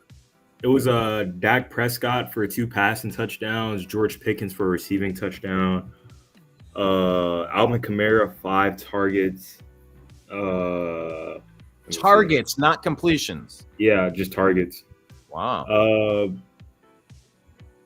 Where else? Tesla for 8 receiving yards. Tyreek Hill and Stephon Diggs that combined for 110. Joey Sly for more than 6 kicking points, and Shaw Tutton for 20 rushing yards. Damn, that's one hell of a parlay. I'm surprised. And it's 2 separate ones. It's 2 separate ones. Oh, two separate. Yeah, Okay. yeah. The one is Dak Prescott for 2 touchdowns, Nick Bosa for a sack, Mac Jones for a passing touchdown, and Alvin Kamara for 5 targets. And Tesla for receiving, George Pickens for a touchdown. Diggs and Hill combination, Joey Sly and Shaw Tutton rushing. Nice. Yeah. I will say. Now, who do you run your parlays through? I would do it through DraftKings, but right now Prize Picks. All right. Most of my parlays I run through Bet365. Yeah, I've heard about that one. Yeah, a couple of my friends. That's a good one. If you're not on that one, and if where you live you have it, right now they're running a special that if you believe you bet $5, they will bank you $200 for future bets that you have to use within a month. I believe that's the current one that they're running. I will say this. With Bet365, I bet a parlay last year that was phenomenal in the aspect of I paid my mortgage for that month with a single bet parlay. That's good. And that I only bet $2 on it and I won nearly three grand. Well done. By the way, Russell Wilson on the day, 450 yards. 450 most passing yards in his career. Most passing yards in his career. He was airing it out. It was like 30 seconds left. He aired it out to Malik Neighbors for like a 50-yard bomb. Double covered PI face mask. Saquon Barkley rushes it in for a touchdown on the day, taking the lead over the Chiefs 6-0. Yeah, I need Kyler Murray to do bad in fantasy for me to get a comeback. Unfortunately. I got Daniel Jones starting over Bo Nix right now. Daniel Jones has a rushing touchdown, so I'm not mad about that. They're tied 13-13. So we're talking fantasy. Do you want me to do a quick rundown of the top fantasy performers of the day? Absolutely. Oh, yeah. All right. Let's go with it. All right. Currently, our top 5 quarterbacks: Jared Goff at 33.96, Russell Wilson at 30.3, Lamar Jackson at 26.3, Drake Maye at 26.3, and Dak Prescott at 22.14. Our top 5 running backs for the day: James Cook at 26.5, Devon Ashane is at 26.2. Javonte Williams, 25. CMC, he is at 22.7. Ramondre Stevenson is at 21. Oh man, was that a nice play by Bo Nix? Rolling around, he had to scramble and kind of pivot, roll out to his left, and he tosses it about 45 yards downfield from his own 25. It was like nice a stop and go. Oh, that's nice. Yeah, I have him on the bench right now. Oh, it's not looking at. I mean, Daniel Jones, they have the same amount of points right now. Passing touchdown from Bo Nix. Yep. Complete to number 11. Who's number 11? No idea. Touchdown, Troy Franklin, receiver. So here's the rundown on my fantasy game right now. It's 118 to 84. I have 84 points. He's played everybody besides his defense, and Kyle Murray's playing. I have Daniel Jones in the game. I have Drake London and Omarion Hampton to play later. You'll need a big game. I'm down by 34. It's a possibility. It's just Daniel Jones and Kyle Murray, they need to offset each other. Oh, that was a wounded duck. Yeah, I kind of got lucky. Malik's on the bench for Garrett Wilson. Oh my God. Yeah, see, in this case, you won because of that. That helped you. We only remember the times that we left somebody on the bench when they went off for 4 touchdowns. We don't remember Yeah, the I times mean, our that's opponents. what happened. Malik Neighbors on the bench, unfortunately. If I start him, I'm up right now. Yeah. But I could still pull through. I just need Daniel Jones keep cooking. Yeah, Bo Nix is making some plays though. I'm watching the highlights right now. But yeah, that Brandon Holy Aubrey. shit. Sorry, 2 yards watching off the, the NFL watching the record. game. What do you call it? What'd you see, Willie? Drawing a blank. Mahomes just scampered for looked like about a 20, Ooh, I forgot that 25-yard gain. Double pump. Runs 10, 15, 20, 25. Yeah, actually, it's about a 30-yard gain. Slides down. So they're inside the 30, 1st and 10. And he shut down after a 1-yard gain on a run. Sorry about that, gentlemen. You want me to continue on with this fantasy stats, or are you guys good?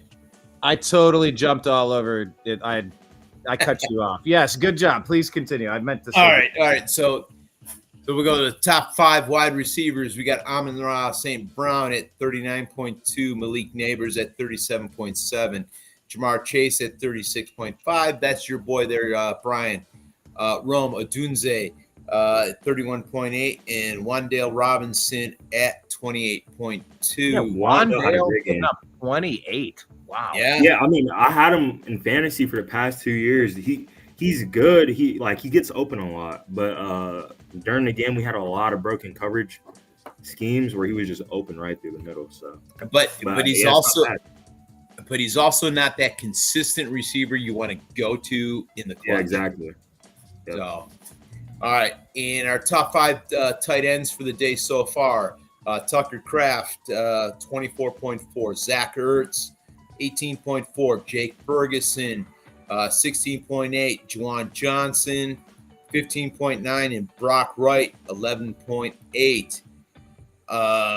Come on, where is it at? Our top flex guys, I've already gone over a bunch of them. Amon-Ra St. Brown, Malik Neighbors, Jamar Chase, Rome Odysee, and Wandale Robinson. Top 5 defensive special teams, Cardinals at 18, Ravens at 15, the Bills at 12, Patriots at 12, and currently the Eagles at 10.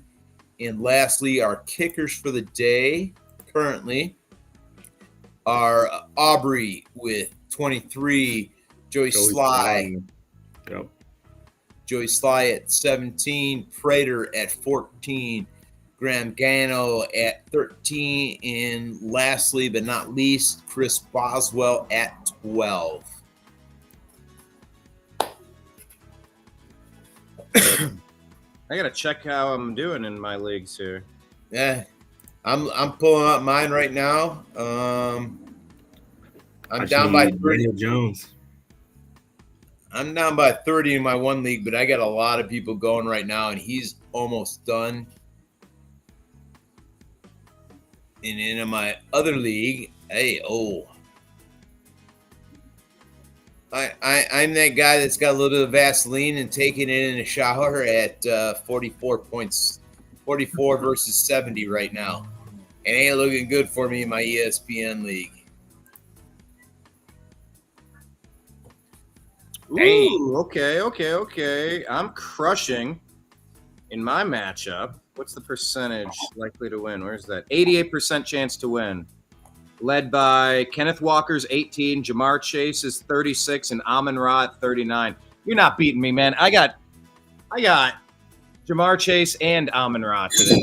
That's definitely. That's 40 plus 30, like that's 70, whatever. 60, 75 maybe? Don't be surprised if you see Brandon Aubrey get extended this week. Oh, I had Bashal Tootin on the back on the bench for 15. Yeah, he's good. I'm gonna pick him up for Caleb Johnson because they traded Tank Bigsby away. Oh my God, Patrick Surtain is hurt. No, Surtain. Pat Surtain's hurt. This bad. He's holding his Achilles. So many Achilles now. Why? Oh my gosh, no, Pat. It's the injury. It's the injury of the, what do you call it? The times. But why? Dude, I don't know, man. A lot of people, all of a sudden, that's like one of those ones. Like all of a sudden, everybody's blowing out Achilles. Blake Corum had a touchdown on the day for the Rams. I'll take it. I've been waiting for Blake to do something good. Izzy, tell Slick Willie when you were at Game 7 for the finals, the NBA.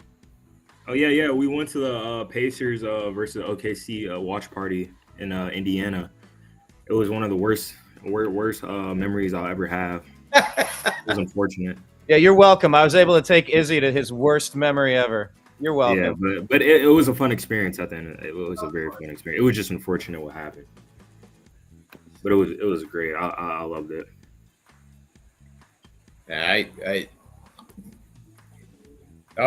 It's always tough with stuff like that. I mean, I myself, knock on wood, for me, 4 major championships. The Cavaliers winning in 16, and then all 3 of the Ohio State national championships since 2000. Me and my one buddy Tom have been together for all 4 of them, and it's just one of those crazy things that I will take to my grave. Phenomenal times, phenomenal people, and for the Ohio State games, it wasn't quiet at all, but when Cavaliers won in 2016, the moment it happened and stuff like that, there was this absolute moment of silence when everybody was kind of looking at each other and went, did that actually happen? And then once the realization kicked in, I will never forget how loud a simple bar can get with the amount of people cheering, shouting, screaming. It was phenomenal. That's I wish I just once, between the Guardians and the Cleveland Browns, I just want to see that once with those guys, because the celebration that followed with the Cavs will be nothing in comparison to what the Browns or the Guardians will have. Yeah, I had three championships so far. 2 with the Dodgers and 1 with the Mavericks, but they lost that one to the Celtics, unfortunately. Yeah. I would say this is with Indiana. Man, Indiana last year, when they took out the Cavs, Mm-hmm. I literally was looking at that team and saying, "There's no way that anybody is going to beat them." And that game, oh my God, the stadium was rocking because Tyrese Halliburton had like 4 3-pointers in a row, back to back. I'm like, oh my gosh, and he got injured. Dude, I mean, that Indiana was that team of destiny. There was no way anybody was going to beat them last year. They caught fire at the right time. They just kicked it, and that was it.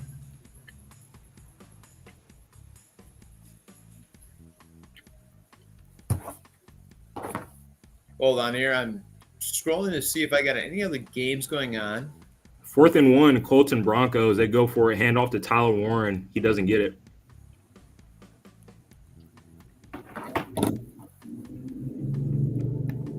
I'll be back. All right.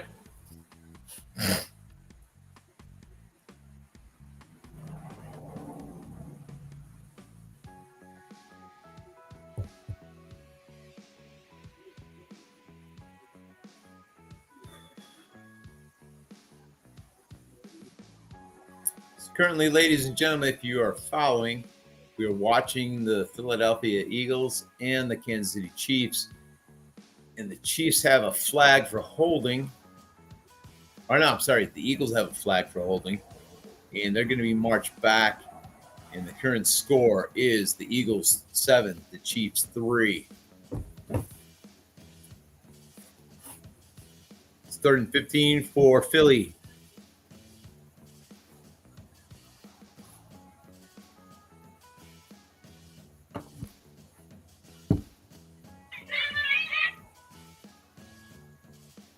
They have the ball approximately at the 22-yard line. They're moving forward. And it's currently 4th and 10.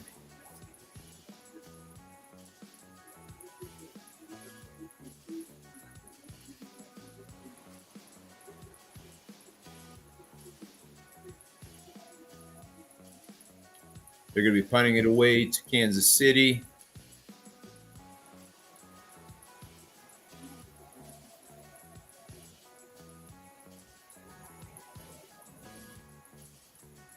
Ball's away. Nice kick. Whoa, he receives it roughly at the 8-yard line, and he's bringing it up. Bringing it out. He's to roughly the 30, maybe 31-yard line. Nice big scrum up there with 8:22 or 8:21 left in the second half or second quarter. Yeah, it would be in the second half as well.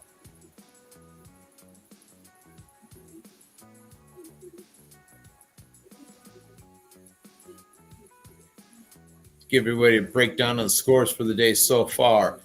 The Browns fell to the Ravens 41-17. Cincinnati tops the Jacksonville Jaguars 31-27. Currently, the Cardinals are up on the Panthers 10-3. The Broncos are on top of the Colts 14-13 driving.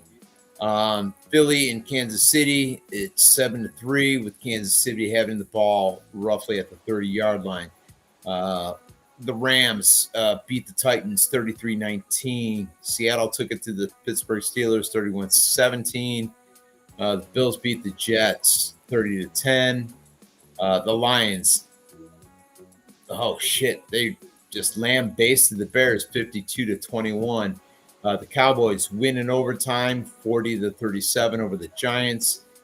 The Niners take down the Saints 26-21. And finally, Miami lost to the Patriots 33-27. And for those of you that are into baseball and Cleveland, the Guardians take down the White Sox 3-2, completing the sweep of a 3-game series. And they are now 3 games back in the wild card.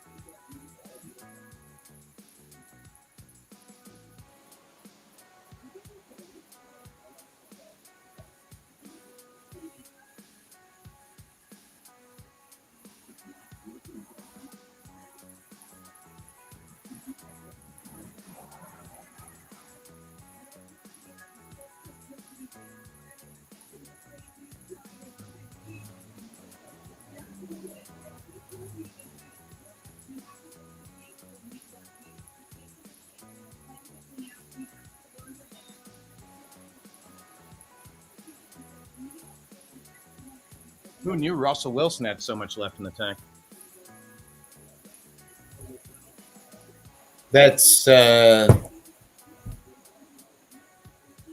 let's say that's hearsay at this moment. You're not betting on the next week to be similar. No, I'm not. And just like Aaron Rodgers, Wilson doesn't have the longevity of Wilson or Rodgers, but both of them are both at the end of the career. So Of course, but I mean, 450 is still 450. yeah.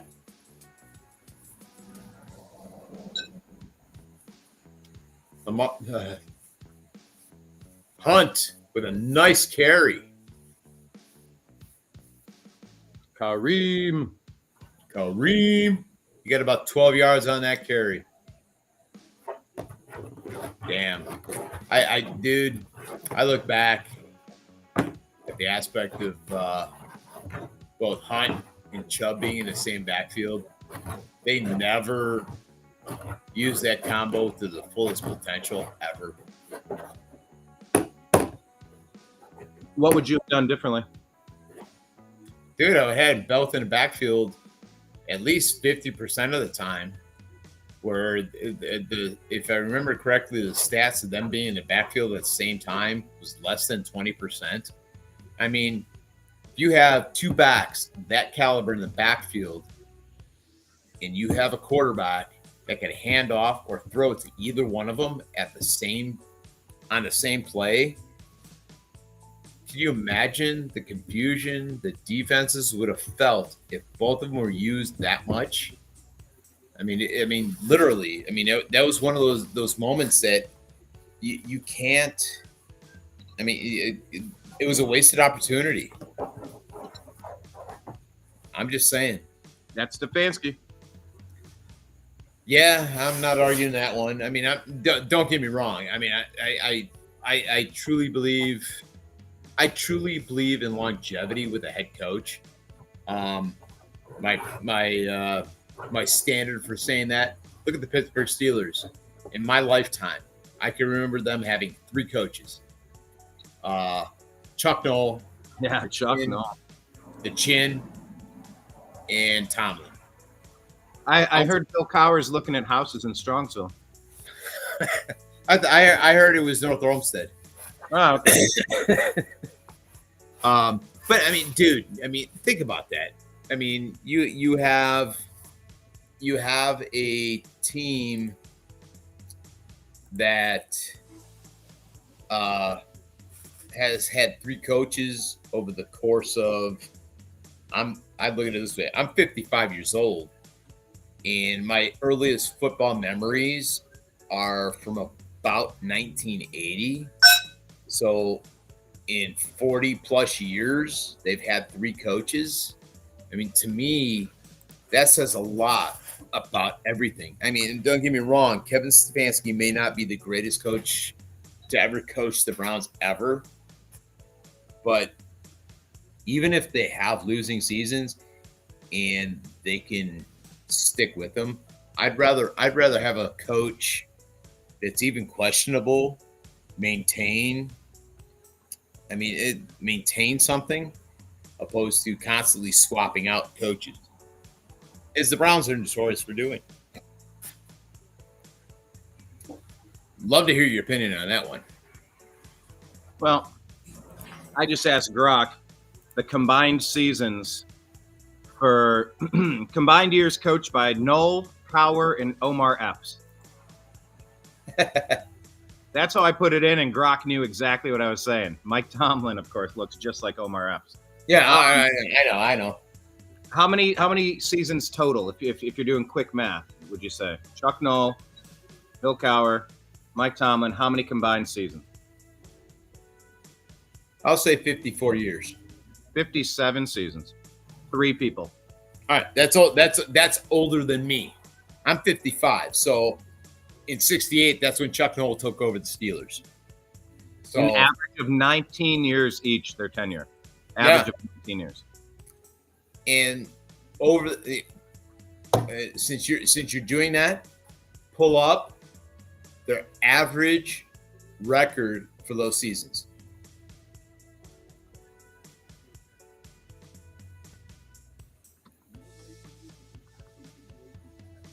Now, Chuck Noll wasn't very good. Well, I mean, dude, he won 4 Super Bowls. He won 4 Super Bowls within, goddamn flies. He won 4 Super Bowls. I believe it's within 7, maybe 8 years of one another. All right, let me take that back then. It wasn't I guess I probably remember the end of the Chuck Noll era that wasn't that great. Well, dude, even so, if you look at we'll go the last, like the Bubby Brister stuff, like yeah, but even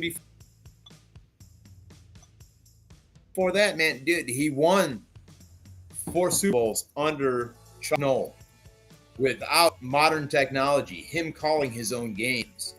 I mean, I'm one of those guys that don't get me wrong, I am not a Steelers fan in the least, but I will say this. they were able to call plays and do everything in the aspect of they won games and they won 4 Super Bowls without modern technology, without having to radio in and say, hey, you got to call this play or this play. No, the quarterback actually called the play, they ran the play, and they won. And they won 4 Super Bowls doing that. There's not a whole lot you can say about that. I mean, each coach won a Super Bowl. Tomlin got one, also coached in another, but lost to the Packers. yeah, Cowper won in 2005. And Chuck Noll 4, 74, 75, 78, 79. there you go. Their combined winning percentage is .599. So the lowest of them was Chuck Noll in 23 seasons, a .566 winning percentage. Yeah. I mean, don't get me wrong. Like Tomlin is not the second coming of the Lord for the Steelers. But I look at this. I do have a couple of good friends that are big Steelers fans, and they are upset that, he can't win in the playoffs. But you know what? They're always in the playoffs. I mean, while Tomlin's been there, I don't think there's been a year that they have not made the playoffs.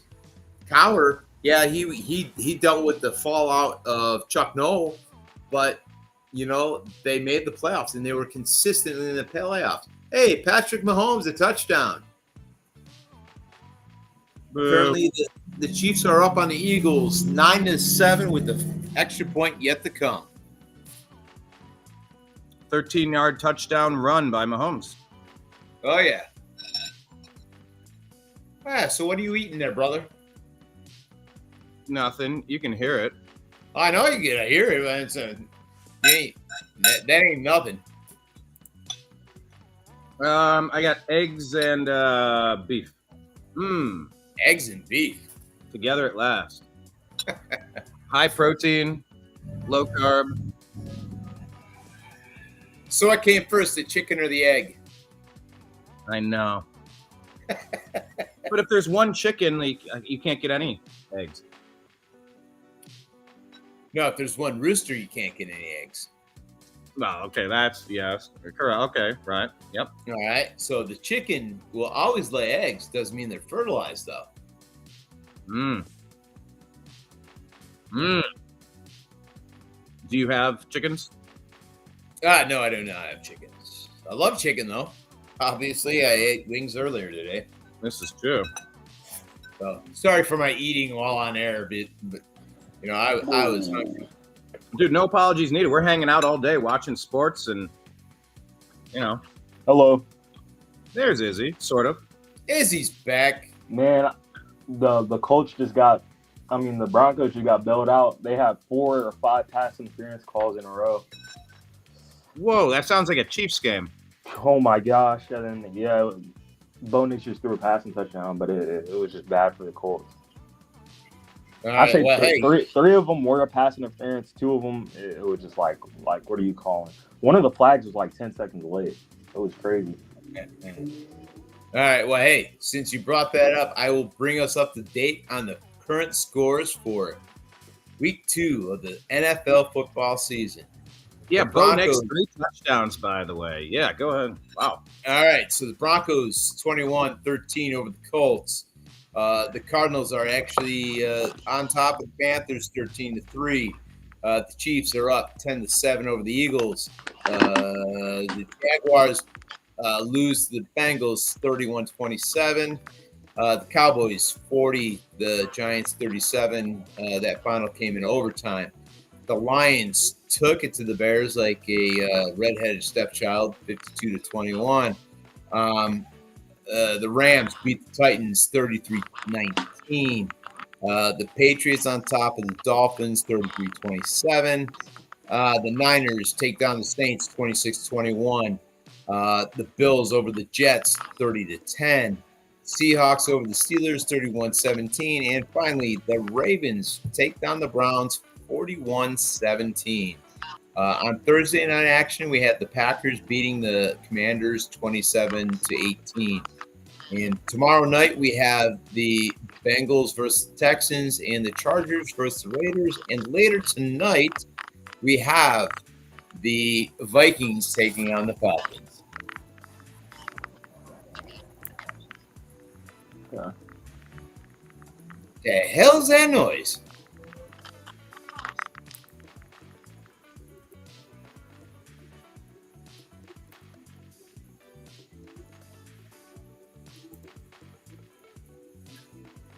All right, Izzy's screen went black. Is that because he's gone, or is he still there? I don't know. I don't. You know, I see can you you as guys hear me? BE, and I don't.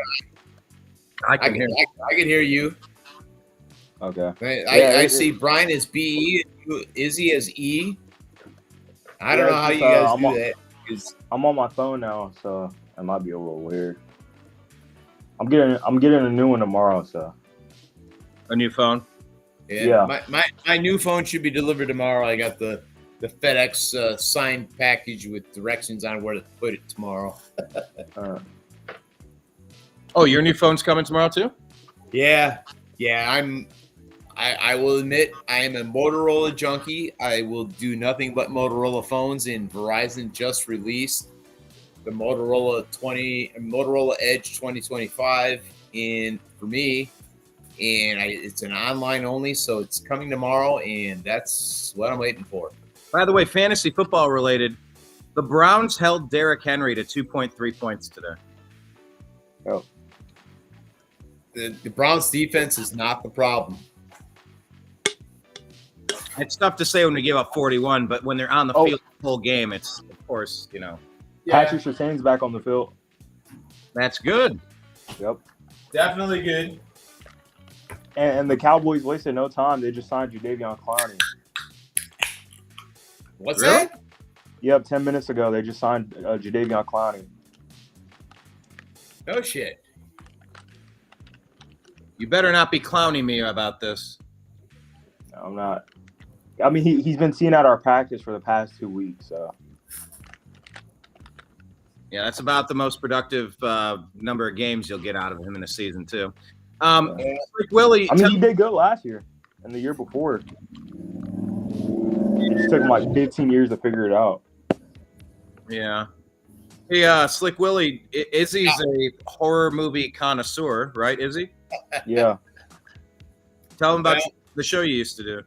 Well, if you're a horror movie connoisseur, I used to be on part of a podcast called the Michael versus Jason, or the MVJ Horrorcast. If you're interested, you can pick up and listen to. I know we had 3 years worth of podcast. It's now evolved into something else, but it was a podcast well worth it. My last podcast, we reviewed the movie Abraham Lincoln, the Vampire Killer. So that's nice. I was gonna see the final Conjuring movie because I love those movies, but I think I'm this weekend I'm gonna go out and see the one with Jordan Peele. Oh yeah, that dude, that actually looks phenomenal. I mean, that's one of those bizarre and off the wall type deals. I'm interested in seeing that one. Yeah, and his other horror movies are Us and Get Out. Those are some of the best movies I've seen, and now he has one about football. So yeah, I'm 100% gonna go see that. Oh yeah, that one is definitely looks different. I mean, hey, what is it like? He sells his soul to get good at sports or something? Probably somewhere around there. Something like that. But just in general, it's a different take on everything. I mean, doing the podcast that I did, I mean, we looked at a lot of different films and a lot of different takes on the horror genre, and there's not a whole lot of originals out there. But when you can tap into something and look at something different, it is one of those things that, you know, it's phenomenal to see a different take on something. I mean, you have your usuals, you know, your knife wielding, your hatchet wielding, or whatever chainsaw wielding killer, and it's the script, you know, there's going to be the final girl, you know, you have everything, but it is what it is. So something new and different is always great. So we have first and 10 for the Eagles. Hurts. He'll. Oh, damn. That's going to be a big penalty. The Eagles will have the ball about on the 15 after a pass interference from Watson for Kansas City. Chiefs are up 10-7 at the 2-minute warning, looks like. Brandon Aubrey, by the way, on the day, 22 points. 4 of 4 on field goals, 4 of 4 extra points. Brandon Aubrey scoring 22. Solid. 2 of those are from 50-plus yards. Yeah, I'm figuring how I got to 22. They must have been long. Yeah. I mean, the one he kicked was 2 yards off the NFL record.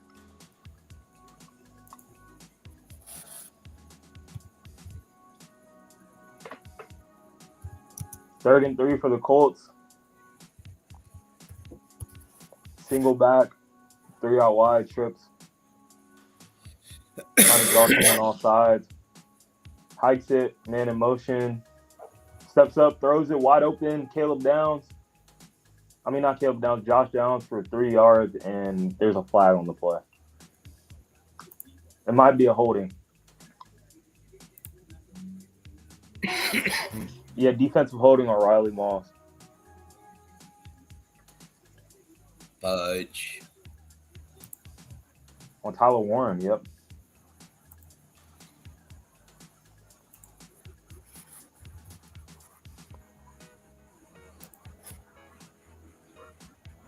Damn, Brown just took one over the middle and got plastered.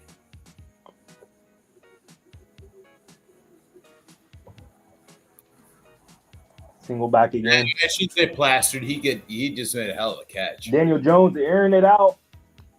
Wide open, and he gets Moss for 40 yards. Alec Pierce, the deep threat. Oh, my God, what a play. Man, you're Riley Moss, another pass interference. You're liking the Colts, man. They're showing some fight. I told you, if they had a quarterback, their receivers get open. They have big threats. All they need is a quarterback to get them the ball. That's it. And Alec Pierce comes down with it. He averages like 20 yards a catch. It's pretty phenomenal what he could do offensively in the pass game. Yo, I need Jonathan Taylor to get me some points. I really need him this week. Yeah, I need Daniel Jones to give me some points. I need another rushing touchdown from Danny. That'd be really nice.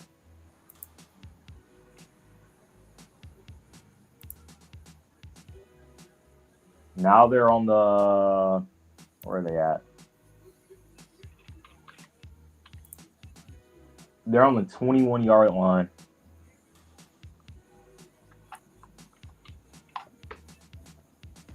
Fakes it. Screen pass to Tyler Warren. Tyler Warren, 10, all the way down to the 7-yard line. Okay, get it to Jonathan Taylor. I need these points. Yeah, I don't know about that. Oh, shit. I'm looking at my fantasy points. I forgot I had Ramondre Stevenson's on my team.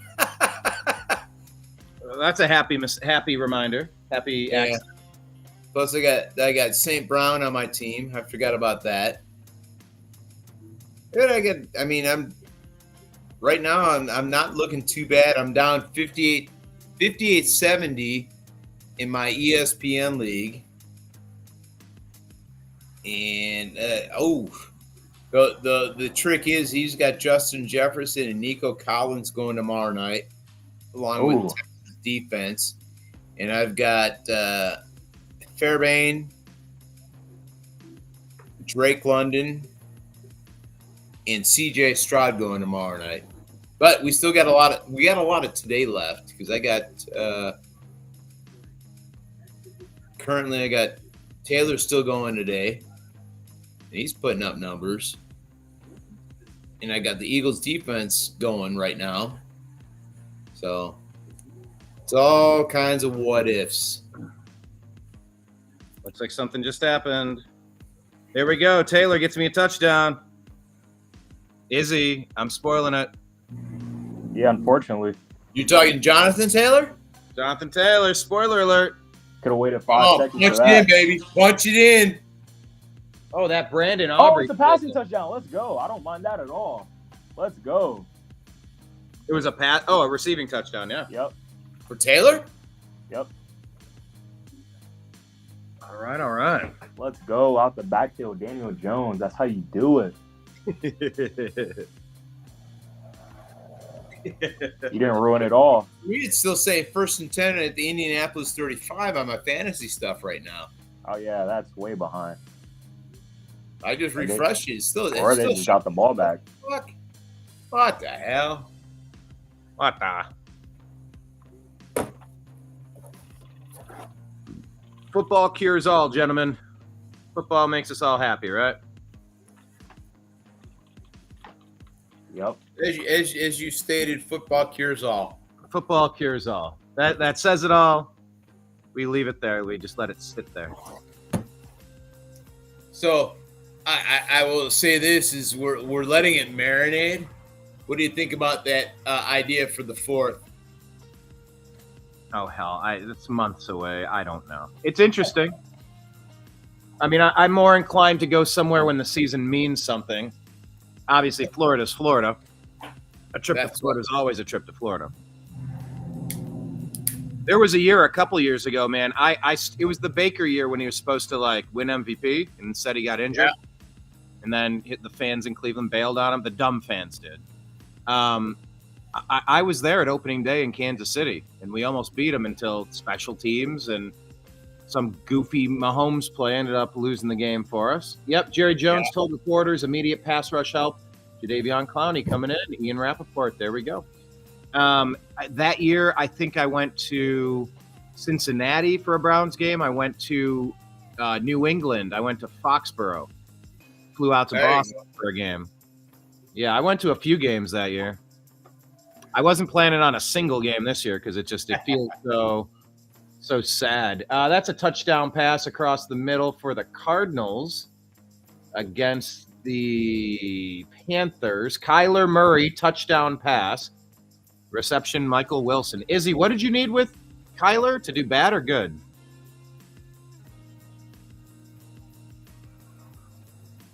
I need him to do bad, but I mean, it's whatever. Daniel Jones has 20 points for me right now.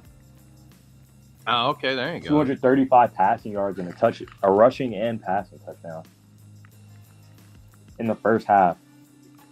I mean, I spoke it into existence. I could have told you.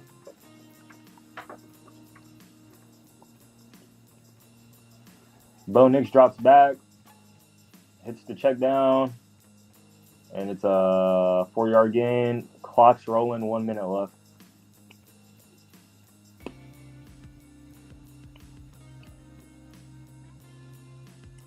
They line back up, 2nd and 5. Clock's ticking down, 103, 102, 101. 1 minute. Hikes it, drops back, hits the check down. I think that's J.K. Dobbins in backfield. Gets stuffed in the backfield, right back to the line. 3rd down now, 40 seconds left. The Colts only have 1 timeout, so they really can't play the clock to their favor. Sean Payton might chew the clock down. I don't know what's going to happen here. 3rd and 6. Bo Nix drops back. Launches it through the middle in the dirt. That's good for them. They don't have to waste their timeout.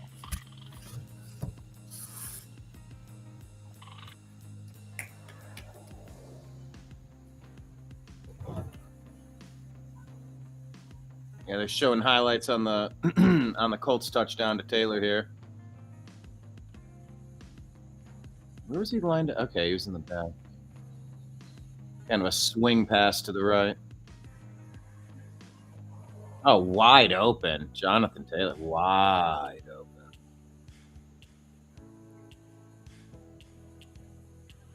Izzy, you want to tell us about that fight yesterday? Yeah, it was a great fight.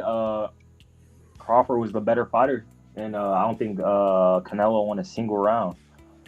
And something you never seen, first time in boxing history, a man has won 3 undisputed titles in 3 different weight classes. That's never been done ever. Never been done ever. Wow. And, Are you surprised that's never been done ever? Huh? What? Never done on a pay-per-view? No, just it's No. never happened. Never ever. And he jumped up 3 weight classes to fight him for the undisputed title, and he just outplayed him like he was the undisputed champion of that weight class.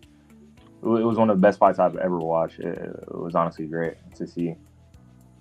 Hey, the field goal, the Eagles just tied it up at 3 seconds left in the half at Kansas City, and it is tied 10-10 at halftime. Wait, hold on. They tied it right at halftime? Yep. Sorry, let me switch the game here.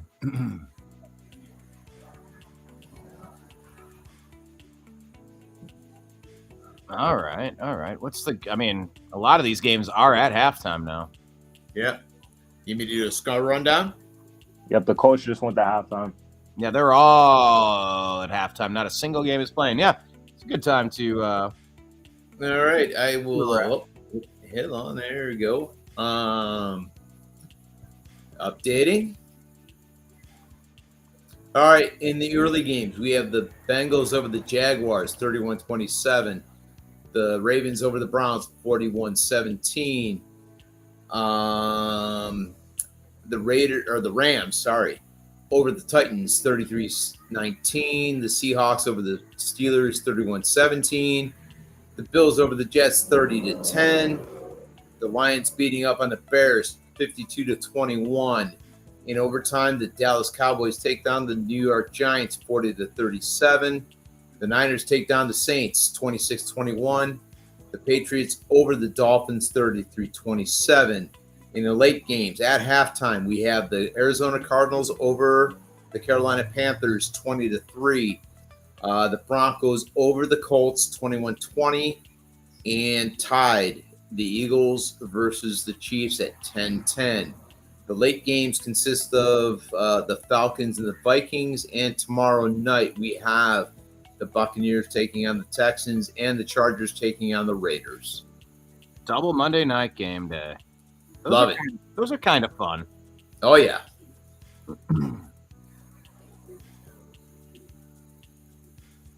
They just are.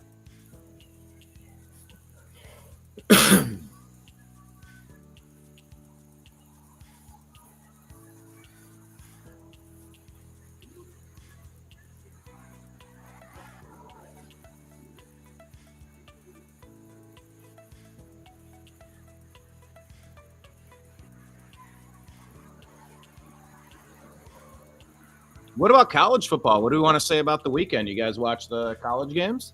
Oh, I watched a couple of them, but most notably watching Ohio State. I wouldn't say stumble through the first 3 quarters, but Ohio University is a better team than what is predicted and stuff like that. But the Ohio State Buckeyes did beat them. Hold on, I gotta pull up the score here. I forget now. It was very close at half. We couldn't punch it into the end zone, and we kept settling for field goals, and it just the final score on that one was 37-9. Ohio University, my guess, is going to take the MAC. They are a phenomenal team. They beat West Virginia last week. They played Ohio State tough for the first 3 quarters, and then attrition basically took hold, and Ohio State just did what they do. Ohio State, I feel, does have one of the better defenses in the NCAA right now. And with that, there were a lot of games that were of note. Hold on, let me pull up certain things. Shoot. It just gives me the top 10 standings. Coaches. Hold on. Where is it at? Leaders. Damn it. Of course, all of a sudden Patrick Mahomes had 60 rushing yards. That's as many as Quinshon Judkins. That's crazy. There for the it would be week 3 of the NCAA. I'll rattle off the scores for the top 25. Indiana took down Indiana State 73-0. Ohio State took down Ohio 37-9. Clemson lost to Georgia Tech 24-21. Michigan beat Central Michigan 62-3. Oklahoma beat Temple 42-3. Alabama took down Wisconsin 38-14. Oregon beat Northwestern 34-14. Auburn beat Southern Alabama 31-15. Missouri took down Louisiana 52-10. A good game was Georgia Tech Clemson. Georgia Tech beat Clemson. I watched that one. Oh yeah. As I just mentioned, game. They stormed the field after and everything. That quarterback for Georgia Tech is pretty good. I'm not gonna lie. They're 3-0 to start the year off. Way better than last year. Oh yeah. And, another close one was Georgia versus Tennessee. Tennessee could have beat Georgia, but the kicker missed the game-winning field goal. Yeah. Continuing on, Texas Tech 45-14 over Oregon State. Penn State took down Villanova 52-6. And as you just mentioned, the Georgia-Tennessee game 44-41. Georgia took that one in overtime too. Iowa State took down Arkansas State 24-16. Texas beat up UTEP 27-10. Miami took down Southern Florida 49-12. Both teams ranked. Miami number 5, South Florida 18. Let's see here. Illinois took down Western Michigan 38-0. Ole Miss beat up Arkansas 41-35. Texas A&M edged out Notre Dame 41-40. That's another close one. LSU took down Florida 20-10. South Carolina beat up on Vanderbilt. Vanderbilt beat up on South Carolina 31-7. Let's see here, and that was it for the top 25 that played. So has the playoff made the regular season in college less important? No, because you have the games. It made it more important. It made it more. Yeah, I will agree with you there, Z. Really? Yeah, I mean, dude, look at the Ohio State Texas game. Yes, I'm not gonna argue. I am an Ohio State fan, but when you look at the stats and everything else, with a game like that, and you have early on in the season, you have that, and when you come down to the end of the season, when it comes to making a choice for a team that played, say Ohio State ends up number 1 overall in the end, Texas ends up in the top 5. I'm just throwing numbers out there randomly. And it comes down to a team, say, I'll throw Wisconsin out there, just as a name of a team, and they're undefeated, but they didn't play anybody that was ranked. And you have a Texas team that, they lost to Ohio State, but they played a team that was ranked in the top 10. Mm-hmm. To me, that makes a big difference when you're going to select a team that's going to the playoffs versus a team that plays nobody and they're trying to vie for a playoff spot. To me, that's how it always is out west, like BYU or TCU or Baylor, or there'll be random teams. Boise State, man. They'll have near undefeated teams or undefeated, and it's like, well, you're not really playing anyone. Yeah, that's the big thing about it. That's the big thing. Yeah, I was gonna say, the reason why I say it's more important is because back then, like you said, the teams out west, they could be undefeated, but that means that they won't make the playoffs. So it really makes no sense of them being undefeated, depending on how many games they won, just because the teams in the SEC or wherever else they're going to be. You could lose like 2 games now, 2-3 games, be one of the highest ranked teams and still somewhat make the playoffs. And it makes winning games way more important because it changes the seeding. You never know who you'll go up against, because some statistical matchups in college are way better than the NFL. And you might have a team that you faced already in the year, and you lost to them. Both of you guys could be top 10, and you play them again, and you lose Yeah. again in the playoffs. So if you avoid that team and that team loses to another team, you could possibly beat the other team. So in my opinion, I just think it's way more valuable to have 12 teams. It makes it more of a better experience and what do you mean? more important. What do you mean statistical matchups are better? What expand on that? Like say if a team is expected to beat another team, they're pretty much gonna like stomp on them by like 20 points or whatever, even if they're both top 10. Rather, as in the NFL, it could be a toss-up. Yeah, you could say it could be a toss-up in college, but that's most likely not going to happen. Like, if you beat them once, then you'll beat them again. I'm saying if that team, say that team goes in the playoffs, the 12-team bracket, if they miss that team in the playoffs, then and the other team loses, they could possibly beat the team that beat that team just because they're better. I'm pretty much just saying that like it's just better off for placement in the playoffs. You never know who you're gonna play. That maybe the seeding is extra important. Yeah. Like you said, it makes winning games more important. So the seeding is way more important because certain teams may not lose to to other teams. By the way, Cardinals Panthers has resumed, so action has come back here. Izzy, did you watch the Jake Browning? Just switching gears here real quick, stepping in for Joe Burrow. Did you happen to see that? He played pretty well. Did Joe Burrow come back in the game or no? No, he was out. Wow. He has a toe injury. Yeah, I heard he missed he got injured. Yeah, I didn't see it though. Browning did a good job in this game. He came back, got the win. I mean, backup quarterback is a pretty important position. Yeah.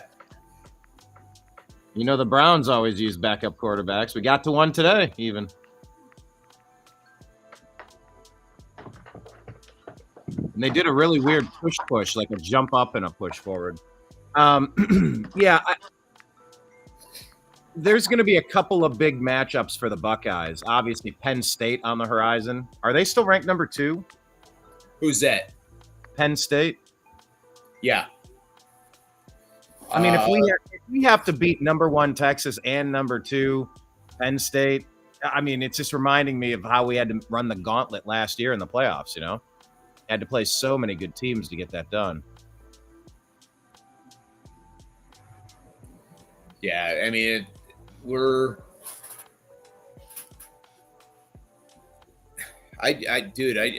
me, I just look at the fact that with the playoffs last year, playoffs, and then starting off the season with Texas, the aspect that we've beaten so many teams that were ranked in a row. Yeah. God damn. I'm just saying. That's impressive. Yeah, that's it. That's the big thing right here.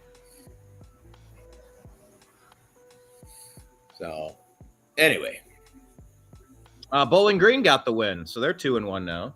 Yeah, Eddie George, the head coach of Bowling Green. Gotta love him, bro. Gotta do it. Gotta do it. He's one of the greatest. Oh yeah, one of the greatest college football players of all time. Oh yeah. I just like that Bowling Green is like a head coaching training grounds. Urban Meyer got his start at Bowling Green. Yeah, he did.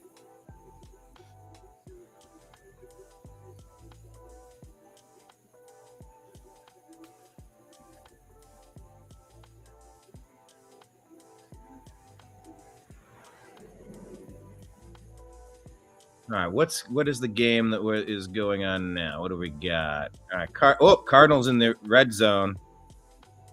Oh, what was that big play? Something drove him down. They're knocking at the Carolina 4.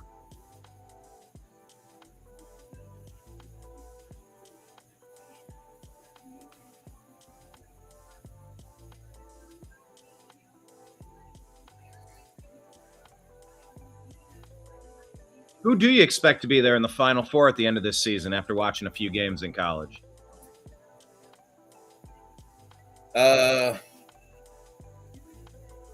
say Ohio State's going to be there. Yeah, I'll grant that. I'm going to give you, I'll say a second Big Ten team. An SEC. Penn State and Oregon? No, I'll say Penn State. I'll say an SEC team. Not sure. I can't put my finger on which one will be it. And then actually I'll say 2 Big Ten teams and 2 SEC teams. And in the end, a Big Ten team will win. I'm not saying it's going to be Ohio State. I like to hope it would be, but I'm not saying it's going to be.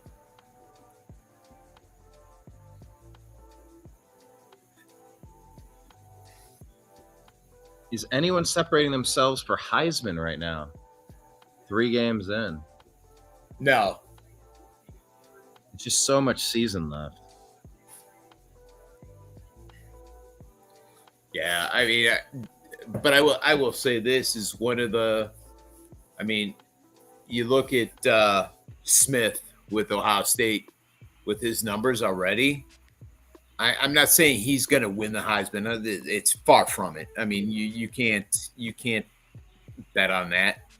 But he is a hell of a player, and he's got good stats already. It's either going to be the quarterback or the receiver for Arizona State.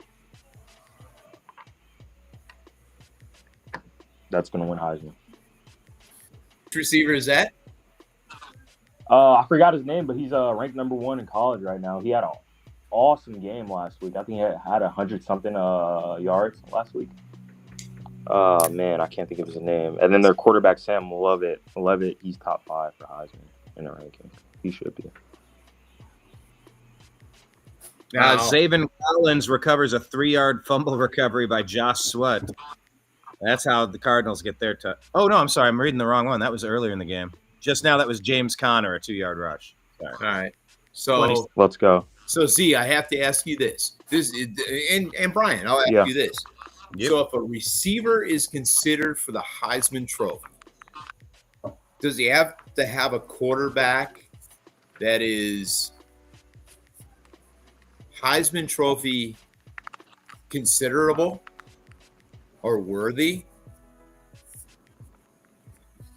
I mean, because we have Smith here in Ohio State. I wouldn't say that. He does not have it's a question like that is going to be. I'm sorry, didn't mean to interrupt you, Z. I think Izzy's on a couple seconds. Cool. I was going to say that it's more of JJ. Like, put it in this perspective. Pause on that perspective. Justin Izzy. Jefferson could go out. Pause on that for a second. J.K. Dobbins, touchdown, 5 yards. So now Denver takes a 27-20 lead pending the extra point. Go ahead. All right, cool. If Justin Jefferson goes out and gets 1,500 yards or 1,700 yards, and he wins Offensive Player of the Year or close to MVP, depending on how he does, that shows his skill level. But also, you do need a decent quarterback, but all the quarterback needs to do is get him the ball. He could be getting open on himself.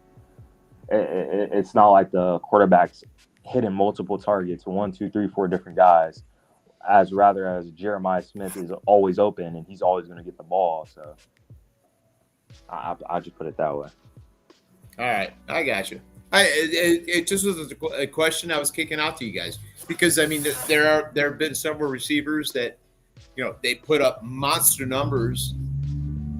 Why wouldn't you consider the quarterback as a candidate? For doing something like that. I'm playing devil's advocate. That's all I'm doing. Yeah. Yeah, it's impossible for a wide receiver to catch a pass that wasn't thrown. So I mean, you could be a running back that just makes it all happen. Your line could suck, but you break tackles, or you could. I mean, usually Heisman goes to, with the rare exception, quarterbacks, running backs. Yeah. Rarely defense. I mean, it really is sort of like a quarterback award that sometimes gets sniped by a running back. But yeah, I mean, actually, let me lay it out. I'm gonna ask Grok. Who?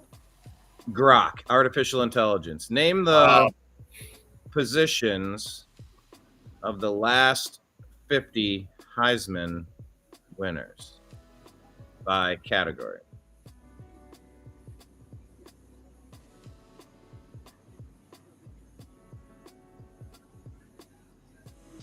Okay, defensive back. How many winners in the last 50 years has defensive back won?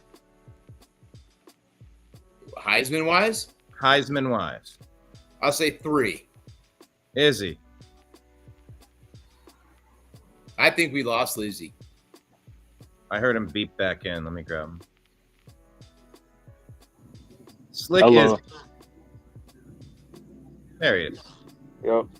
We were having a question, Izzy. In the last 50 years, how many defensive backs have won a Heisman?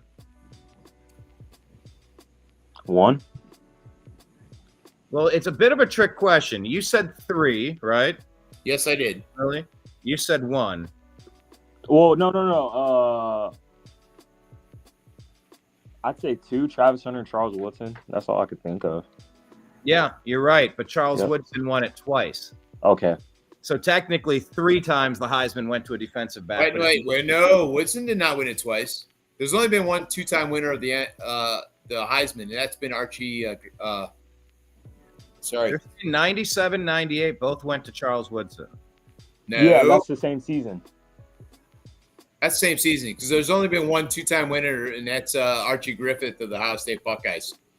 He's the only 2-time winner of that. It's like the 24-25 season.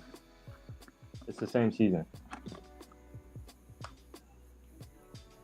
Okay. See, this is where Grok can hallucinate. We can use Grok. Yeah, he's definitely hallucinating because, like I said, Archie Griffin is the only person to ever win the Heisman Trophy twice. Ricky Williams won it in 98.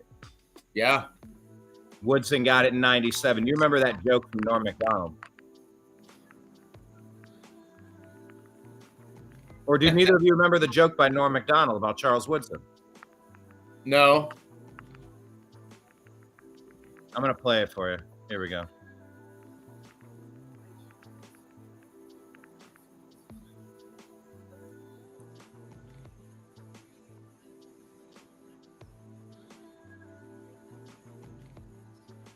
Here we go. If you don't know this, you're welcome. And there's Charles Woodson. How about that? How what a season he had. What a good season for Charles Woodson, everybody. What a great season for Charles Woodson. We're all so proud. Super proud. Great, man. He became the first defensive player to win the Heisman Trophy. And congratulations, Charles. That is something that no one can ever take away from you. Unless you kill your wife and a waiter, in which case...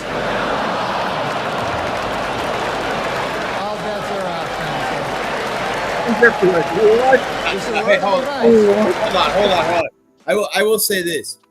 So, I work construction, and my current project has me at NASA. The funny part is, the general foreman on the project, his name is Gary. We'll leave it at that.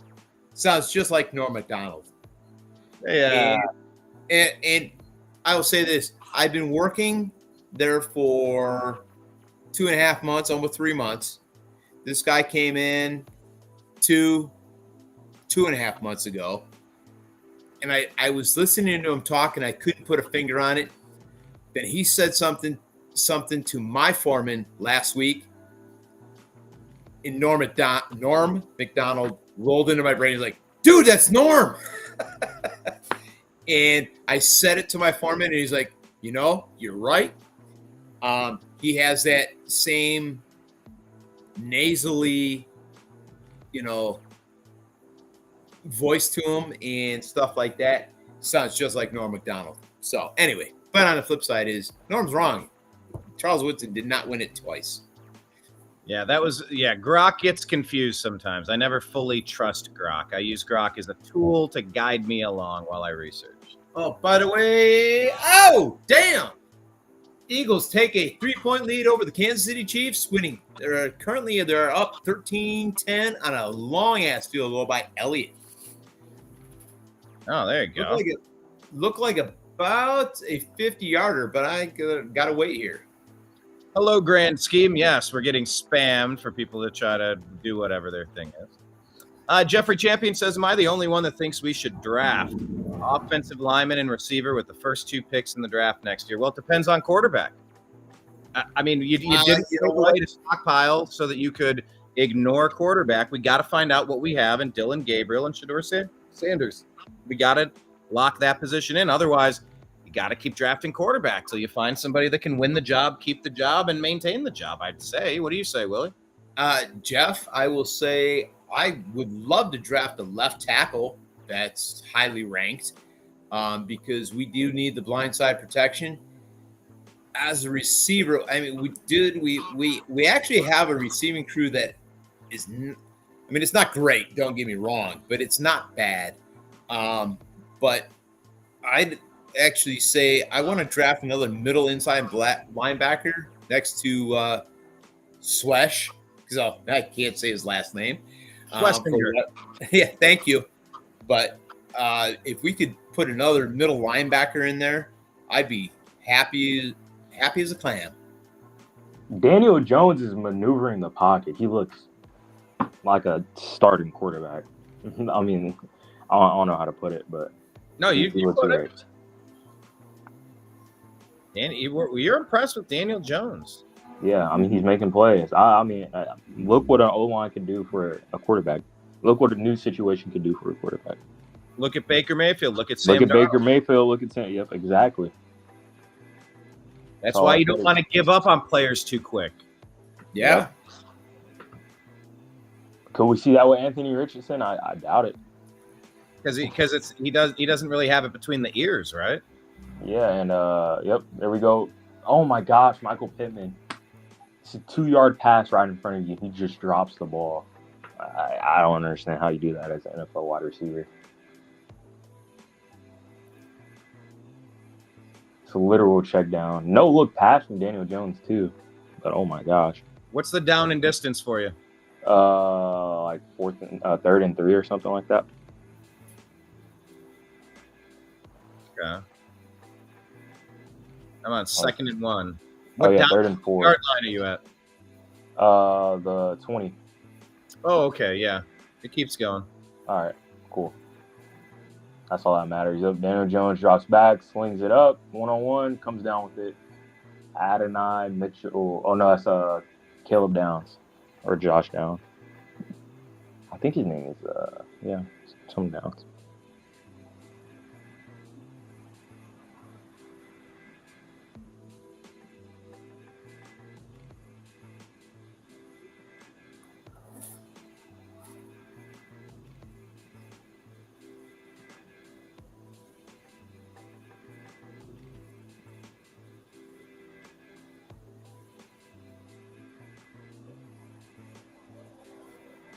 Jonathan Taylor just got like a 9-yard gain, 2nd and 1.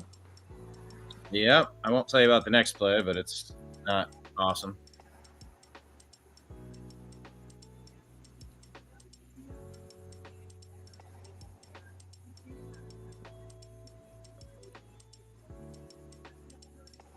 So offensive lineman and receiver with the first 2 picks in the draft next year. Yeah, like I said, it all hinges on quarterback. Otherwise, you got to keep investing in the position until you get it right. But yeah, I mean, we have an aging offensive line, Batonio and Wyatt Teller, and we do need to start stacking up some players of consequence on the offensive line. I thought that kid where did we get out of Zinter out of Michigan? He's not even. Is he injured right now? He's not even really seeing the field, right? He's been on our team 2-3 years now. I go with unknown. Yeah, I forget what his status is. Okay, back to the Heisman question. How many wide receivers in the last 50 years have won the Heisman? Say that again. In the last 50 years, last 50 years, how many wide receivers have won the Heisman? Like 6 or 7. I'll say 10. Izzy says 6 or 7. You say 10. The answer is 3 wide receivers, 6% of the time. Can we name Devonta Smith, Travis Hunter, and who else? Who? Devonta Smith, Travis Hunter, and what? Like, yeah, that's all I could think of. Well, we'll keep Travis Hunter listed as a defensive back for the sake of argument. Devontae Smith in 2020 out of Alabama, yes. You got to go back. Hint. To 1991. Say that again. So we're going back to 1991. Wide receiver. How many you say? In 3 wide receivers. Devontae Smith got it in 2020. Uh-huh. Then in 1991, Desmond Howard. And then Tim Brown in 1987. All right, I got you. That's the extent of the wide receivers in the last 50 years that have won Heisman.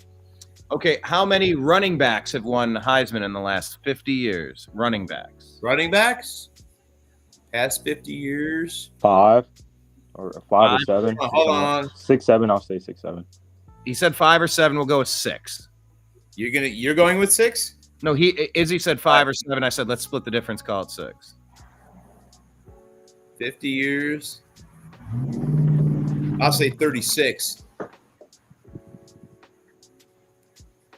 17 running backs. 17, yeah.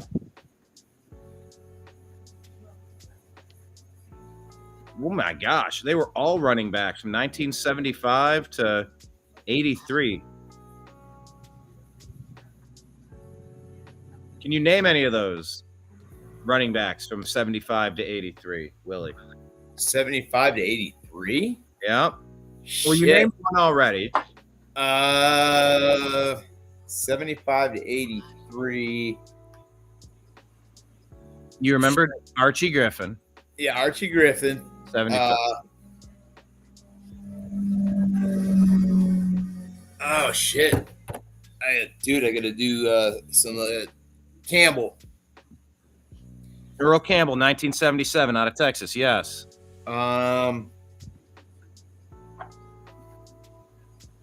Should I get dude? Late 70s, early 80s. I was fucking in my early. I was 10. Early. I wasn't even 10 till 80. Oh shit. Zonka. No, Zonka was prior to that. Yeah, that would be earlier. So I get Campbell. Pruitt. No, Pruitt wasn't. Pruitt would have been earlier, yeah.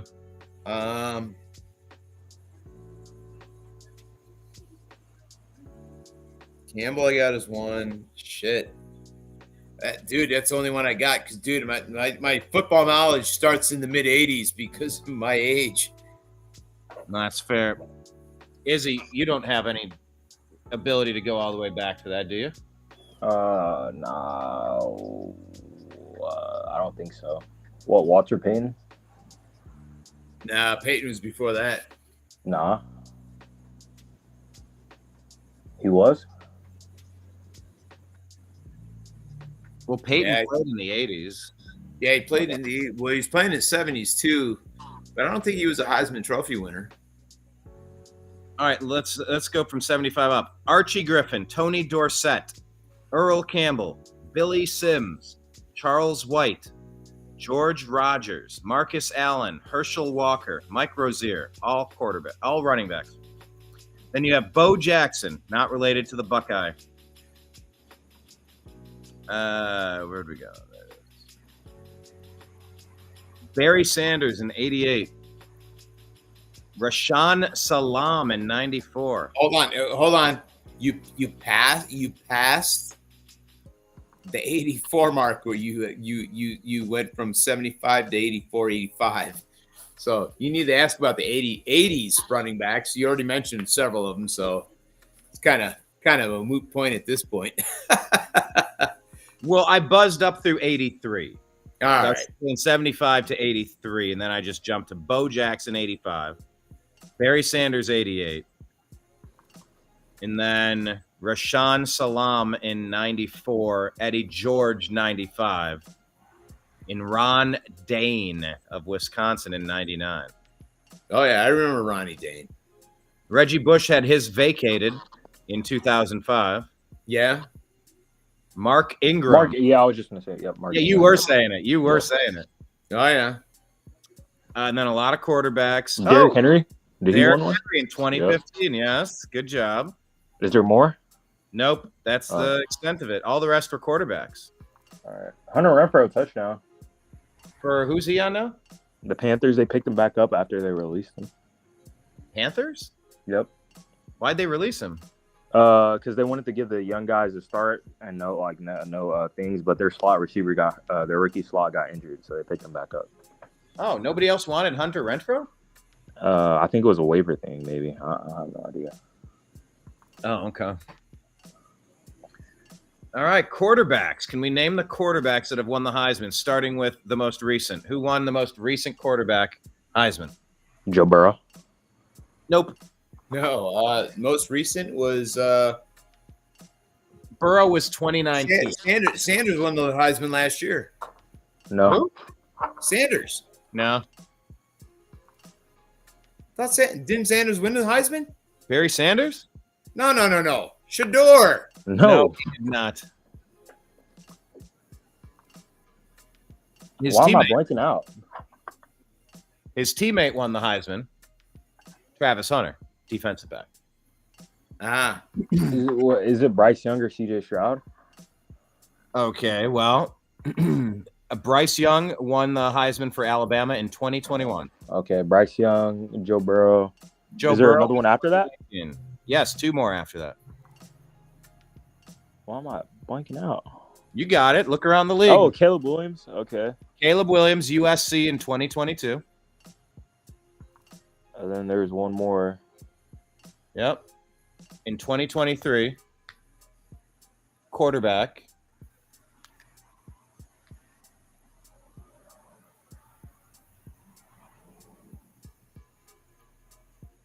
Yeah, I'm out of it. I don't know. Can you tell me the division he played in?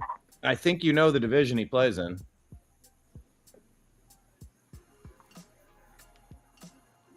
Yeah. You could just say it. I don't know. Your division. Who are your quarterbacks? Oh, Jaden Daniels? No, I meant division as in college division. Ah, Wait, well. our division.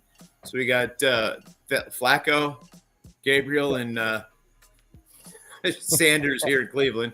Aaron Rodgers, and I forget now who's in the backup in Pittsburgh. Burrows, and Jackson. Mm-hmm. So Jackson we got Jaden Daniels 23, Caleb Williams 22, Bryce Young 21, Burrow 19. Who was before Burrow? Quarterback. Oh, Palmer. Well, that's way back. I'm thinking, who's the Irish guy? Dalton. Well, Carson Palmer won it in 2002 from USC. And Dalton was his before Dalton took over for Palmer, and then Burrows took over for Dalton. Yes. I'll go way back and say Keely Smith. Boomer Esiason. No. So before I know Vince Young won Joe one. Burrow, you going Marcus to Vince Mariota? Young? Okay. Mariota didn't play for Cincinnati. We're not talking about Cincinnati. We're talking about Heisman winners. We keep I saying- thought you were talking division, so I was going. Never mind. I know. We're playing different games. Mariota won it before, right? 2014, Mariota won it. The year that the Buckeyes beat him in the championship.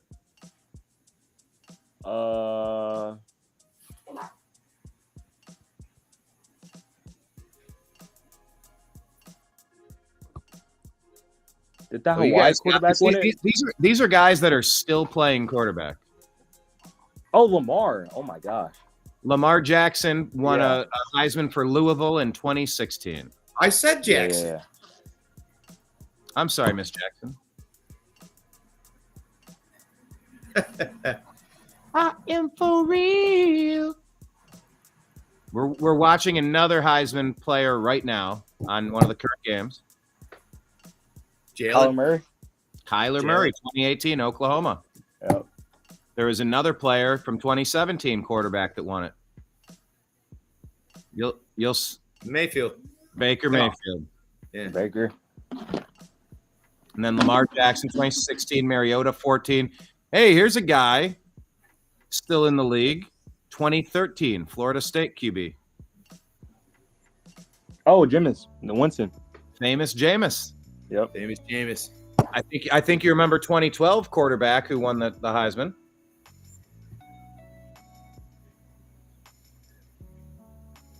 If you're a Cleveland fan, you remember him being on your team? 2012. Oh, Richardson. No. Oh, wait, 2012. Quarterback. Manziel. Money You're Manziel. talking quarterback, man. There you go, Money Manziel. Before Manziel was another quarterback. Brady? Uh, No. does he have a C in his name? No C's. No. Okay. Never mind. But he has a number in his name, so if you're counting ABC. Ocho Cinco? No. Robert Griffin III. I'm There sorry. you You set that one up, bro. Ocho Cinco III. Yes, Robert Griffin III out of Baylor. Got it in 2011. Before that, another quarterback. Got it. Think Andrew Luck.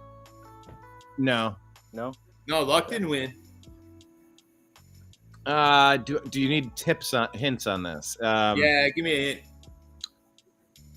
He does some commentating. He does some podcasting or something. He played at Auburn. Oh, Cam Newton. Yeah, see, you're pretty good at this. This guy next in 2008 out of Oklahoma. He's he's made some of the most money in NFL history at the position. Tom Brady. I'm sorry. You said most money, so. Yeah, Brady was a rookie in 01, maybe. Yeah, I knew, dude. I know that. I know. That's I'm stretching there. This guy was drafted to the Rams.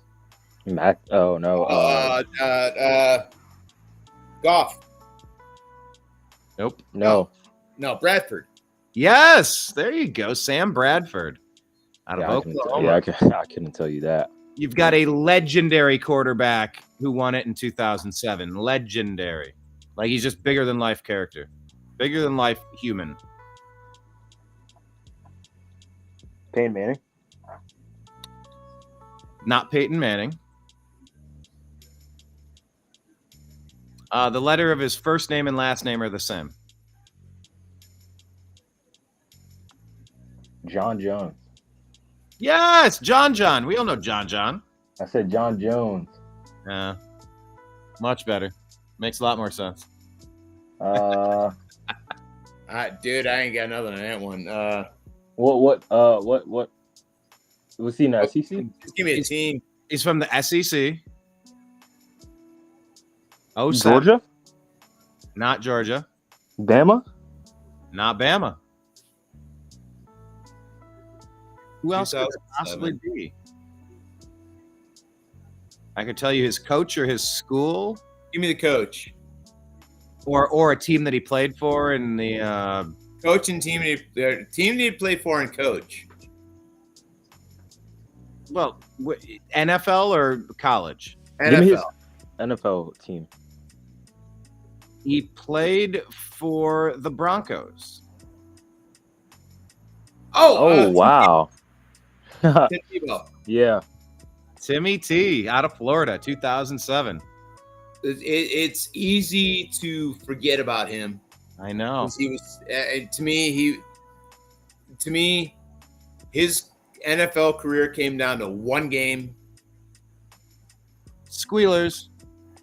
in the Broncos with an elite. It wasn't even an elite pass. It was a lucky pass that. No, that was an epic pass. I'm not saying epic. I said elite. But you said he was lucky. That was a precision pass to Demaryius Thomas. It went 86 something like that yards for a touchdown. It was a massive play. And I'm not knocking that. I mean, they knocked the Steelers out of the playoffs. They did not. Playoffs? Yes, it knocked them out. So, which I'm forever appreciative of. Oh yeah, absolutely, absolutely. All right, in 2006, another quarterback. His first name starts at the same letter as Tim Tebow's.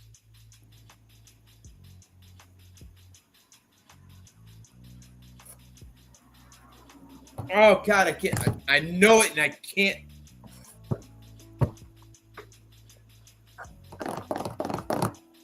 Killing me, Smalls. Someone asked me for give me the team that he was drafted by. It's gonna make it really easy. He was drafted by the Ravens.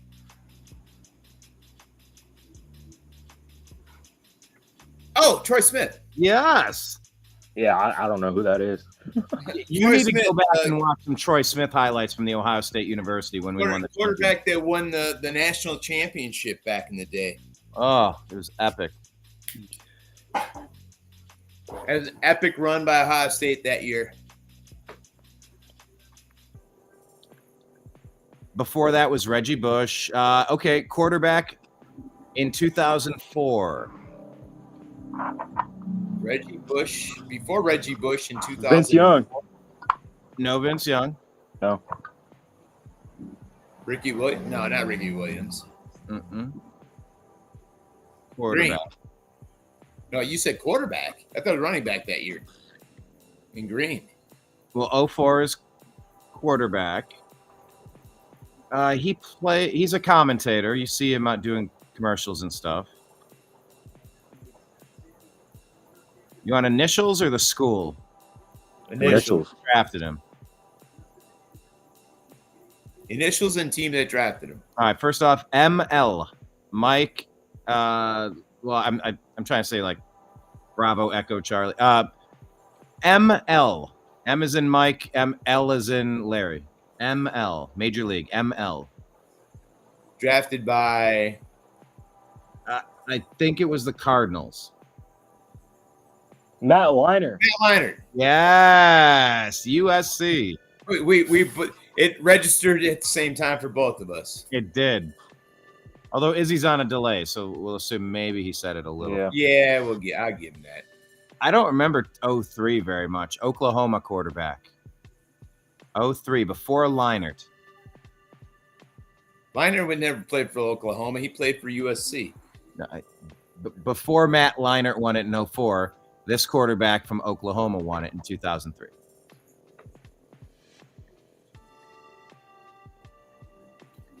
You know, I could actually picture him, but I can't think of the name off the top of my head. Peyton Manning? Huh? Peyton Manning? Nope, not Peyton Manning. This guy's JW from Oklahoma, 03. First name, Jason. Nah, I ain't got nothing. Nope. Jason White out of Oklahoma. No, that one I would have never guessed. Oh, exactly. I wouldn't have got that for $100. Quarterback in 02. Peyton Manning. Peyton never won a Heisman.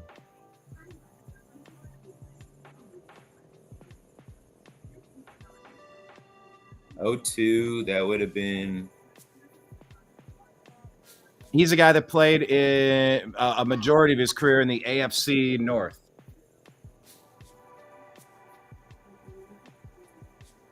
Keely Smith. No. You're close. Who replaced Achilles Smith? Palmer. Jones deep, and that is overthrown. Oh my God. Who replaced Achilles Smith? I would say it's Palmer. Carson Palmer, USC, 2002. Nebraska quarterback, 2001, EC. Nebraska. Eric Carr. No. Eric Crouch. Oh, yeah. Georgia Tech QB in 2000? I don't even know who this is. Wait. Say who? Georgia Tech QB 2000. I have no idea. I'm not even going to guess that one. And I like Georgia Tech, so.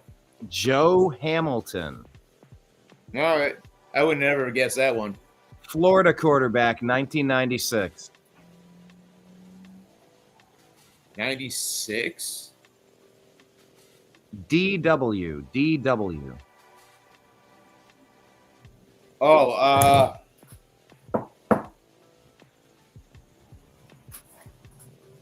shit, really? DW. Dude, I could see him and I can't. 4 syllables in his name. What team? And what NFL team? I don't know. Dude, I can picture it and I can't. I could see him. First name, D-A. D-A-N. He could be Dan Marino. D-A-N-N-Y. Danny Werfel. There we go. Werfel. Yeah, you're losing me now. Yeah, we're older than you now. Yeah, now we're like all the way back into like the Bill Clinton administration. Actually, we're pre-Clinton administration, I thought. No, Clinton was 92. That's right. I'm sorry. This quarterback in 93. CW. Carson Wentz. Nope. Florida State. Florida State QB Heisman winner 1993. CW.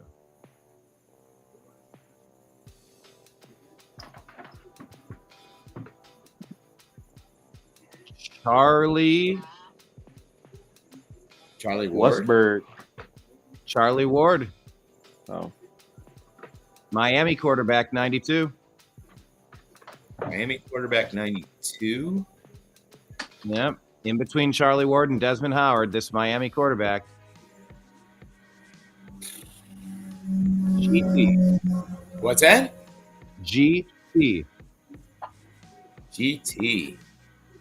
Dude, I have no clue. I'm not even gonna guess. Hazard a guess. GT. Gino Toretta. There you are. BYU 1990.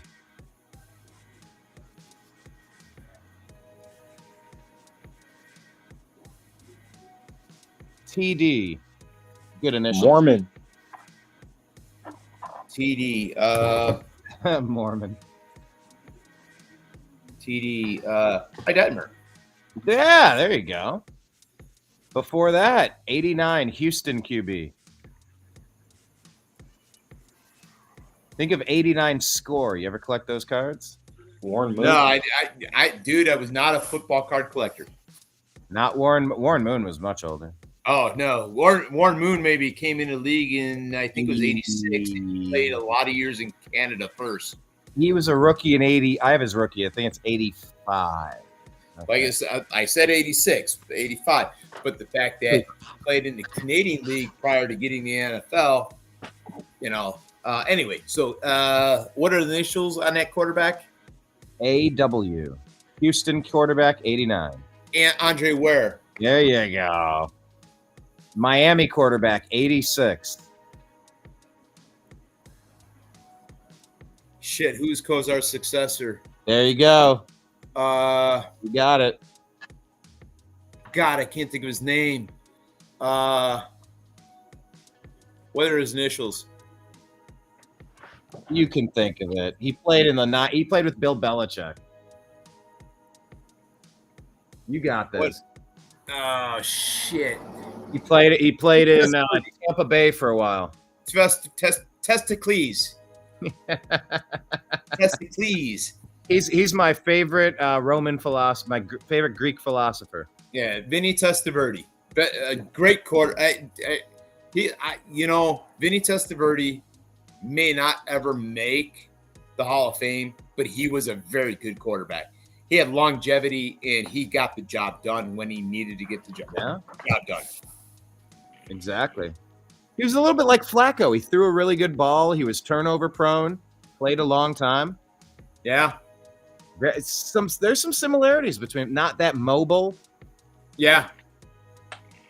And then the last QB on the list, 1984. No hints. Just think. Bernie Kosar. Nope. No, Kosar didn't win. Peyton Manning. No, 84. That would have been. I can't say Flutie. Yes, you can. Is it Flutie? You got it. Because dude, Flutie was a good quarterback in college. I remember watching that BC game that he played with that heave at the end of the game. Mm-hmm. It was crazy. And the crazy, and since we're talking football, like I'm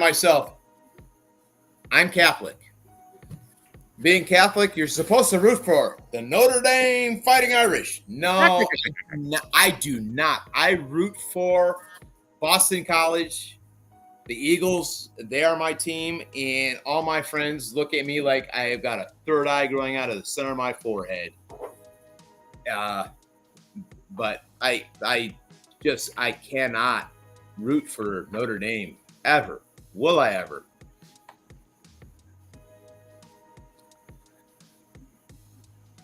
Hey, David. Yes, it was a rough day for the Browns, indeed. David is our regular from the TNAM Daily Show. He's up there in Ontario. Always good to have David here. No, David, no arrests occurred today. David asks every day, have there been any arrests? No, there have not been any arrests, and damn, it was a bad day here in Cleveland. Yeah. I mean, we hung in there the first half. Like, we played tough. We didn't play great, but we played okay, and the defense kept us in. But, man, they got worn out in the end. 0-2 to start the season. Not how I hoped this was going to begin. Colts pick it off. They picked it off? Yep, I think so. Yep, he's doing the mascot dance in the end zone. What's a mascot dance? Oh, the Chiefs! It threw an interception in the end zone. Oh, almost taken all the way back, knocked out at the close to midfield. Eagles already up 13-10 with 12:56 left in the fourth. Patrick Mahomes had that ball. Did it get tipped? It might have been tipped immediately, and then it bounced off Kelsey. Off his hands, off his shoulders. Well, look, if Kelsey can have it bounce off his hands for an interception, I guess the Browns can have it too. Yeah. Yeah. What's the score in that game?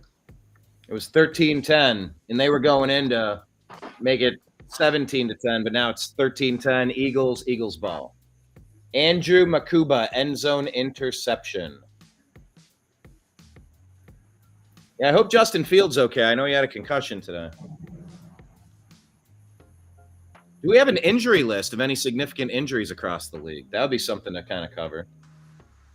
As these games start closing up, I mean, Cardinals have it in hand 27-9 with 6:33 left in the fourth.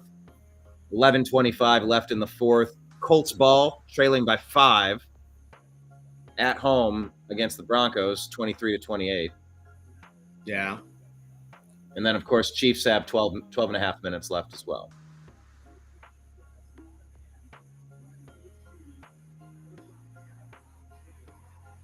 Oh, they're showing the interception now. Bo Nix, back. I don't know. Was that Tim Patrick? He didn't even go up for the ball? Was it that far out of? Okay. Oh, the mascot dance. I see what you mean. He put the ball underneath his shirt like he was pregnant. Yeah. And he's going, just bouncing it forward like the mascot. Okay. I had no idea what the mascot dance was. They're wondering, did it? Okay, they're going to call it good. He could have trapped it. It was tough to tell. Yeah. Goff throws for 5 touchdowns, 23 of 28, 334 yards. Yikes. What a day. Don't remind me. He's on my bench. Oof. David says, yeah, it was a rough day for the Browns, but I figured it was going to be a long year for you guys. I know. You're right. You're right. I figured David would be a fan of like the Ontario Argonauts or the Ontario Rough Riders or whatever the hell you have up there in Canada. But I love you, David. I'm just playing. But he said his team is Buffalo, and he said Buffalo rolled the Jets, but that's really no surprise. Nah, really no surprise there at all. Although I was hoping the Jets were going to be able to get some more stuff going with Garrett Wilson and Justin Fields reunited. But, yeah, that injury was a tough one today.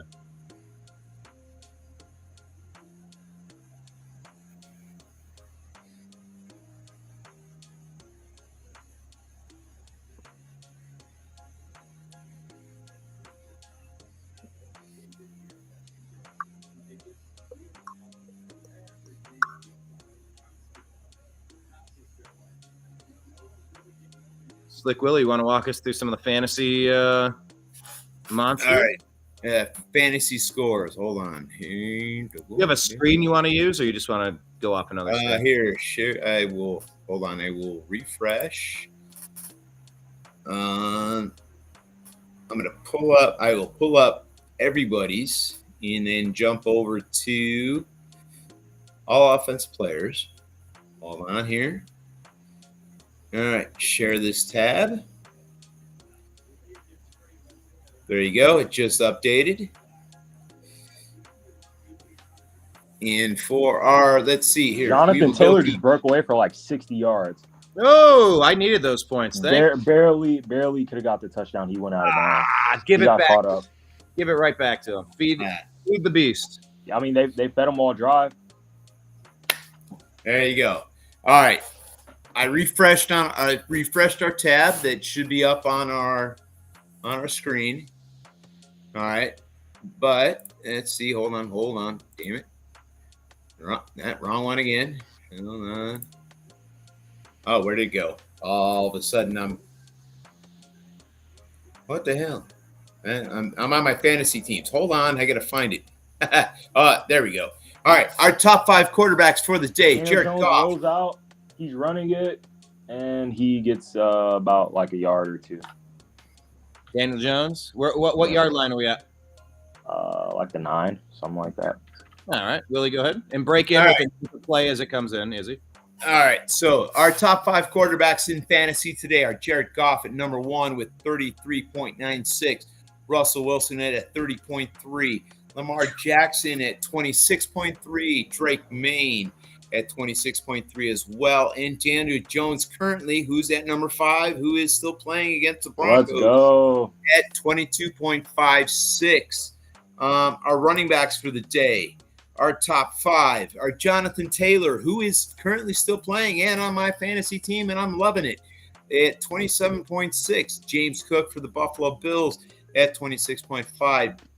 Devon Achane with Miami at 26.2. Javonte Williams with Dallas at 25. And CMC rounding out the top 5 at 22.7. Our wide receivers for the day. Currently, we are at Amon-Ra St. Brown at number 1 at 39.2. Malik Neighbors at 37.7. Jamar Chase at 36.5. Rome Odunze. Got it right, guys. Yeah.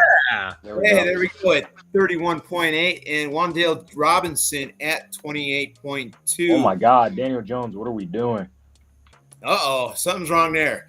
All right. Our tight ends for the day. Currently, we have Tucker Kraft at 24.4. Zach Ertz at 18.4. Jake Ferguson with the Dallas Cowboys at 16.8. Juwan Johnson with New Orleans at 15.9. And Trey McBride, who has now entered the top 5 with Arizona at 13.8. Our flex position players, top 5 are St. Brown, Neighbors, Chase, Odunze, and Robinson.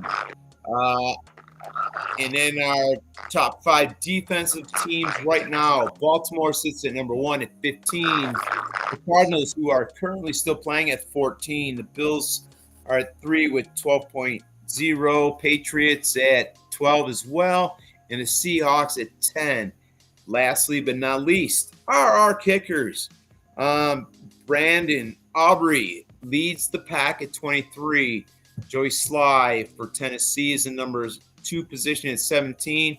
Prater, 14. Spencer Schrader, who's still playing with the Colts, is at 14. And Graham Jano with the Giants at 13. Up. Cancel. So almost canceled out on the podcast there, guys. I almost went into no man's land. That was an oopsie oops. Yeah, I do that all the time, but usually when I click back on the Restream app, it doesn't click away on my first click. It like makes you click it twice, at least on my side. Yeah. So it gave me the option to cancel. So, but I hit it and I was like, son of a. It happens. David is asking, how do we feel about the Vikings game tonight while Izzy makes a bunch of noise on his phone? The Vikings game tonight. Who are they? I got to look up. I'm sorry. I got to look up. They are playing the Falcons, if I remember correctly. Who? Chuba Hubbard, or is it Chuba Hubbard or Chuba Hubbard? Chuba. God, I want him to rack up yardage because I have him on my starting team right now. Touchdown pass from Bryce Young. So he just got you 6. Who's that? Chuba? Yeah, just got one. Hold on, I gotta pull it up. Wrong league. I got 2 leagues, so I gotta look at both of them. I got 4 and I have 3 apps to bounce between. It's a little frustrating. Yeah, so I'm bouncing back and forth. I'm only down by 9 points currently, baby. I'll go with that. Devontae Smith with a long completion down to the 3-yard line. Saquon territory or Jalen Hurts territory, but they're driving on the Chiefs right now. Yeah, they jumped up to that one. Hold on, I gotta step away. Oh, yes. Went down the wrong pipe, guys. Shoot. Smash your sternum with your closed fist into a bench if you need to perform a self-timeless maneuver. We're not going down that road, bro. Well, I don't want to watch a snuff film while you expire. So if you need, no snuff films. I'm back. Okay. I've seen enough of those damn things this week. Thank you very much. We ain't gonna go there. That's the internet for you. Yeah, That's the internet. So that makes it 27-15. Let's see. Diagnosed with turf toe. Joe Burrow ruled out. Yes, we know. So it's turf toe is what they're calling it. Hey, you know what? I will say this. Turf toe ain't no thing to joke about it. Back in my day, I played for Mid Park High School. We played at Baldwin Wallace or can't think of the name of the field now. We played at Baldwin Wallace. Did it rhyme with any? Something any? Finney Stadium. Finney, yeah. Yeah, that was back in my day. It was basically carpet over top of concrete. I had turf toe. Turf toe is nothing to fucking joke about, bro. Nothing to joke about. By the way, Colts got stopped there and they kicked the field goal. So it's a 2-point game. Colts trail 26-28 at home against the Broncos. 8:21 left in the fourth. And 6:43 left in the fourth quarter currently. You're a little bit behind the times. Well, I did switch channels. Now I'm on NFL Game Center. Yeah, I'm right now. Right now, I am following on my the Score app, and I'm just following the scores right now as we speak. And the Panthers just got the ball back with 4:54 left in the fourth against Panthers, and they're up 27-15 right now.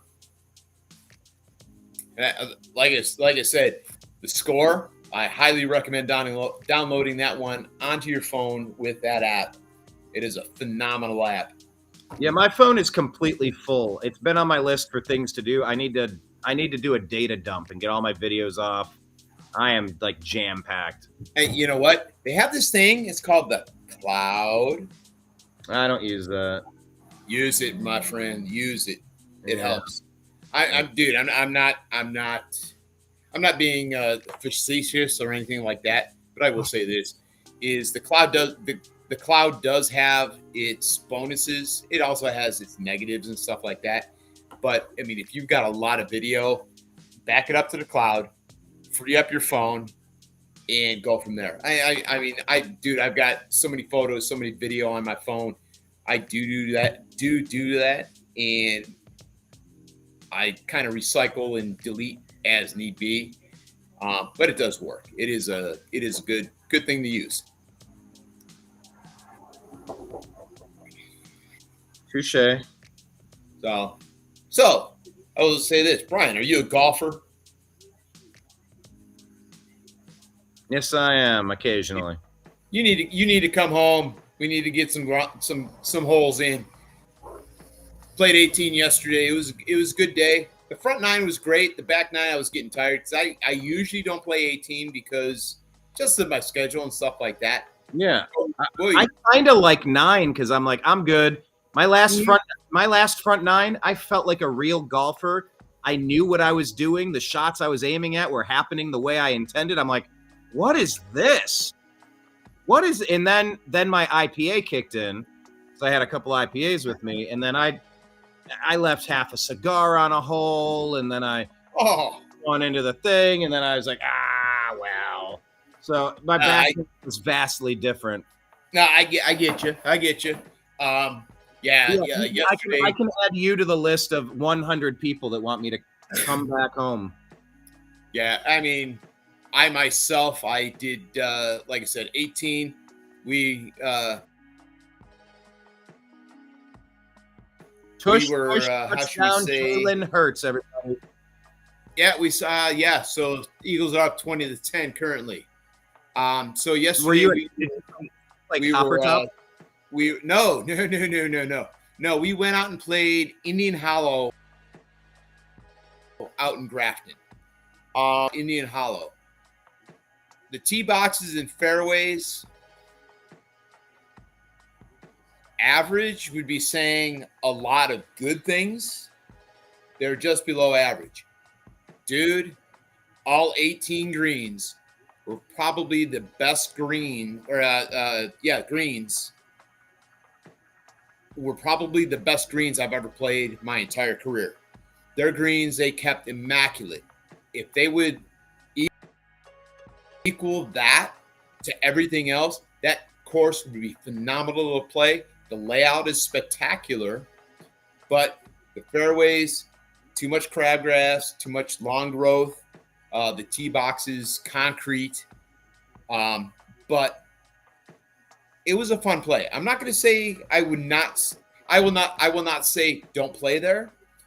What I will say is, man, if they had a management company come in and say, hey, we need to do X, Y, and Z, that course could be phenomenal. Where's that one at? I mean,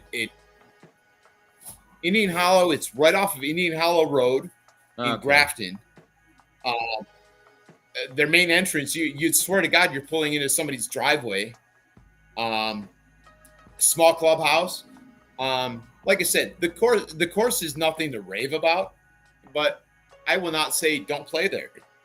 I'll say, it's a different change of pace. It's not a bad game or a bad track to play. But not something I'm going to recommend for like my golf league. We're a traveling league. I'm not going to recommend it as a spot to travel to, but I'll say, hey, it's a fun course to play, and I enjoyed myself yesterday.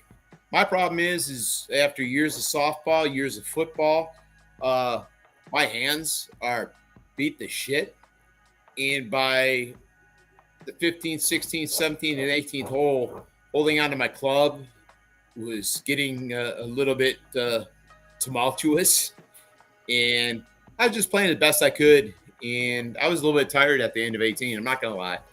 So yeah, I find myself tired at the end of 18 often. But yeah, I'll play 9 holes 7 days a week, all the time, and it is what it is.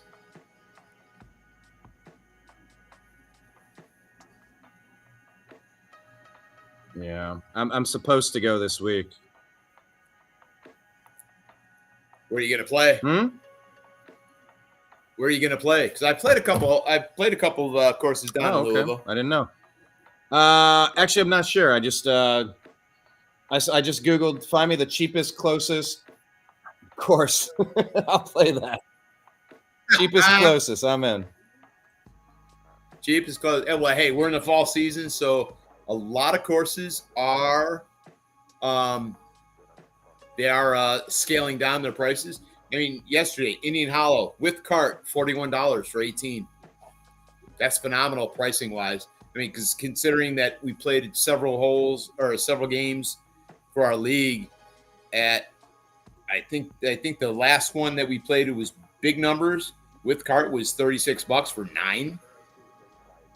And I played 18 for $5 less. So I'm not discounting the play. Wait, 18 for $5 less?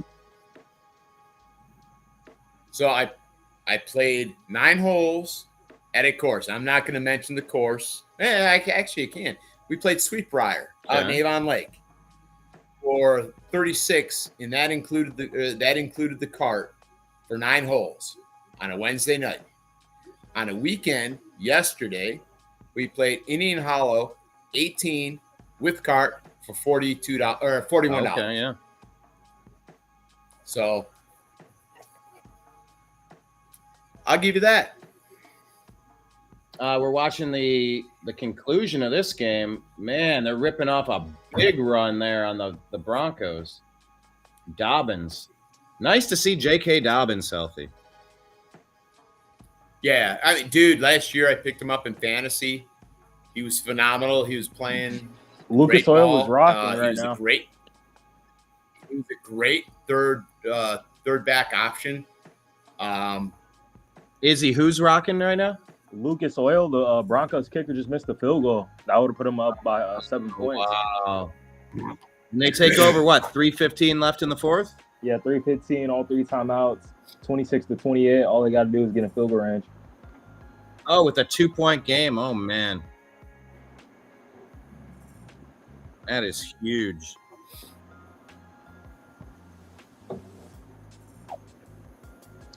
I might not see a Daniel Jones touchdown, but that's whatever. I mean, unless Jonathan Taylor rips, well, who knows? Maybe. Meep, meep.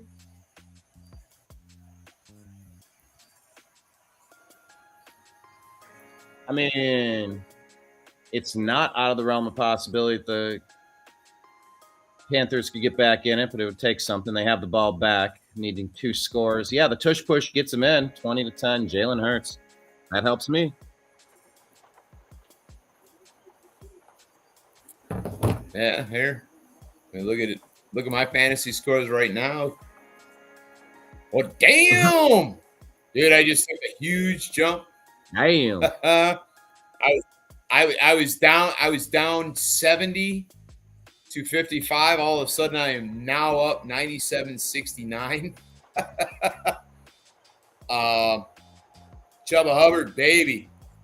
Give it to me. In there, Carolina is in the red zone. God love you. And I still have fucking Jared Goff on my bench. Yeah, that one. Oh, Eagles had a late hit on Mahomes there. I mean, it's kind of football hit. It was maybe an extra step. By the way, David asked us, how do we feel? Sorry, David, I meant to address your question earlier. How do we feel about the Vikings game tonight, everybody? Vikings game? Oh, yeah. Before the tush push for the first down. Vikings are hosting the Falcons tonight. Michael Penix. 27-24 Falcons. 27-24 Falcons. What about you? 27-24 Falcons. All right, hold on. We're gonna revisit this because I am writing this one down. Brian, Vikings, what do you say? 33-27.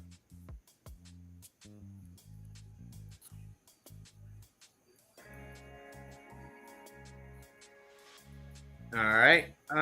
Shoot. I'm going to say 38-28 Vikings. Okay. Colts have the ball at their 46-yard line, 2-minute warning.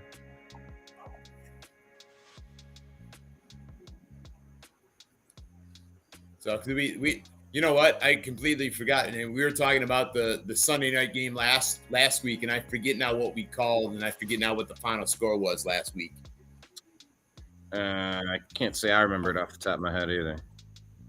Yeah. So it is what it is. But I got it written down this time, so we can revisit it next week. Hey, Izzy, do you have your picks open? See how your picks are doing? I have nothing in right now. No, for the when we do Strictly Football. Oh, that. Yeah, the I don't NFL. think I'm doing too well. Hey, oh my gosh, I am crushing this week. Look at my picks, people. I took a lot of underdogs. I'm 9-1 so far this week. Woo! My only screw up was stupidly picking Cleveland. I'm probably 1-8. I'm so dumb. Here. I'll bring this. This is a crazy one for you. How many times for you guys playing fantasy football? Oh, by the way, hold on. your- It's first and goal. Bryce Young passed to Hunter Renfrow out at the 1-yard line. Panthers ready to punch it in, trailing 15-27. 2 minutes left. I'm sorry, what was the question? All right. So fantasy football wise, because I've had it happen a couple times. Not a lot, but enough. How many times have the guys on your bench outscored your starting lineup? I know. So often. It is awful. It's so often. It's the number one thing that happens. We only remember it when it happens to us. We don't remember when it happens against us. We just don't. Yeah, I know. So, that's a huge, a huge factor in determining. I don't know. I'd be very curious if, you know what? I bet ESPN Fantasy Football or Yahoo Fantasy, I bet you they track how many times that happens. Oh, yeah, I'm sure it has. So, like I said, I know myself. I've had it happen a couple times. Then again, I'll never forget. Z, this is gonna outdate you, but in the early 2000s, I'll never forget. I had a very heavy NFC South lineup, but I also had Peyton Manning and Marvin Harrison in a game, and I had the likes of Deuce McAllister, Joe Horn. Oh God, I can't think of the receiver's name now. Gentleman from Atlanta. But basically, I had 4 guys on bye week that I completely forgot about, and only had 5 starters on my fantasy team, and between Peyton Manning and Marvin Harrison, I still won with like an 86 to 70 score. Because Peyton Manning put up like 500 yards, 5 touchdowns, 4 of which were, I think, were to Marvin Harrison, and Marvin Harrison had nearly 200 yards receiving. The guy that I was playing, of which I golfed with yesterday, he's like, how the hell the fuck can you do that? I literally will say I truly got lucky. It was one of those things, and it was like, wow, really? Let me tell you about the time I lost to a dead guy. No shit. Really? I lost to a dead guy. He was like a big brother to me. He actually was the you know him if you know O'Hara's. He was the manager of O'Hara's. Yeah, we had this conversation last week. It's just the weirdest story. Like, he passed away unexpectedly. It's like, what the heck, man? And then I was playing him that week, and he didn't change his lineup or anything. And he just beat me. A dead guy beat me, like a ghost team just took me out. Yeah. Rest in peace, Paul. Cheers. Cheers to Paul. Cheers. So, Dave, just saw your comment. You're leaning toward the Vikings. Let me see what you think the final score is going to be tonight. I'm going to write it down so we can compare notes next week during the podcast.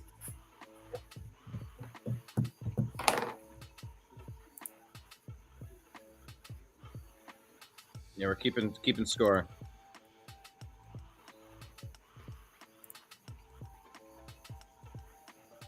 Yeah. In the meantime, I'm going to slip away for about 2 minutes. I'll be right and back. We're going to start winding it here as these last couple games are wrapping up. Jonathan Taylor has 160 yards on the day. 160. Hey, now. Yeah. Colts are going to try to take the game-winning field goal. 17 seconds left.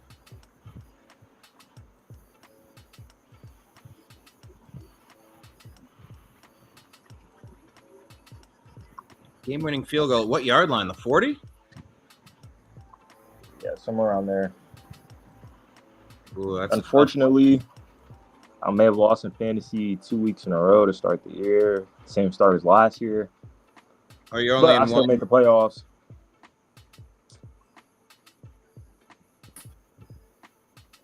Yeah, it's just weird. I mean, the teams I go against, they score the most points every week. It's pretty funny. Last week, the person I went against had the most points. This week, the person I went against had the second most points.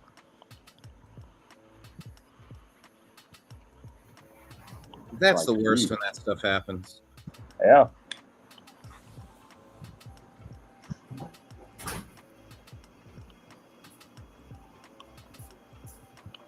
Yeah, I need about Drake London and Amarian Hampton to both get 20 points for me to pull out a win. I mean, that's very possible. Yeah, it's possible, but in a blowout when Jahmyr Gibbs only has 19, then it's like, I don't know. Spencer Schrader is 9 for 9 in his NFL career, 4 for 4 today. 28, 29, 33, and 36. I think he feels the pressure. 60-yard attempt. Oh, my gosh. Yeah, they're at the 42. I don't know why the Colts didn't try to pass the ball a little bit. I don't know. 60-yarder, it's up, and he missed it wide right. That's horrible. That's horrible management by the Colts. Wait, what? Horrible management by the Colts. Wait, the Colts are on ESPN. It just said field goal good. Oh, wow. Oh, yeah, it's a flag on the play. Oh, wow. Hold on, let me pull up the score. Wait, what happened? Hunter Renfrow touchdown. Panthers, by the way. What, the Panthers are up now? No, they punched it in with 1:58 left. It's 21-27. They're going for one to make it 22-27. Yeah, I need Kyler Murray to not get any more fantasy points. Yeah, it was a flag on the defense.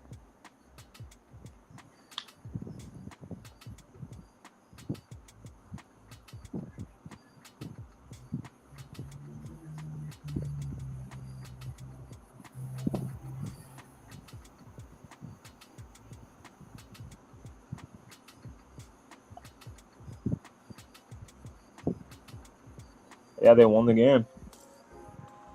Wow. Okay, well, that's another one I lost. Whoa! The Chiefs wide receiver. Who was that? Number 80? Oh my gosh, he's absolutely wide open, and he overthrew him.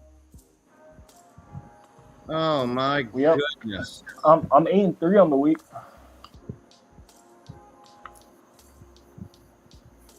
I could have been 9-2, but I chose the Jets. Damn, everything's gone final pretty much. Yep. I'm going to do a score rundown here, Brian. And I think what else is left? Okay, I guess The we got Cardinals. We got the Cardinals and Chiefs are still playing. The Cardinals are up 27-22 with Carolina driving at the 49 with 1:48 left in the fourth quarter. The Chiefs are up 2016 with 3 minutes left in the fourth quarter. The Chiefs driving. The Rams, the finals here, 23-19, Rams over the Titans. Seahawks, Steelers, 31-17. Bills over the Jets, 30-10. Bears lose to the Lions, 21-52. Cowboys over the Giants, 40-37. The Saints lose to the Niners, 26-21. The Patriots beat the Dolphins, 33-27. And the Colts edge out the Broncos, 29-28. Cincinnati beat Jacksonville 31-27, and the Browns lose to the Ravens 41-17. How did the Panthers get the ball back? Hold on, let me. Was it on onside? Hold on, I'm looking it up. Plays onside kick, and they recovered it. At the 36, so they're inside the 50. That's turning out to be a very interesting game.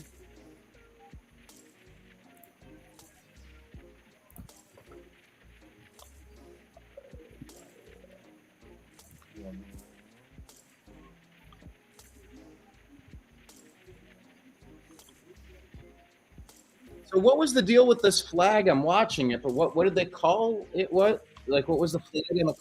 I'm not sure. I'm still waiting to see.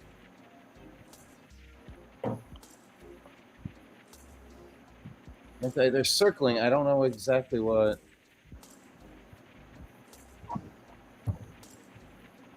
All sides.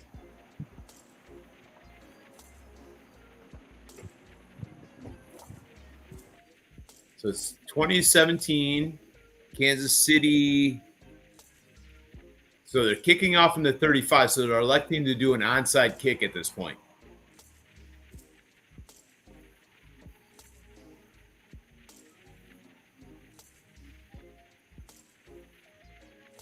So Kansas City is onside 0 for 5 this season. And here's the onside kick. And Philly recovers at the 41. So about game over.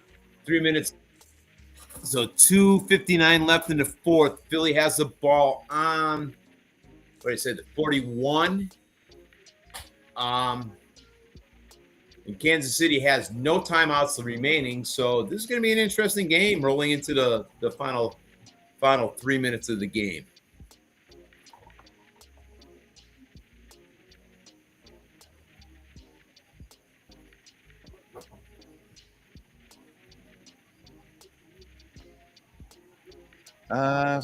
So yeah, okay. Wait, how the hell did KC get that touchdown? Here, hold on. Let me. A 49-yard pass from Patrick Mahomes, Tyquan Thornton. They haven't played that one yet. Jeez. Yep. So Saquon Barkley, 9-yard gain up to the 31, about a yard short. Half yard short of the first down. They just need a first down or something to wrap this one up. 1 or 2 first downs. Oh, no timeouts left for the Chiefs. Well, now they got the 2 minute timeout. Bryce Young fumbles, but the Cardinals get the ball back.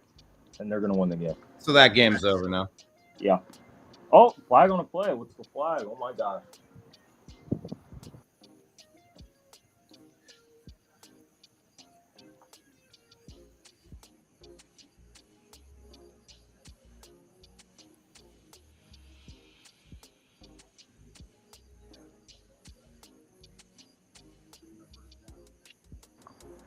Oh my gosh, they just got bailed out.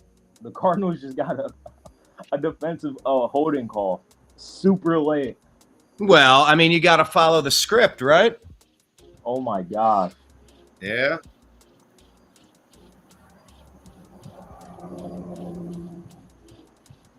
These late penalties are, oh wow. Same thing happened in the Cowboys game. Luckily we won.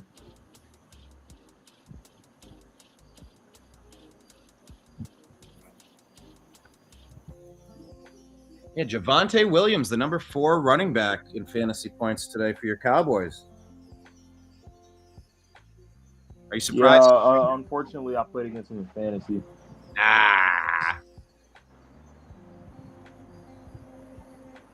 And I played against CD Lamb last week in fantasy too. He had like 20 points. All right, so the Carolina Panthers are at the 41-yard line, 126 left in the game, trailing by 5. They're going to need a miracle. Final in Indianapolis. Colts edge out the Broncos by 1, 29-28. Eagles with the ball. 2:13 left in the fourth at the 32-yard line of the Kansas City Chiefs. They're in field goal range, but you'd like to just get a first down and call it a day. Yeah. But you know what they say, you can't always get what you want. Rolling Stones, baby. But here, interesting question. Rolling Stones or the Beatles? I don't love either of them. I'm not saying that. I know. I just want to say, that. Rolling Stones. Who they do Red Door, right? Paint a Yeah. Paint. Oh no. Paint It Black. I love that song. Yeah. I am a Rolling Stones over the Beatles every day. Love that song. I love Blackbird by the Beatles. Can't say I ever heard that one. But though I will say this is my mom was a definite Beatles fan, and meh. So it is what it is. No, I mean, like, they're both fantastic. It's just like music either hits you or it doesn't. And they're trying their hardest to get the Panthers to win, roughing the passer. The ref got the call, and then like he blew out. Like, oh my gosh! Like I gotta call another penalty. Cheeks out. All right, I'll try to play a moment of Blackbird.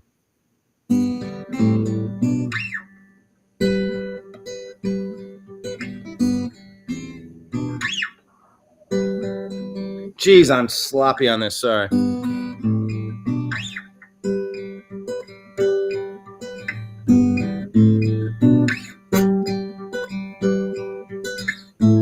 Where's it at?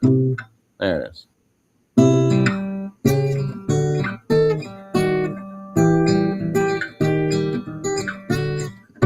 Yeah, I can't lie. Okay, it goes red. This is the flag over.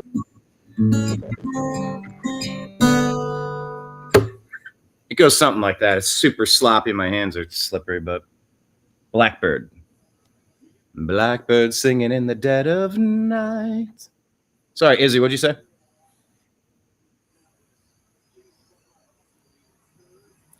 Ezrael, what'd you say? Okay.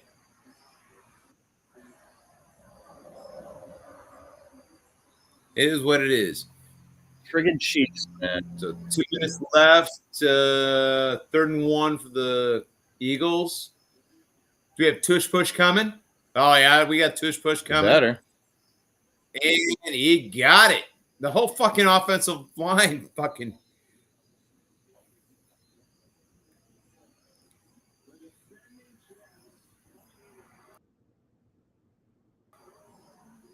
It's such an effective play.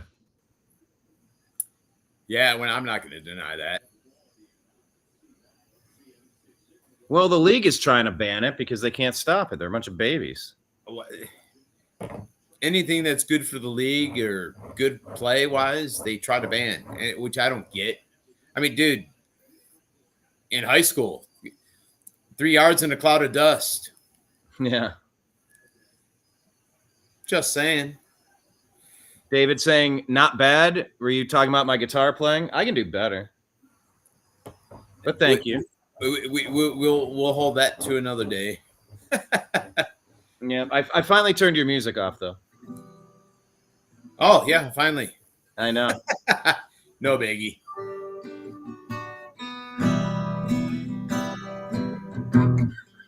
There you go. Can you play Patience?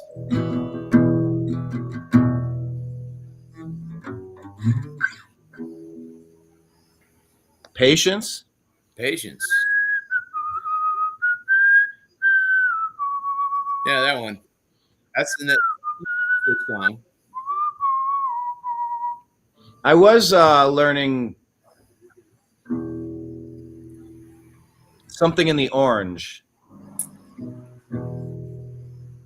Oh, you gotta learn. You gotta figure out something in the orange, dude. You don't know something in the orange?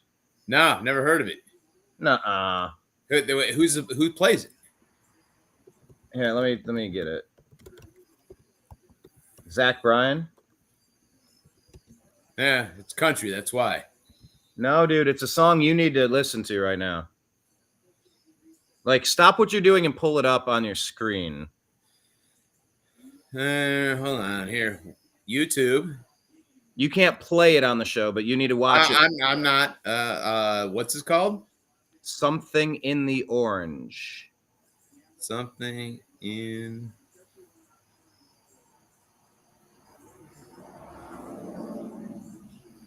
Hold on, I gotta turn the volume way down.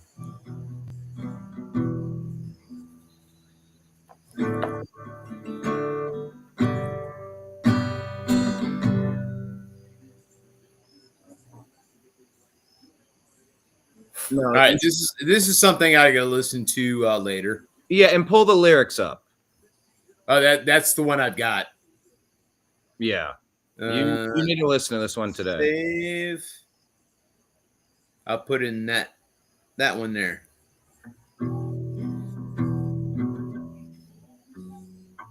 Come on, there we go.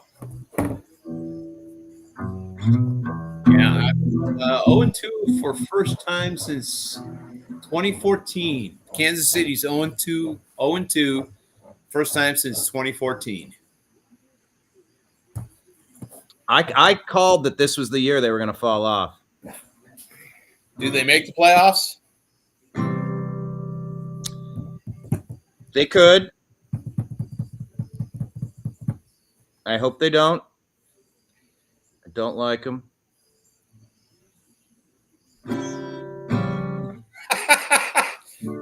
David played the piano through grade 9 at the conservatory level. We haven't been paying attention much to people that are following us right now. Oh, here's Izzy. Hold on. How did Izzy get out of the screen? I don't know. Hello. Oh, he switched back from the phone to the computer. Oh, yeah, that's right. Izzy, do you recognize us? Yeah. Do you? Yeah. Why? The Cardinals just won. Okay. Yeah, that feels about right. They give them as much chances as they could. I mean, like, there's so many penalties. This is the guitar I gave you, but then it ended up in your carport, and I knew your grandma was probably going to end up getting rid of it, so I brought it back. Yeah, I know you told me.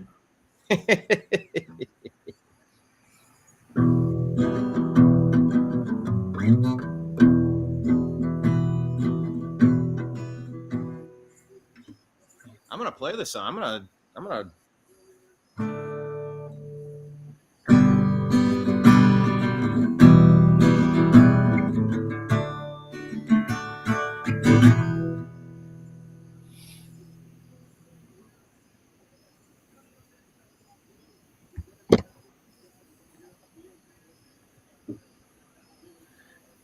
So does that wrap all the every NFL games? Is the Chiefs and the Eagles still going? final? Eagles win. All right. Let's do for a final. I will run down our final scores for the day.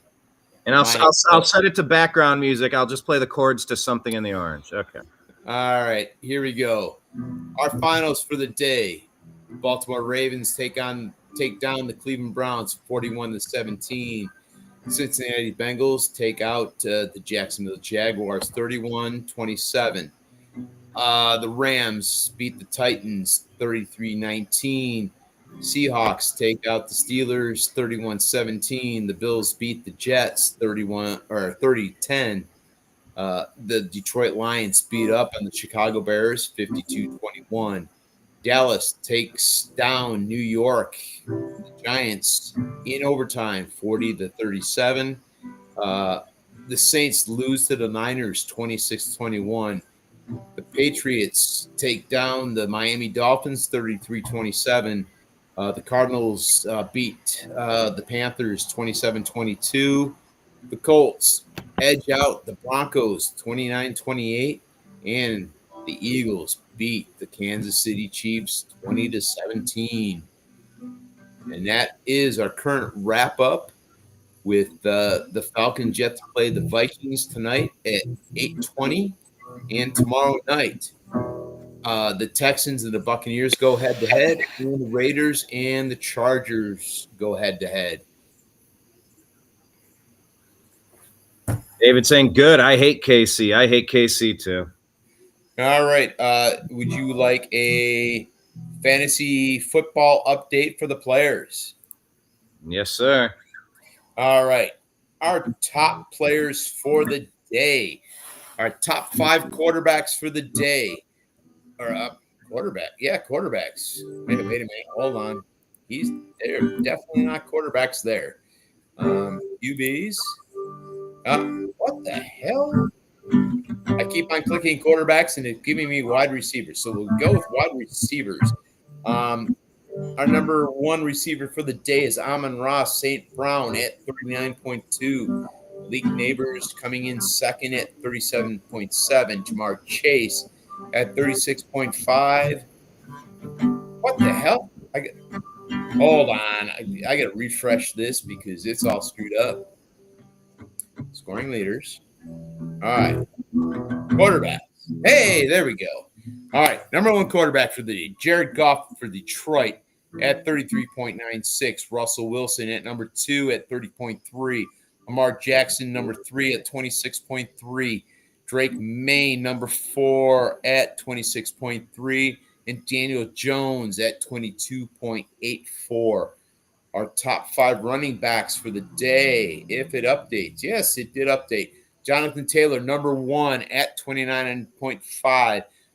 James Cook for Buffalo, 26.5.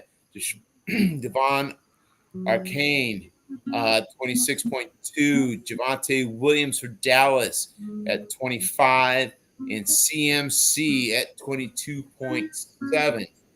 Our wide receivers, which I kind of got to start on. And it gave me all kinds of effed up information. Amon-Ra St. Brown, number 1 at 39.2. Malik Neighbors, 37.7. Jamar Chase at 36.5. Rome Odunze, I got it right again, 31.8. Wan'Dale Robinson at 28.2. And that rounds out our top 5 receivers. Our top tight ends for the day. Top 5. We've got Tucker Kraft in Green Bay at 24.4. Zach Ertz for Washington at 18.4. Jake Ferguson out of Dallas at 16.8. Juwan Johnson out of New Orleans at 15.9. And Trey McBride from Arizona rounding out the top 5 at 13.8. Our top flex players. And I just read off the names because we've already heard the numbers. St. Brown, Neighbors, Chase, Odunze, and Jonathan Taylor popped into the top 5. And then our top 5 defensive special teams for the week. The Ravens at number 1 at 15, Buffalo at 12, Tigers, Cardinals 12. Patriots sit at 12. Oh, so it's a three-way tie for second. And our fifth place defense for the day is Seattle at 10.0. And lastly, our kickers, those one-legged wonders. Brandon Aubrey tops the list at 23 points. Spencer Schrader for Indianapolis at 18. Joey Sly from Tennessee at 17. Matt Prater for Buffalo at 14. And Graham Jano for the Giants at 13. And Brian on the guitar, bringing us in to wrap things up.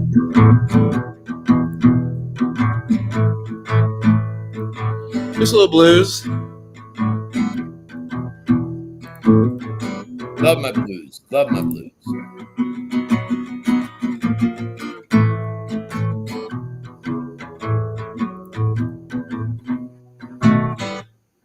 Mm-hmm. Oh, yeah. Mm-hmm. Play that thing, brother.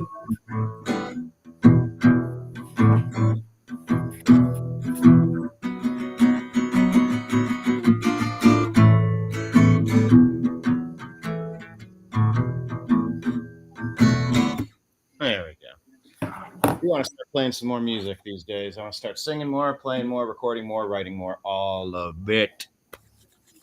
I wish I was musically inclined to say, hey, I'd join you, but I am not that guy. All you got to do is get an instrument and spend some time on it. It just takes 10,000 hours to get good at something. I'm 55. I ain't doing that. It's a good distraction. It's a good meditation. I am all about listening to a shit ton of music. I'm not going to lie. Then start with Zach Bryan's Something in the Orange and get your clean up. Dude, I listen to about everything and anything. Hold on. Let me pull this up. Hold on. Where is it at? Where's it at? Where's it at? I got to pull up YouTube because I added a song to my playlist because I'm big into everything and anything. View all. Come on. There we go. There we go. Pulling it up. We're going to go to the very bottom of the list. Where the hell is it? Damn, I can't find it. I know I added it. Oh, there it is. The album is called Death Valley Blues, Volume 1. And the song is called Caught in the Lion's Jaw. Something simple, something like that. But that was what I was listening to. It came on. I had a random playlist going for golf yesterday, and it came on, and I'm like, damn, I got to throw that in there. For me personally, we got the outlines and multiple, resources. I'm trying to write a book. So for me, I write to music, even though it has nothing to do with the actual story. I write to the music, and that song came on. I'm like, that'll be perfect for what I want to write for something here and there. So, but it's a lot of notes and a lot of everything before this book's even going to get anything. So, well, just separate it out by topic and say, look, whatever this one song is, let me grab the notes, compile, and put them together. That's exactly what I've been trying to do with my movie Moon Saloon. It's all set to 3, 4, 5 minutes pieces of music where the scenes I've always wanted, like the Dark Side of the Moon Pink Floyd thing. Yeah, I got you. If you press the playlist set to this unofficially, or we license it and you get the songs, if you press play at the beginning, and I not to like gank the lyrics out of it, but like make the themes of the songs to match the theme of the movie scene in the script, the screenplay. All right. So like that's always been my idea too. So when you said that, I know exactly sort of what you're talking about. All right. Look to your phone here in a second here. Hold on a second. Sending that song? No. I want to talk with you off the podcast. Yeah. Well, I think we're just about done. The games are done. Yeah. We're rolling into Football Night America. So Izzy, wrap up today for us. What did we learn? The game's not over until the final whistle. It's over. Yep. That's true. Story of today. Always keep fighting. Always keep fighting. Yep. I like a that. lot of great games. Way better than week 1. Yeah. Oh, absolutely. Dude, there's a lot of games. And I didn't have a lot of that today. That was my first live bike over the podcast today.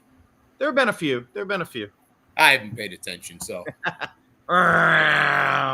Dude, my garage is my sanctuary. Oh, I hear you. So, and you asked Izzy, or Z as I like to call him. I learned, just like Izzy, it's not over until it's over, bro. Dude, there are a lot of games I did not think that were going to end the way they did. So, man. I learned that the Browns have some fight, but they need some help. They need to get some big plays. I don't know if that comes from Flacco. I don't know if that comes from Gabriel. I don't know if we have the capability or not.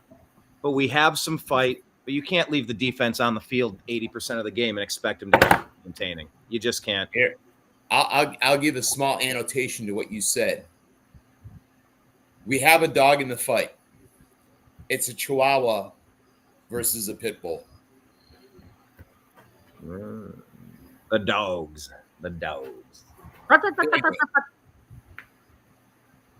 All the little dogs yap a lot, don't they? Oh, yeah. The dogs that can handle their own don't need to yap. So there's that. All right. Hey, man, I am out. I will talk to you guys next week, all right? To be continued. All right. I'll talk to you in a minute, all right? All right. Take care. All right. There he goes. Slick Willie, everybody. All right. Izzy? Yep. Pleasure watching football again with you. This is fun. Yeah, good stream. Yeah. It's just like if we were hanging out on the couch watching the games. We're talking about all the games and your fantasy team, my fantasy team, all that stuff. Yeah. Whew. I just wish my team could win a Super Bowl one of these years. I don't know if this is going to be it. 0-2. I know. We could have been 1-1, but, if my aunt had wheels, she'd be my bicycle. Yeah. I don't know. Whatever that comment is. All right. Well, to be continued. I think we'll do this maybe next week. I think that's kind of the plan. Keep watching the games. Keep talking about the games. All right. To be continued. To be continued. You have a good one, Izzy. Appreciate you. Yep. You too. Peace. There he goes. Azrael Robinson, everybody. I want to thank David Bann and everyone jumping into the chat. John and everyone, thank you for hanging out. We're just watching football. We're talking about what's happening. Thank you so much for being here. I'll be back tomorrow at noon for the TNAM Daily Show. Please join us. I appreciate you. I love you, and we'll talk to you again soon. Take care, everyone. Peace out.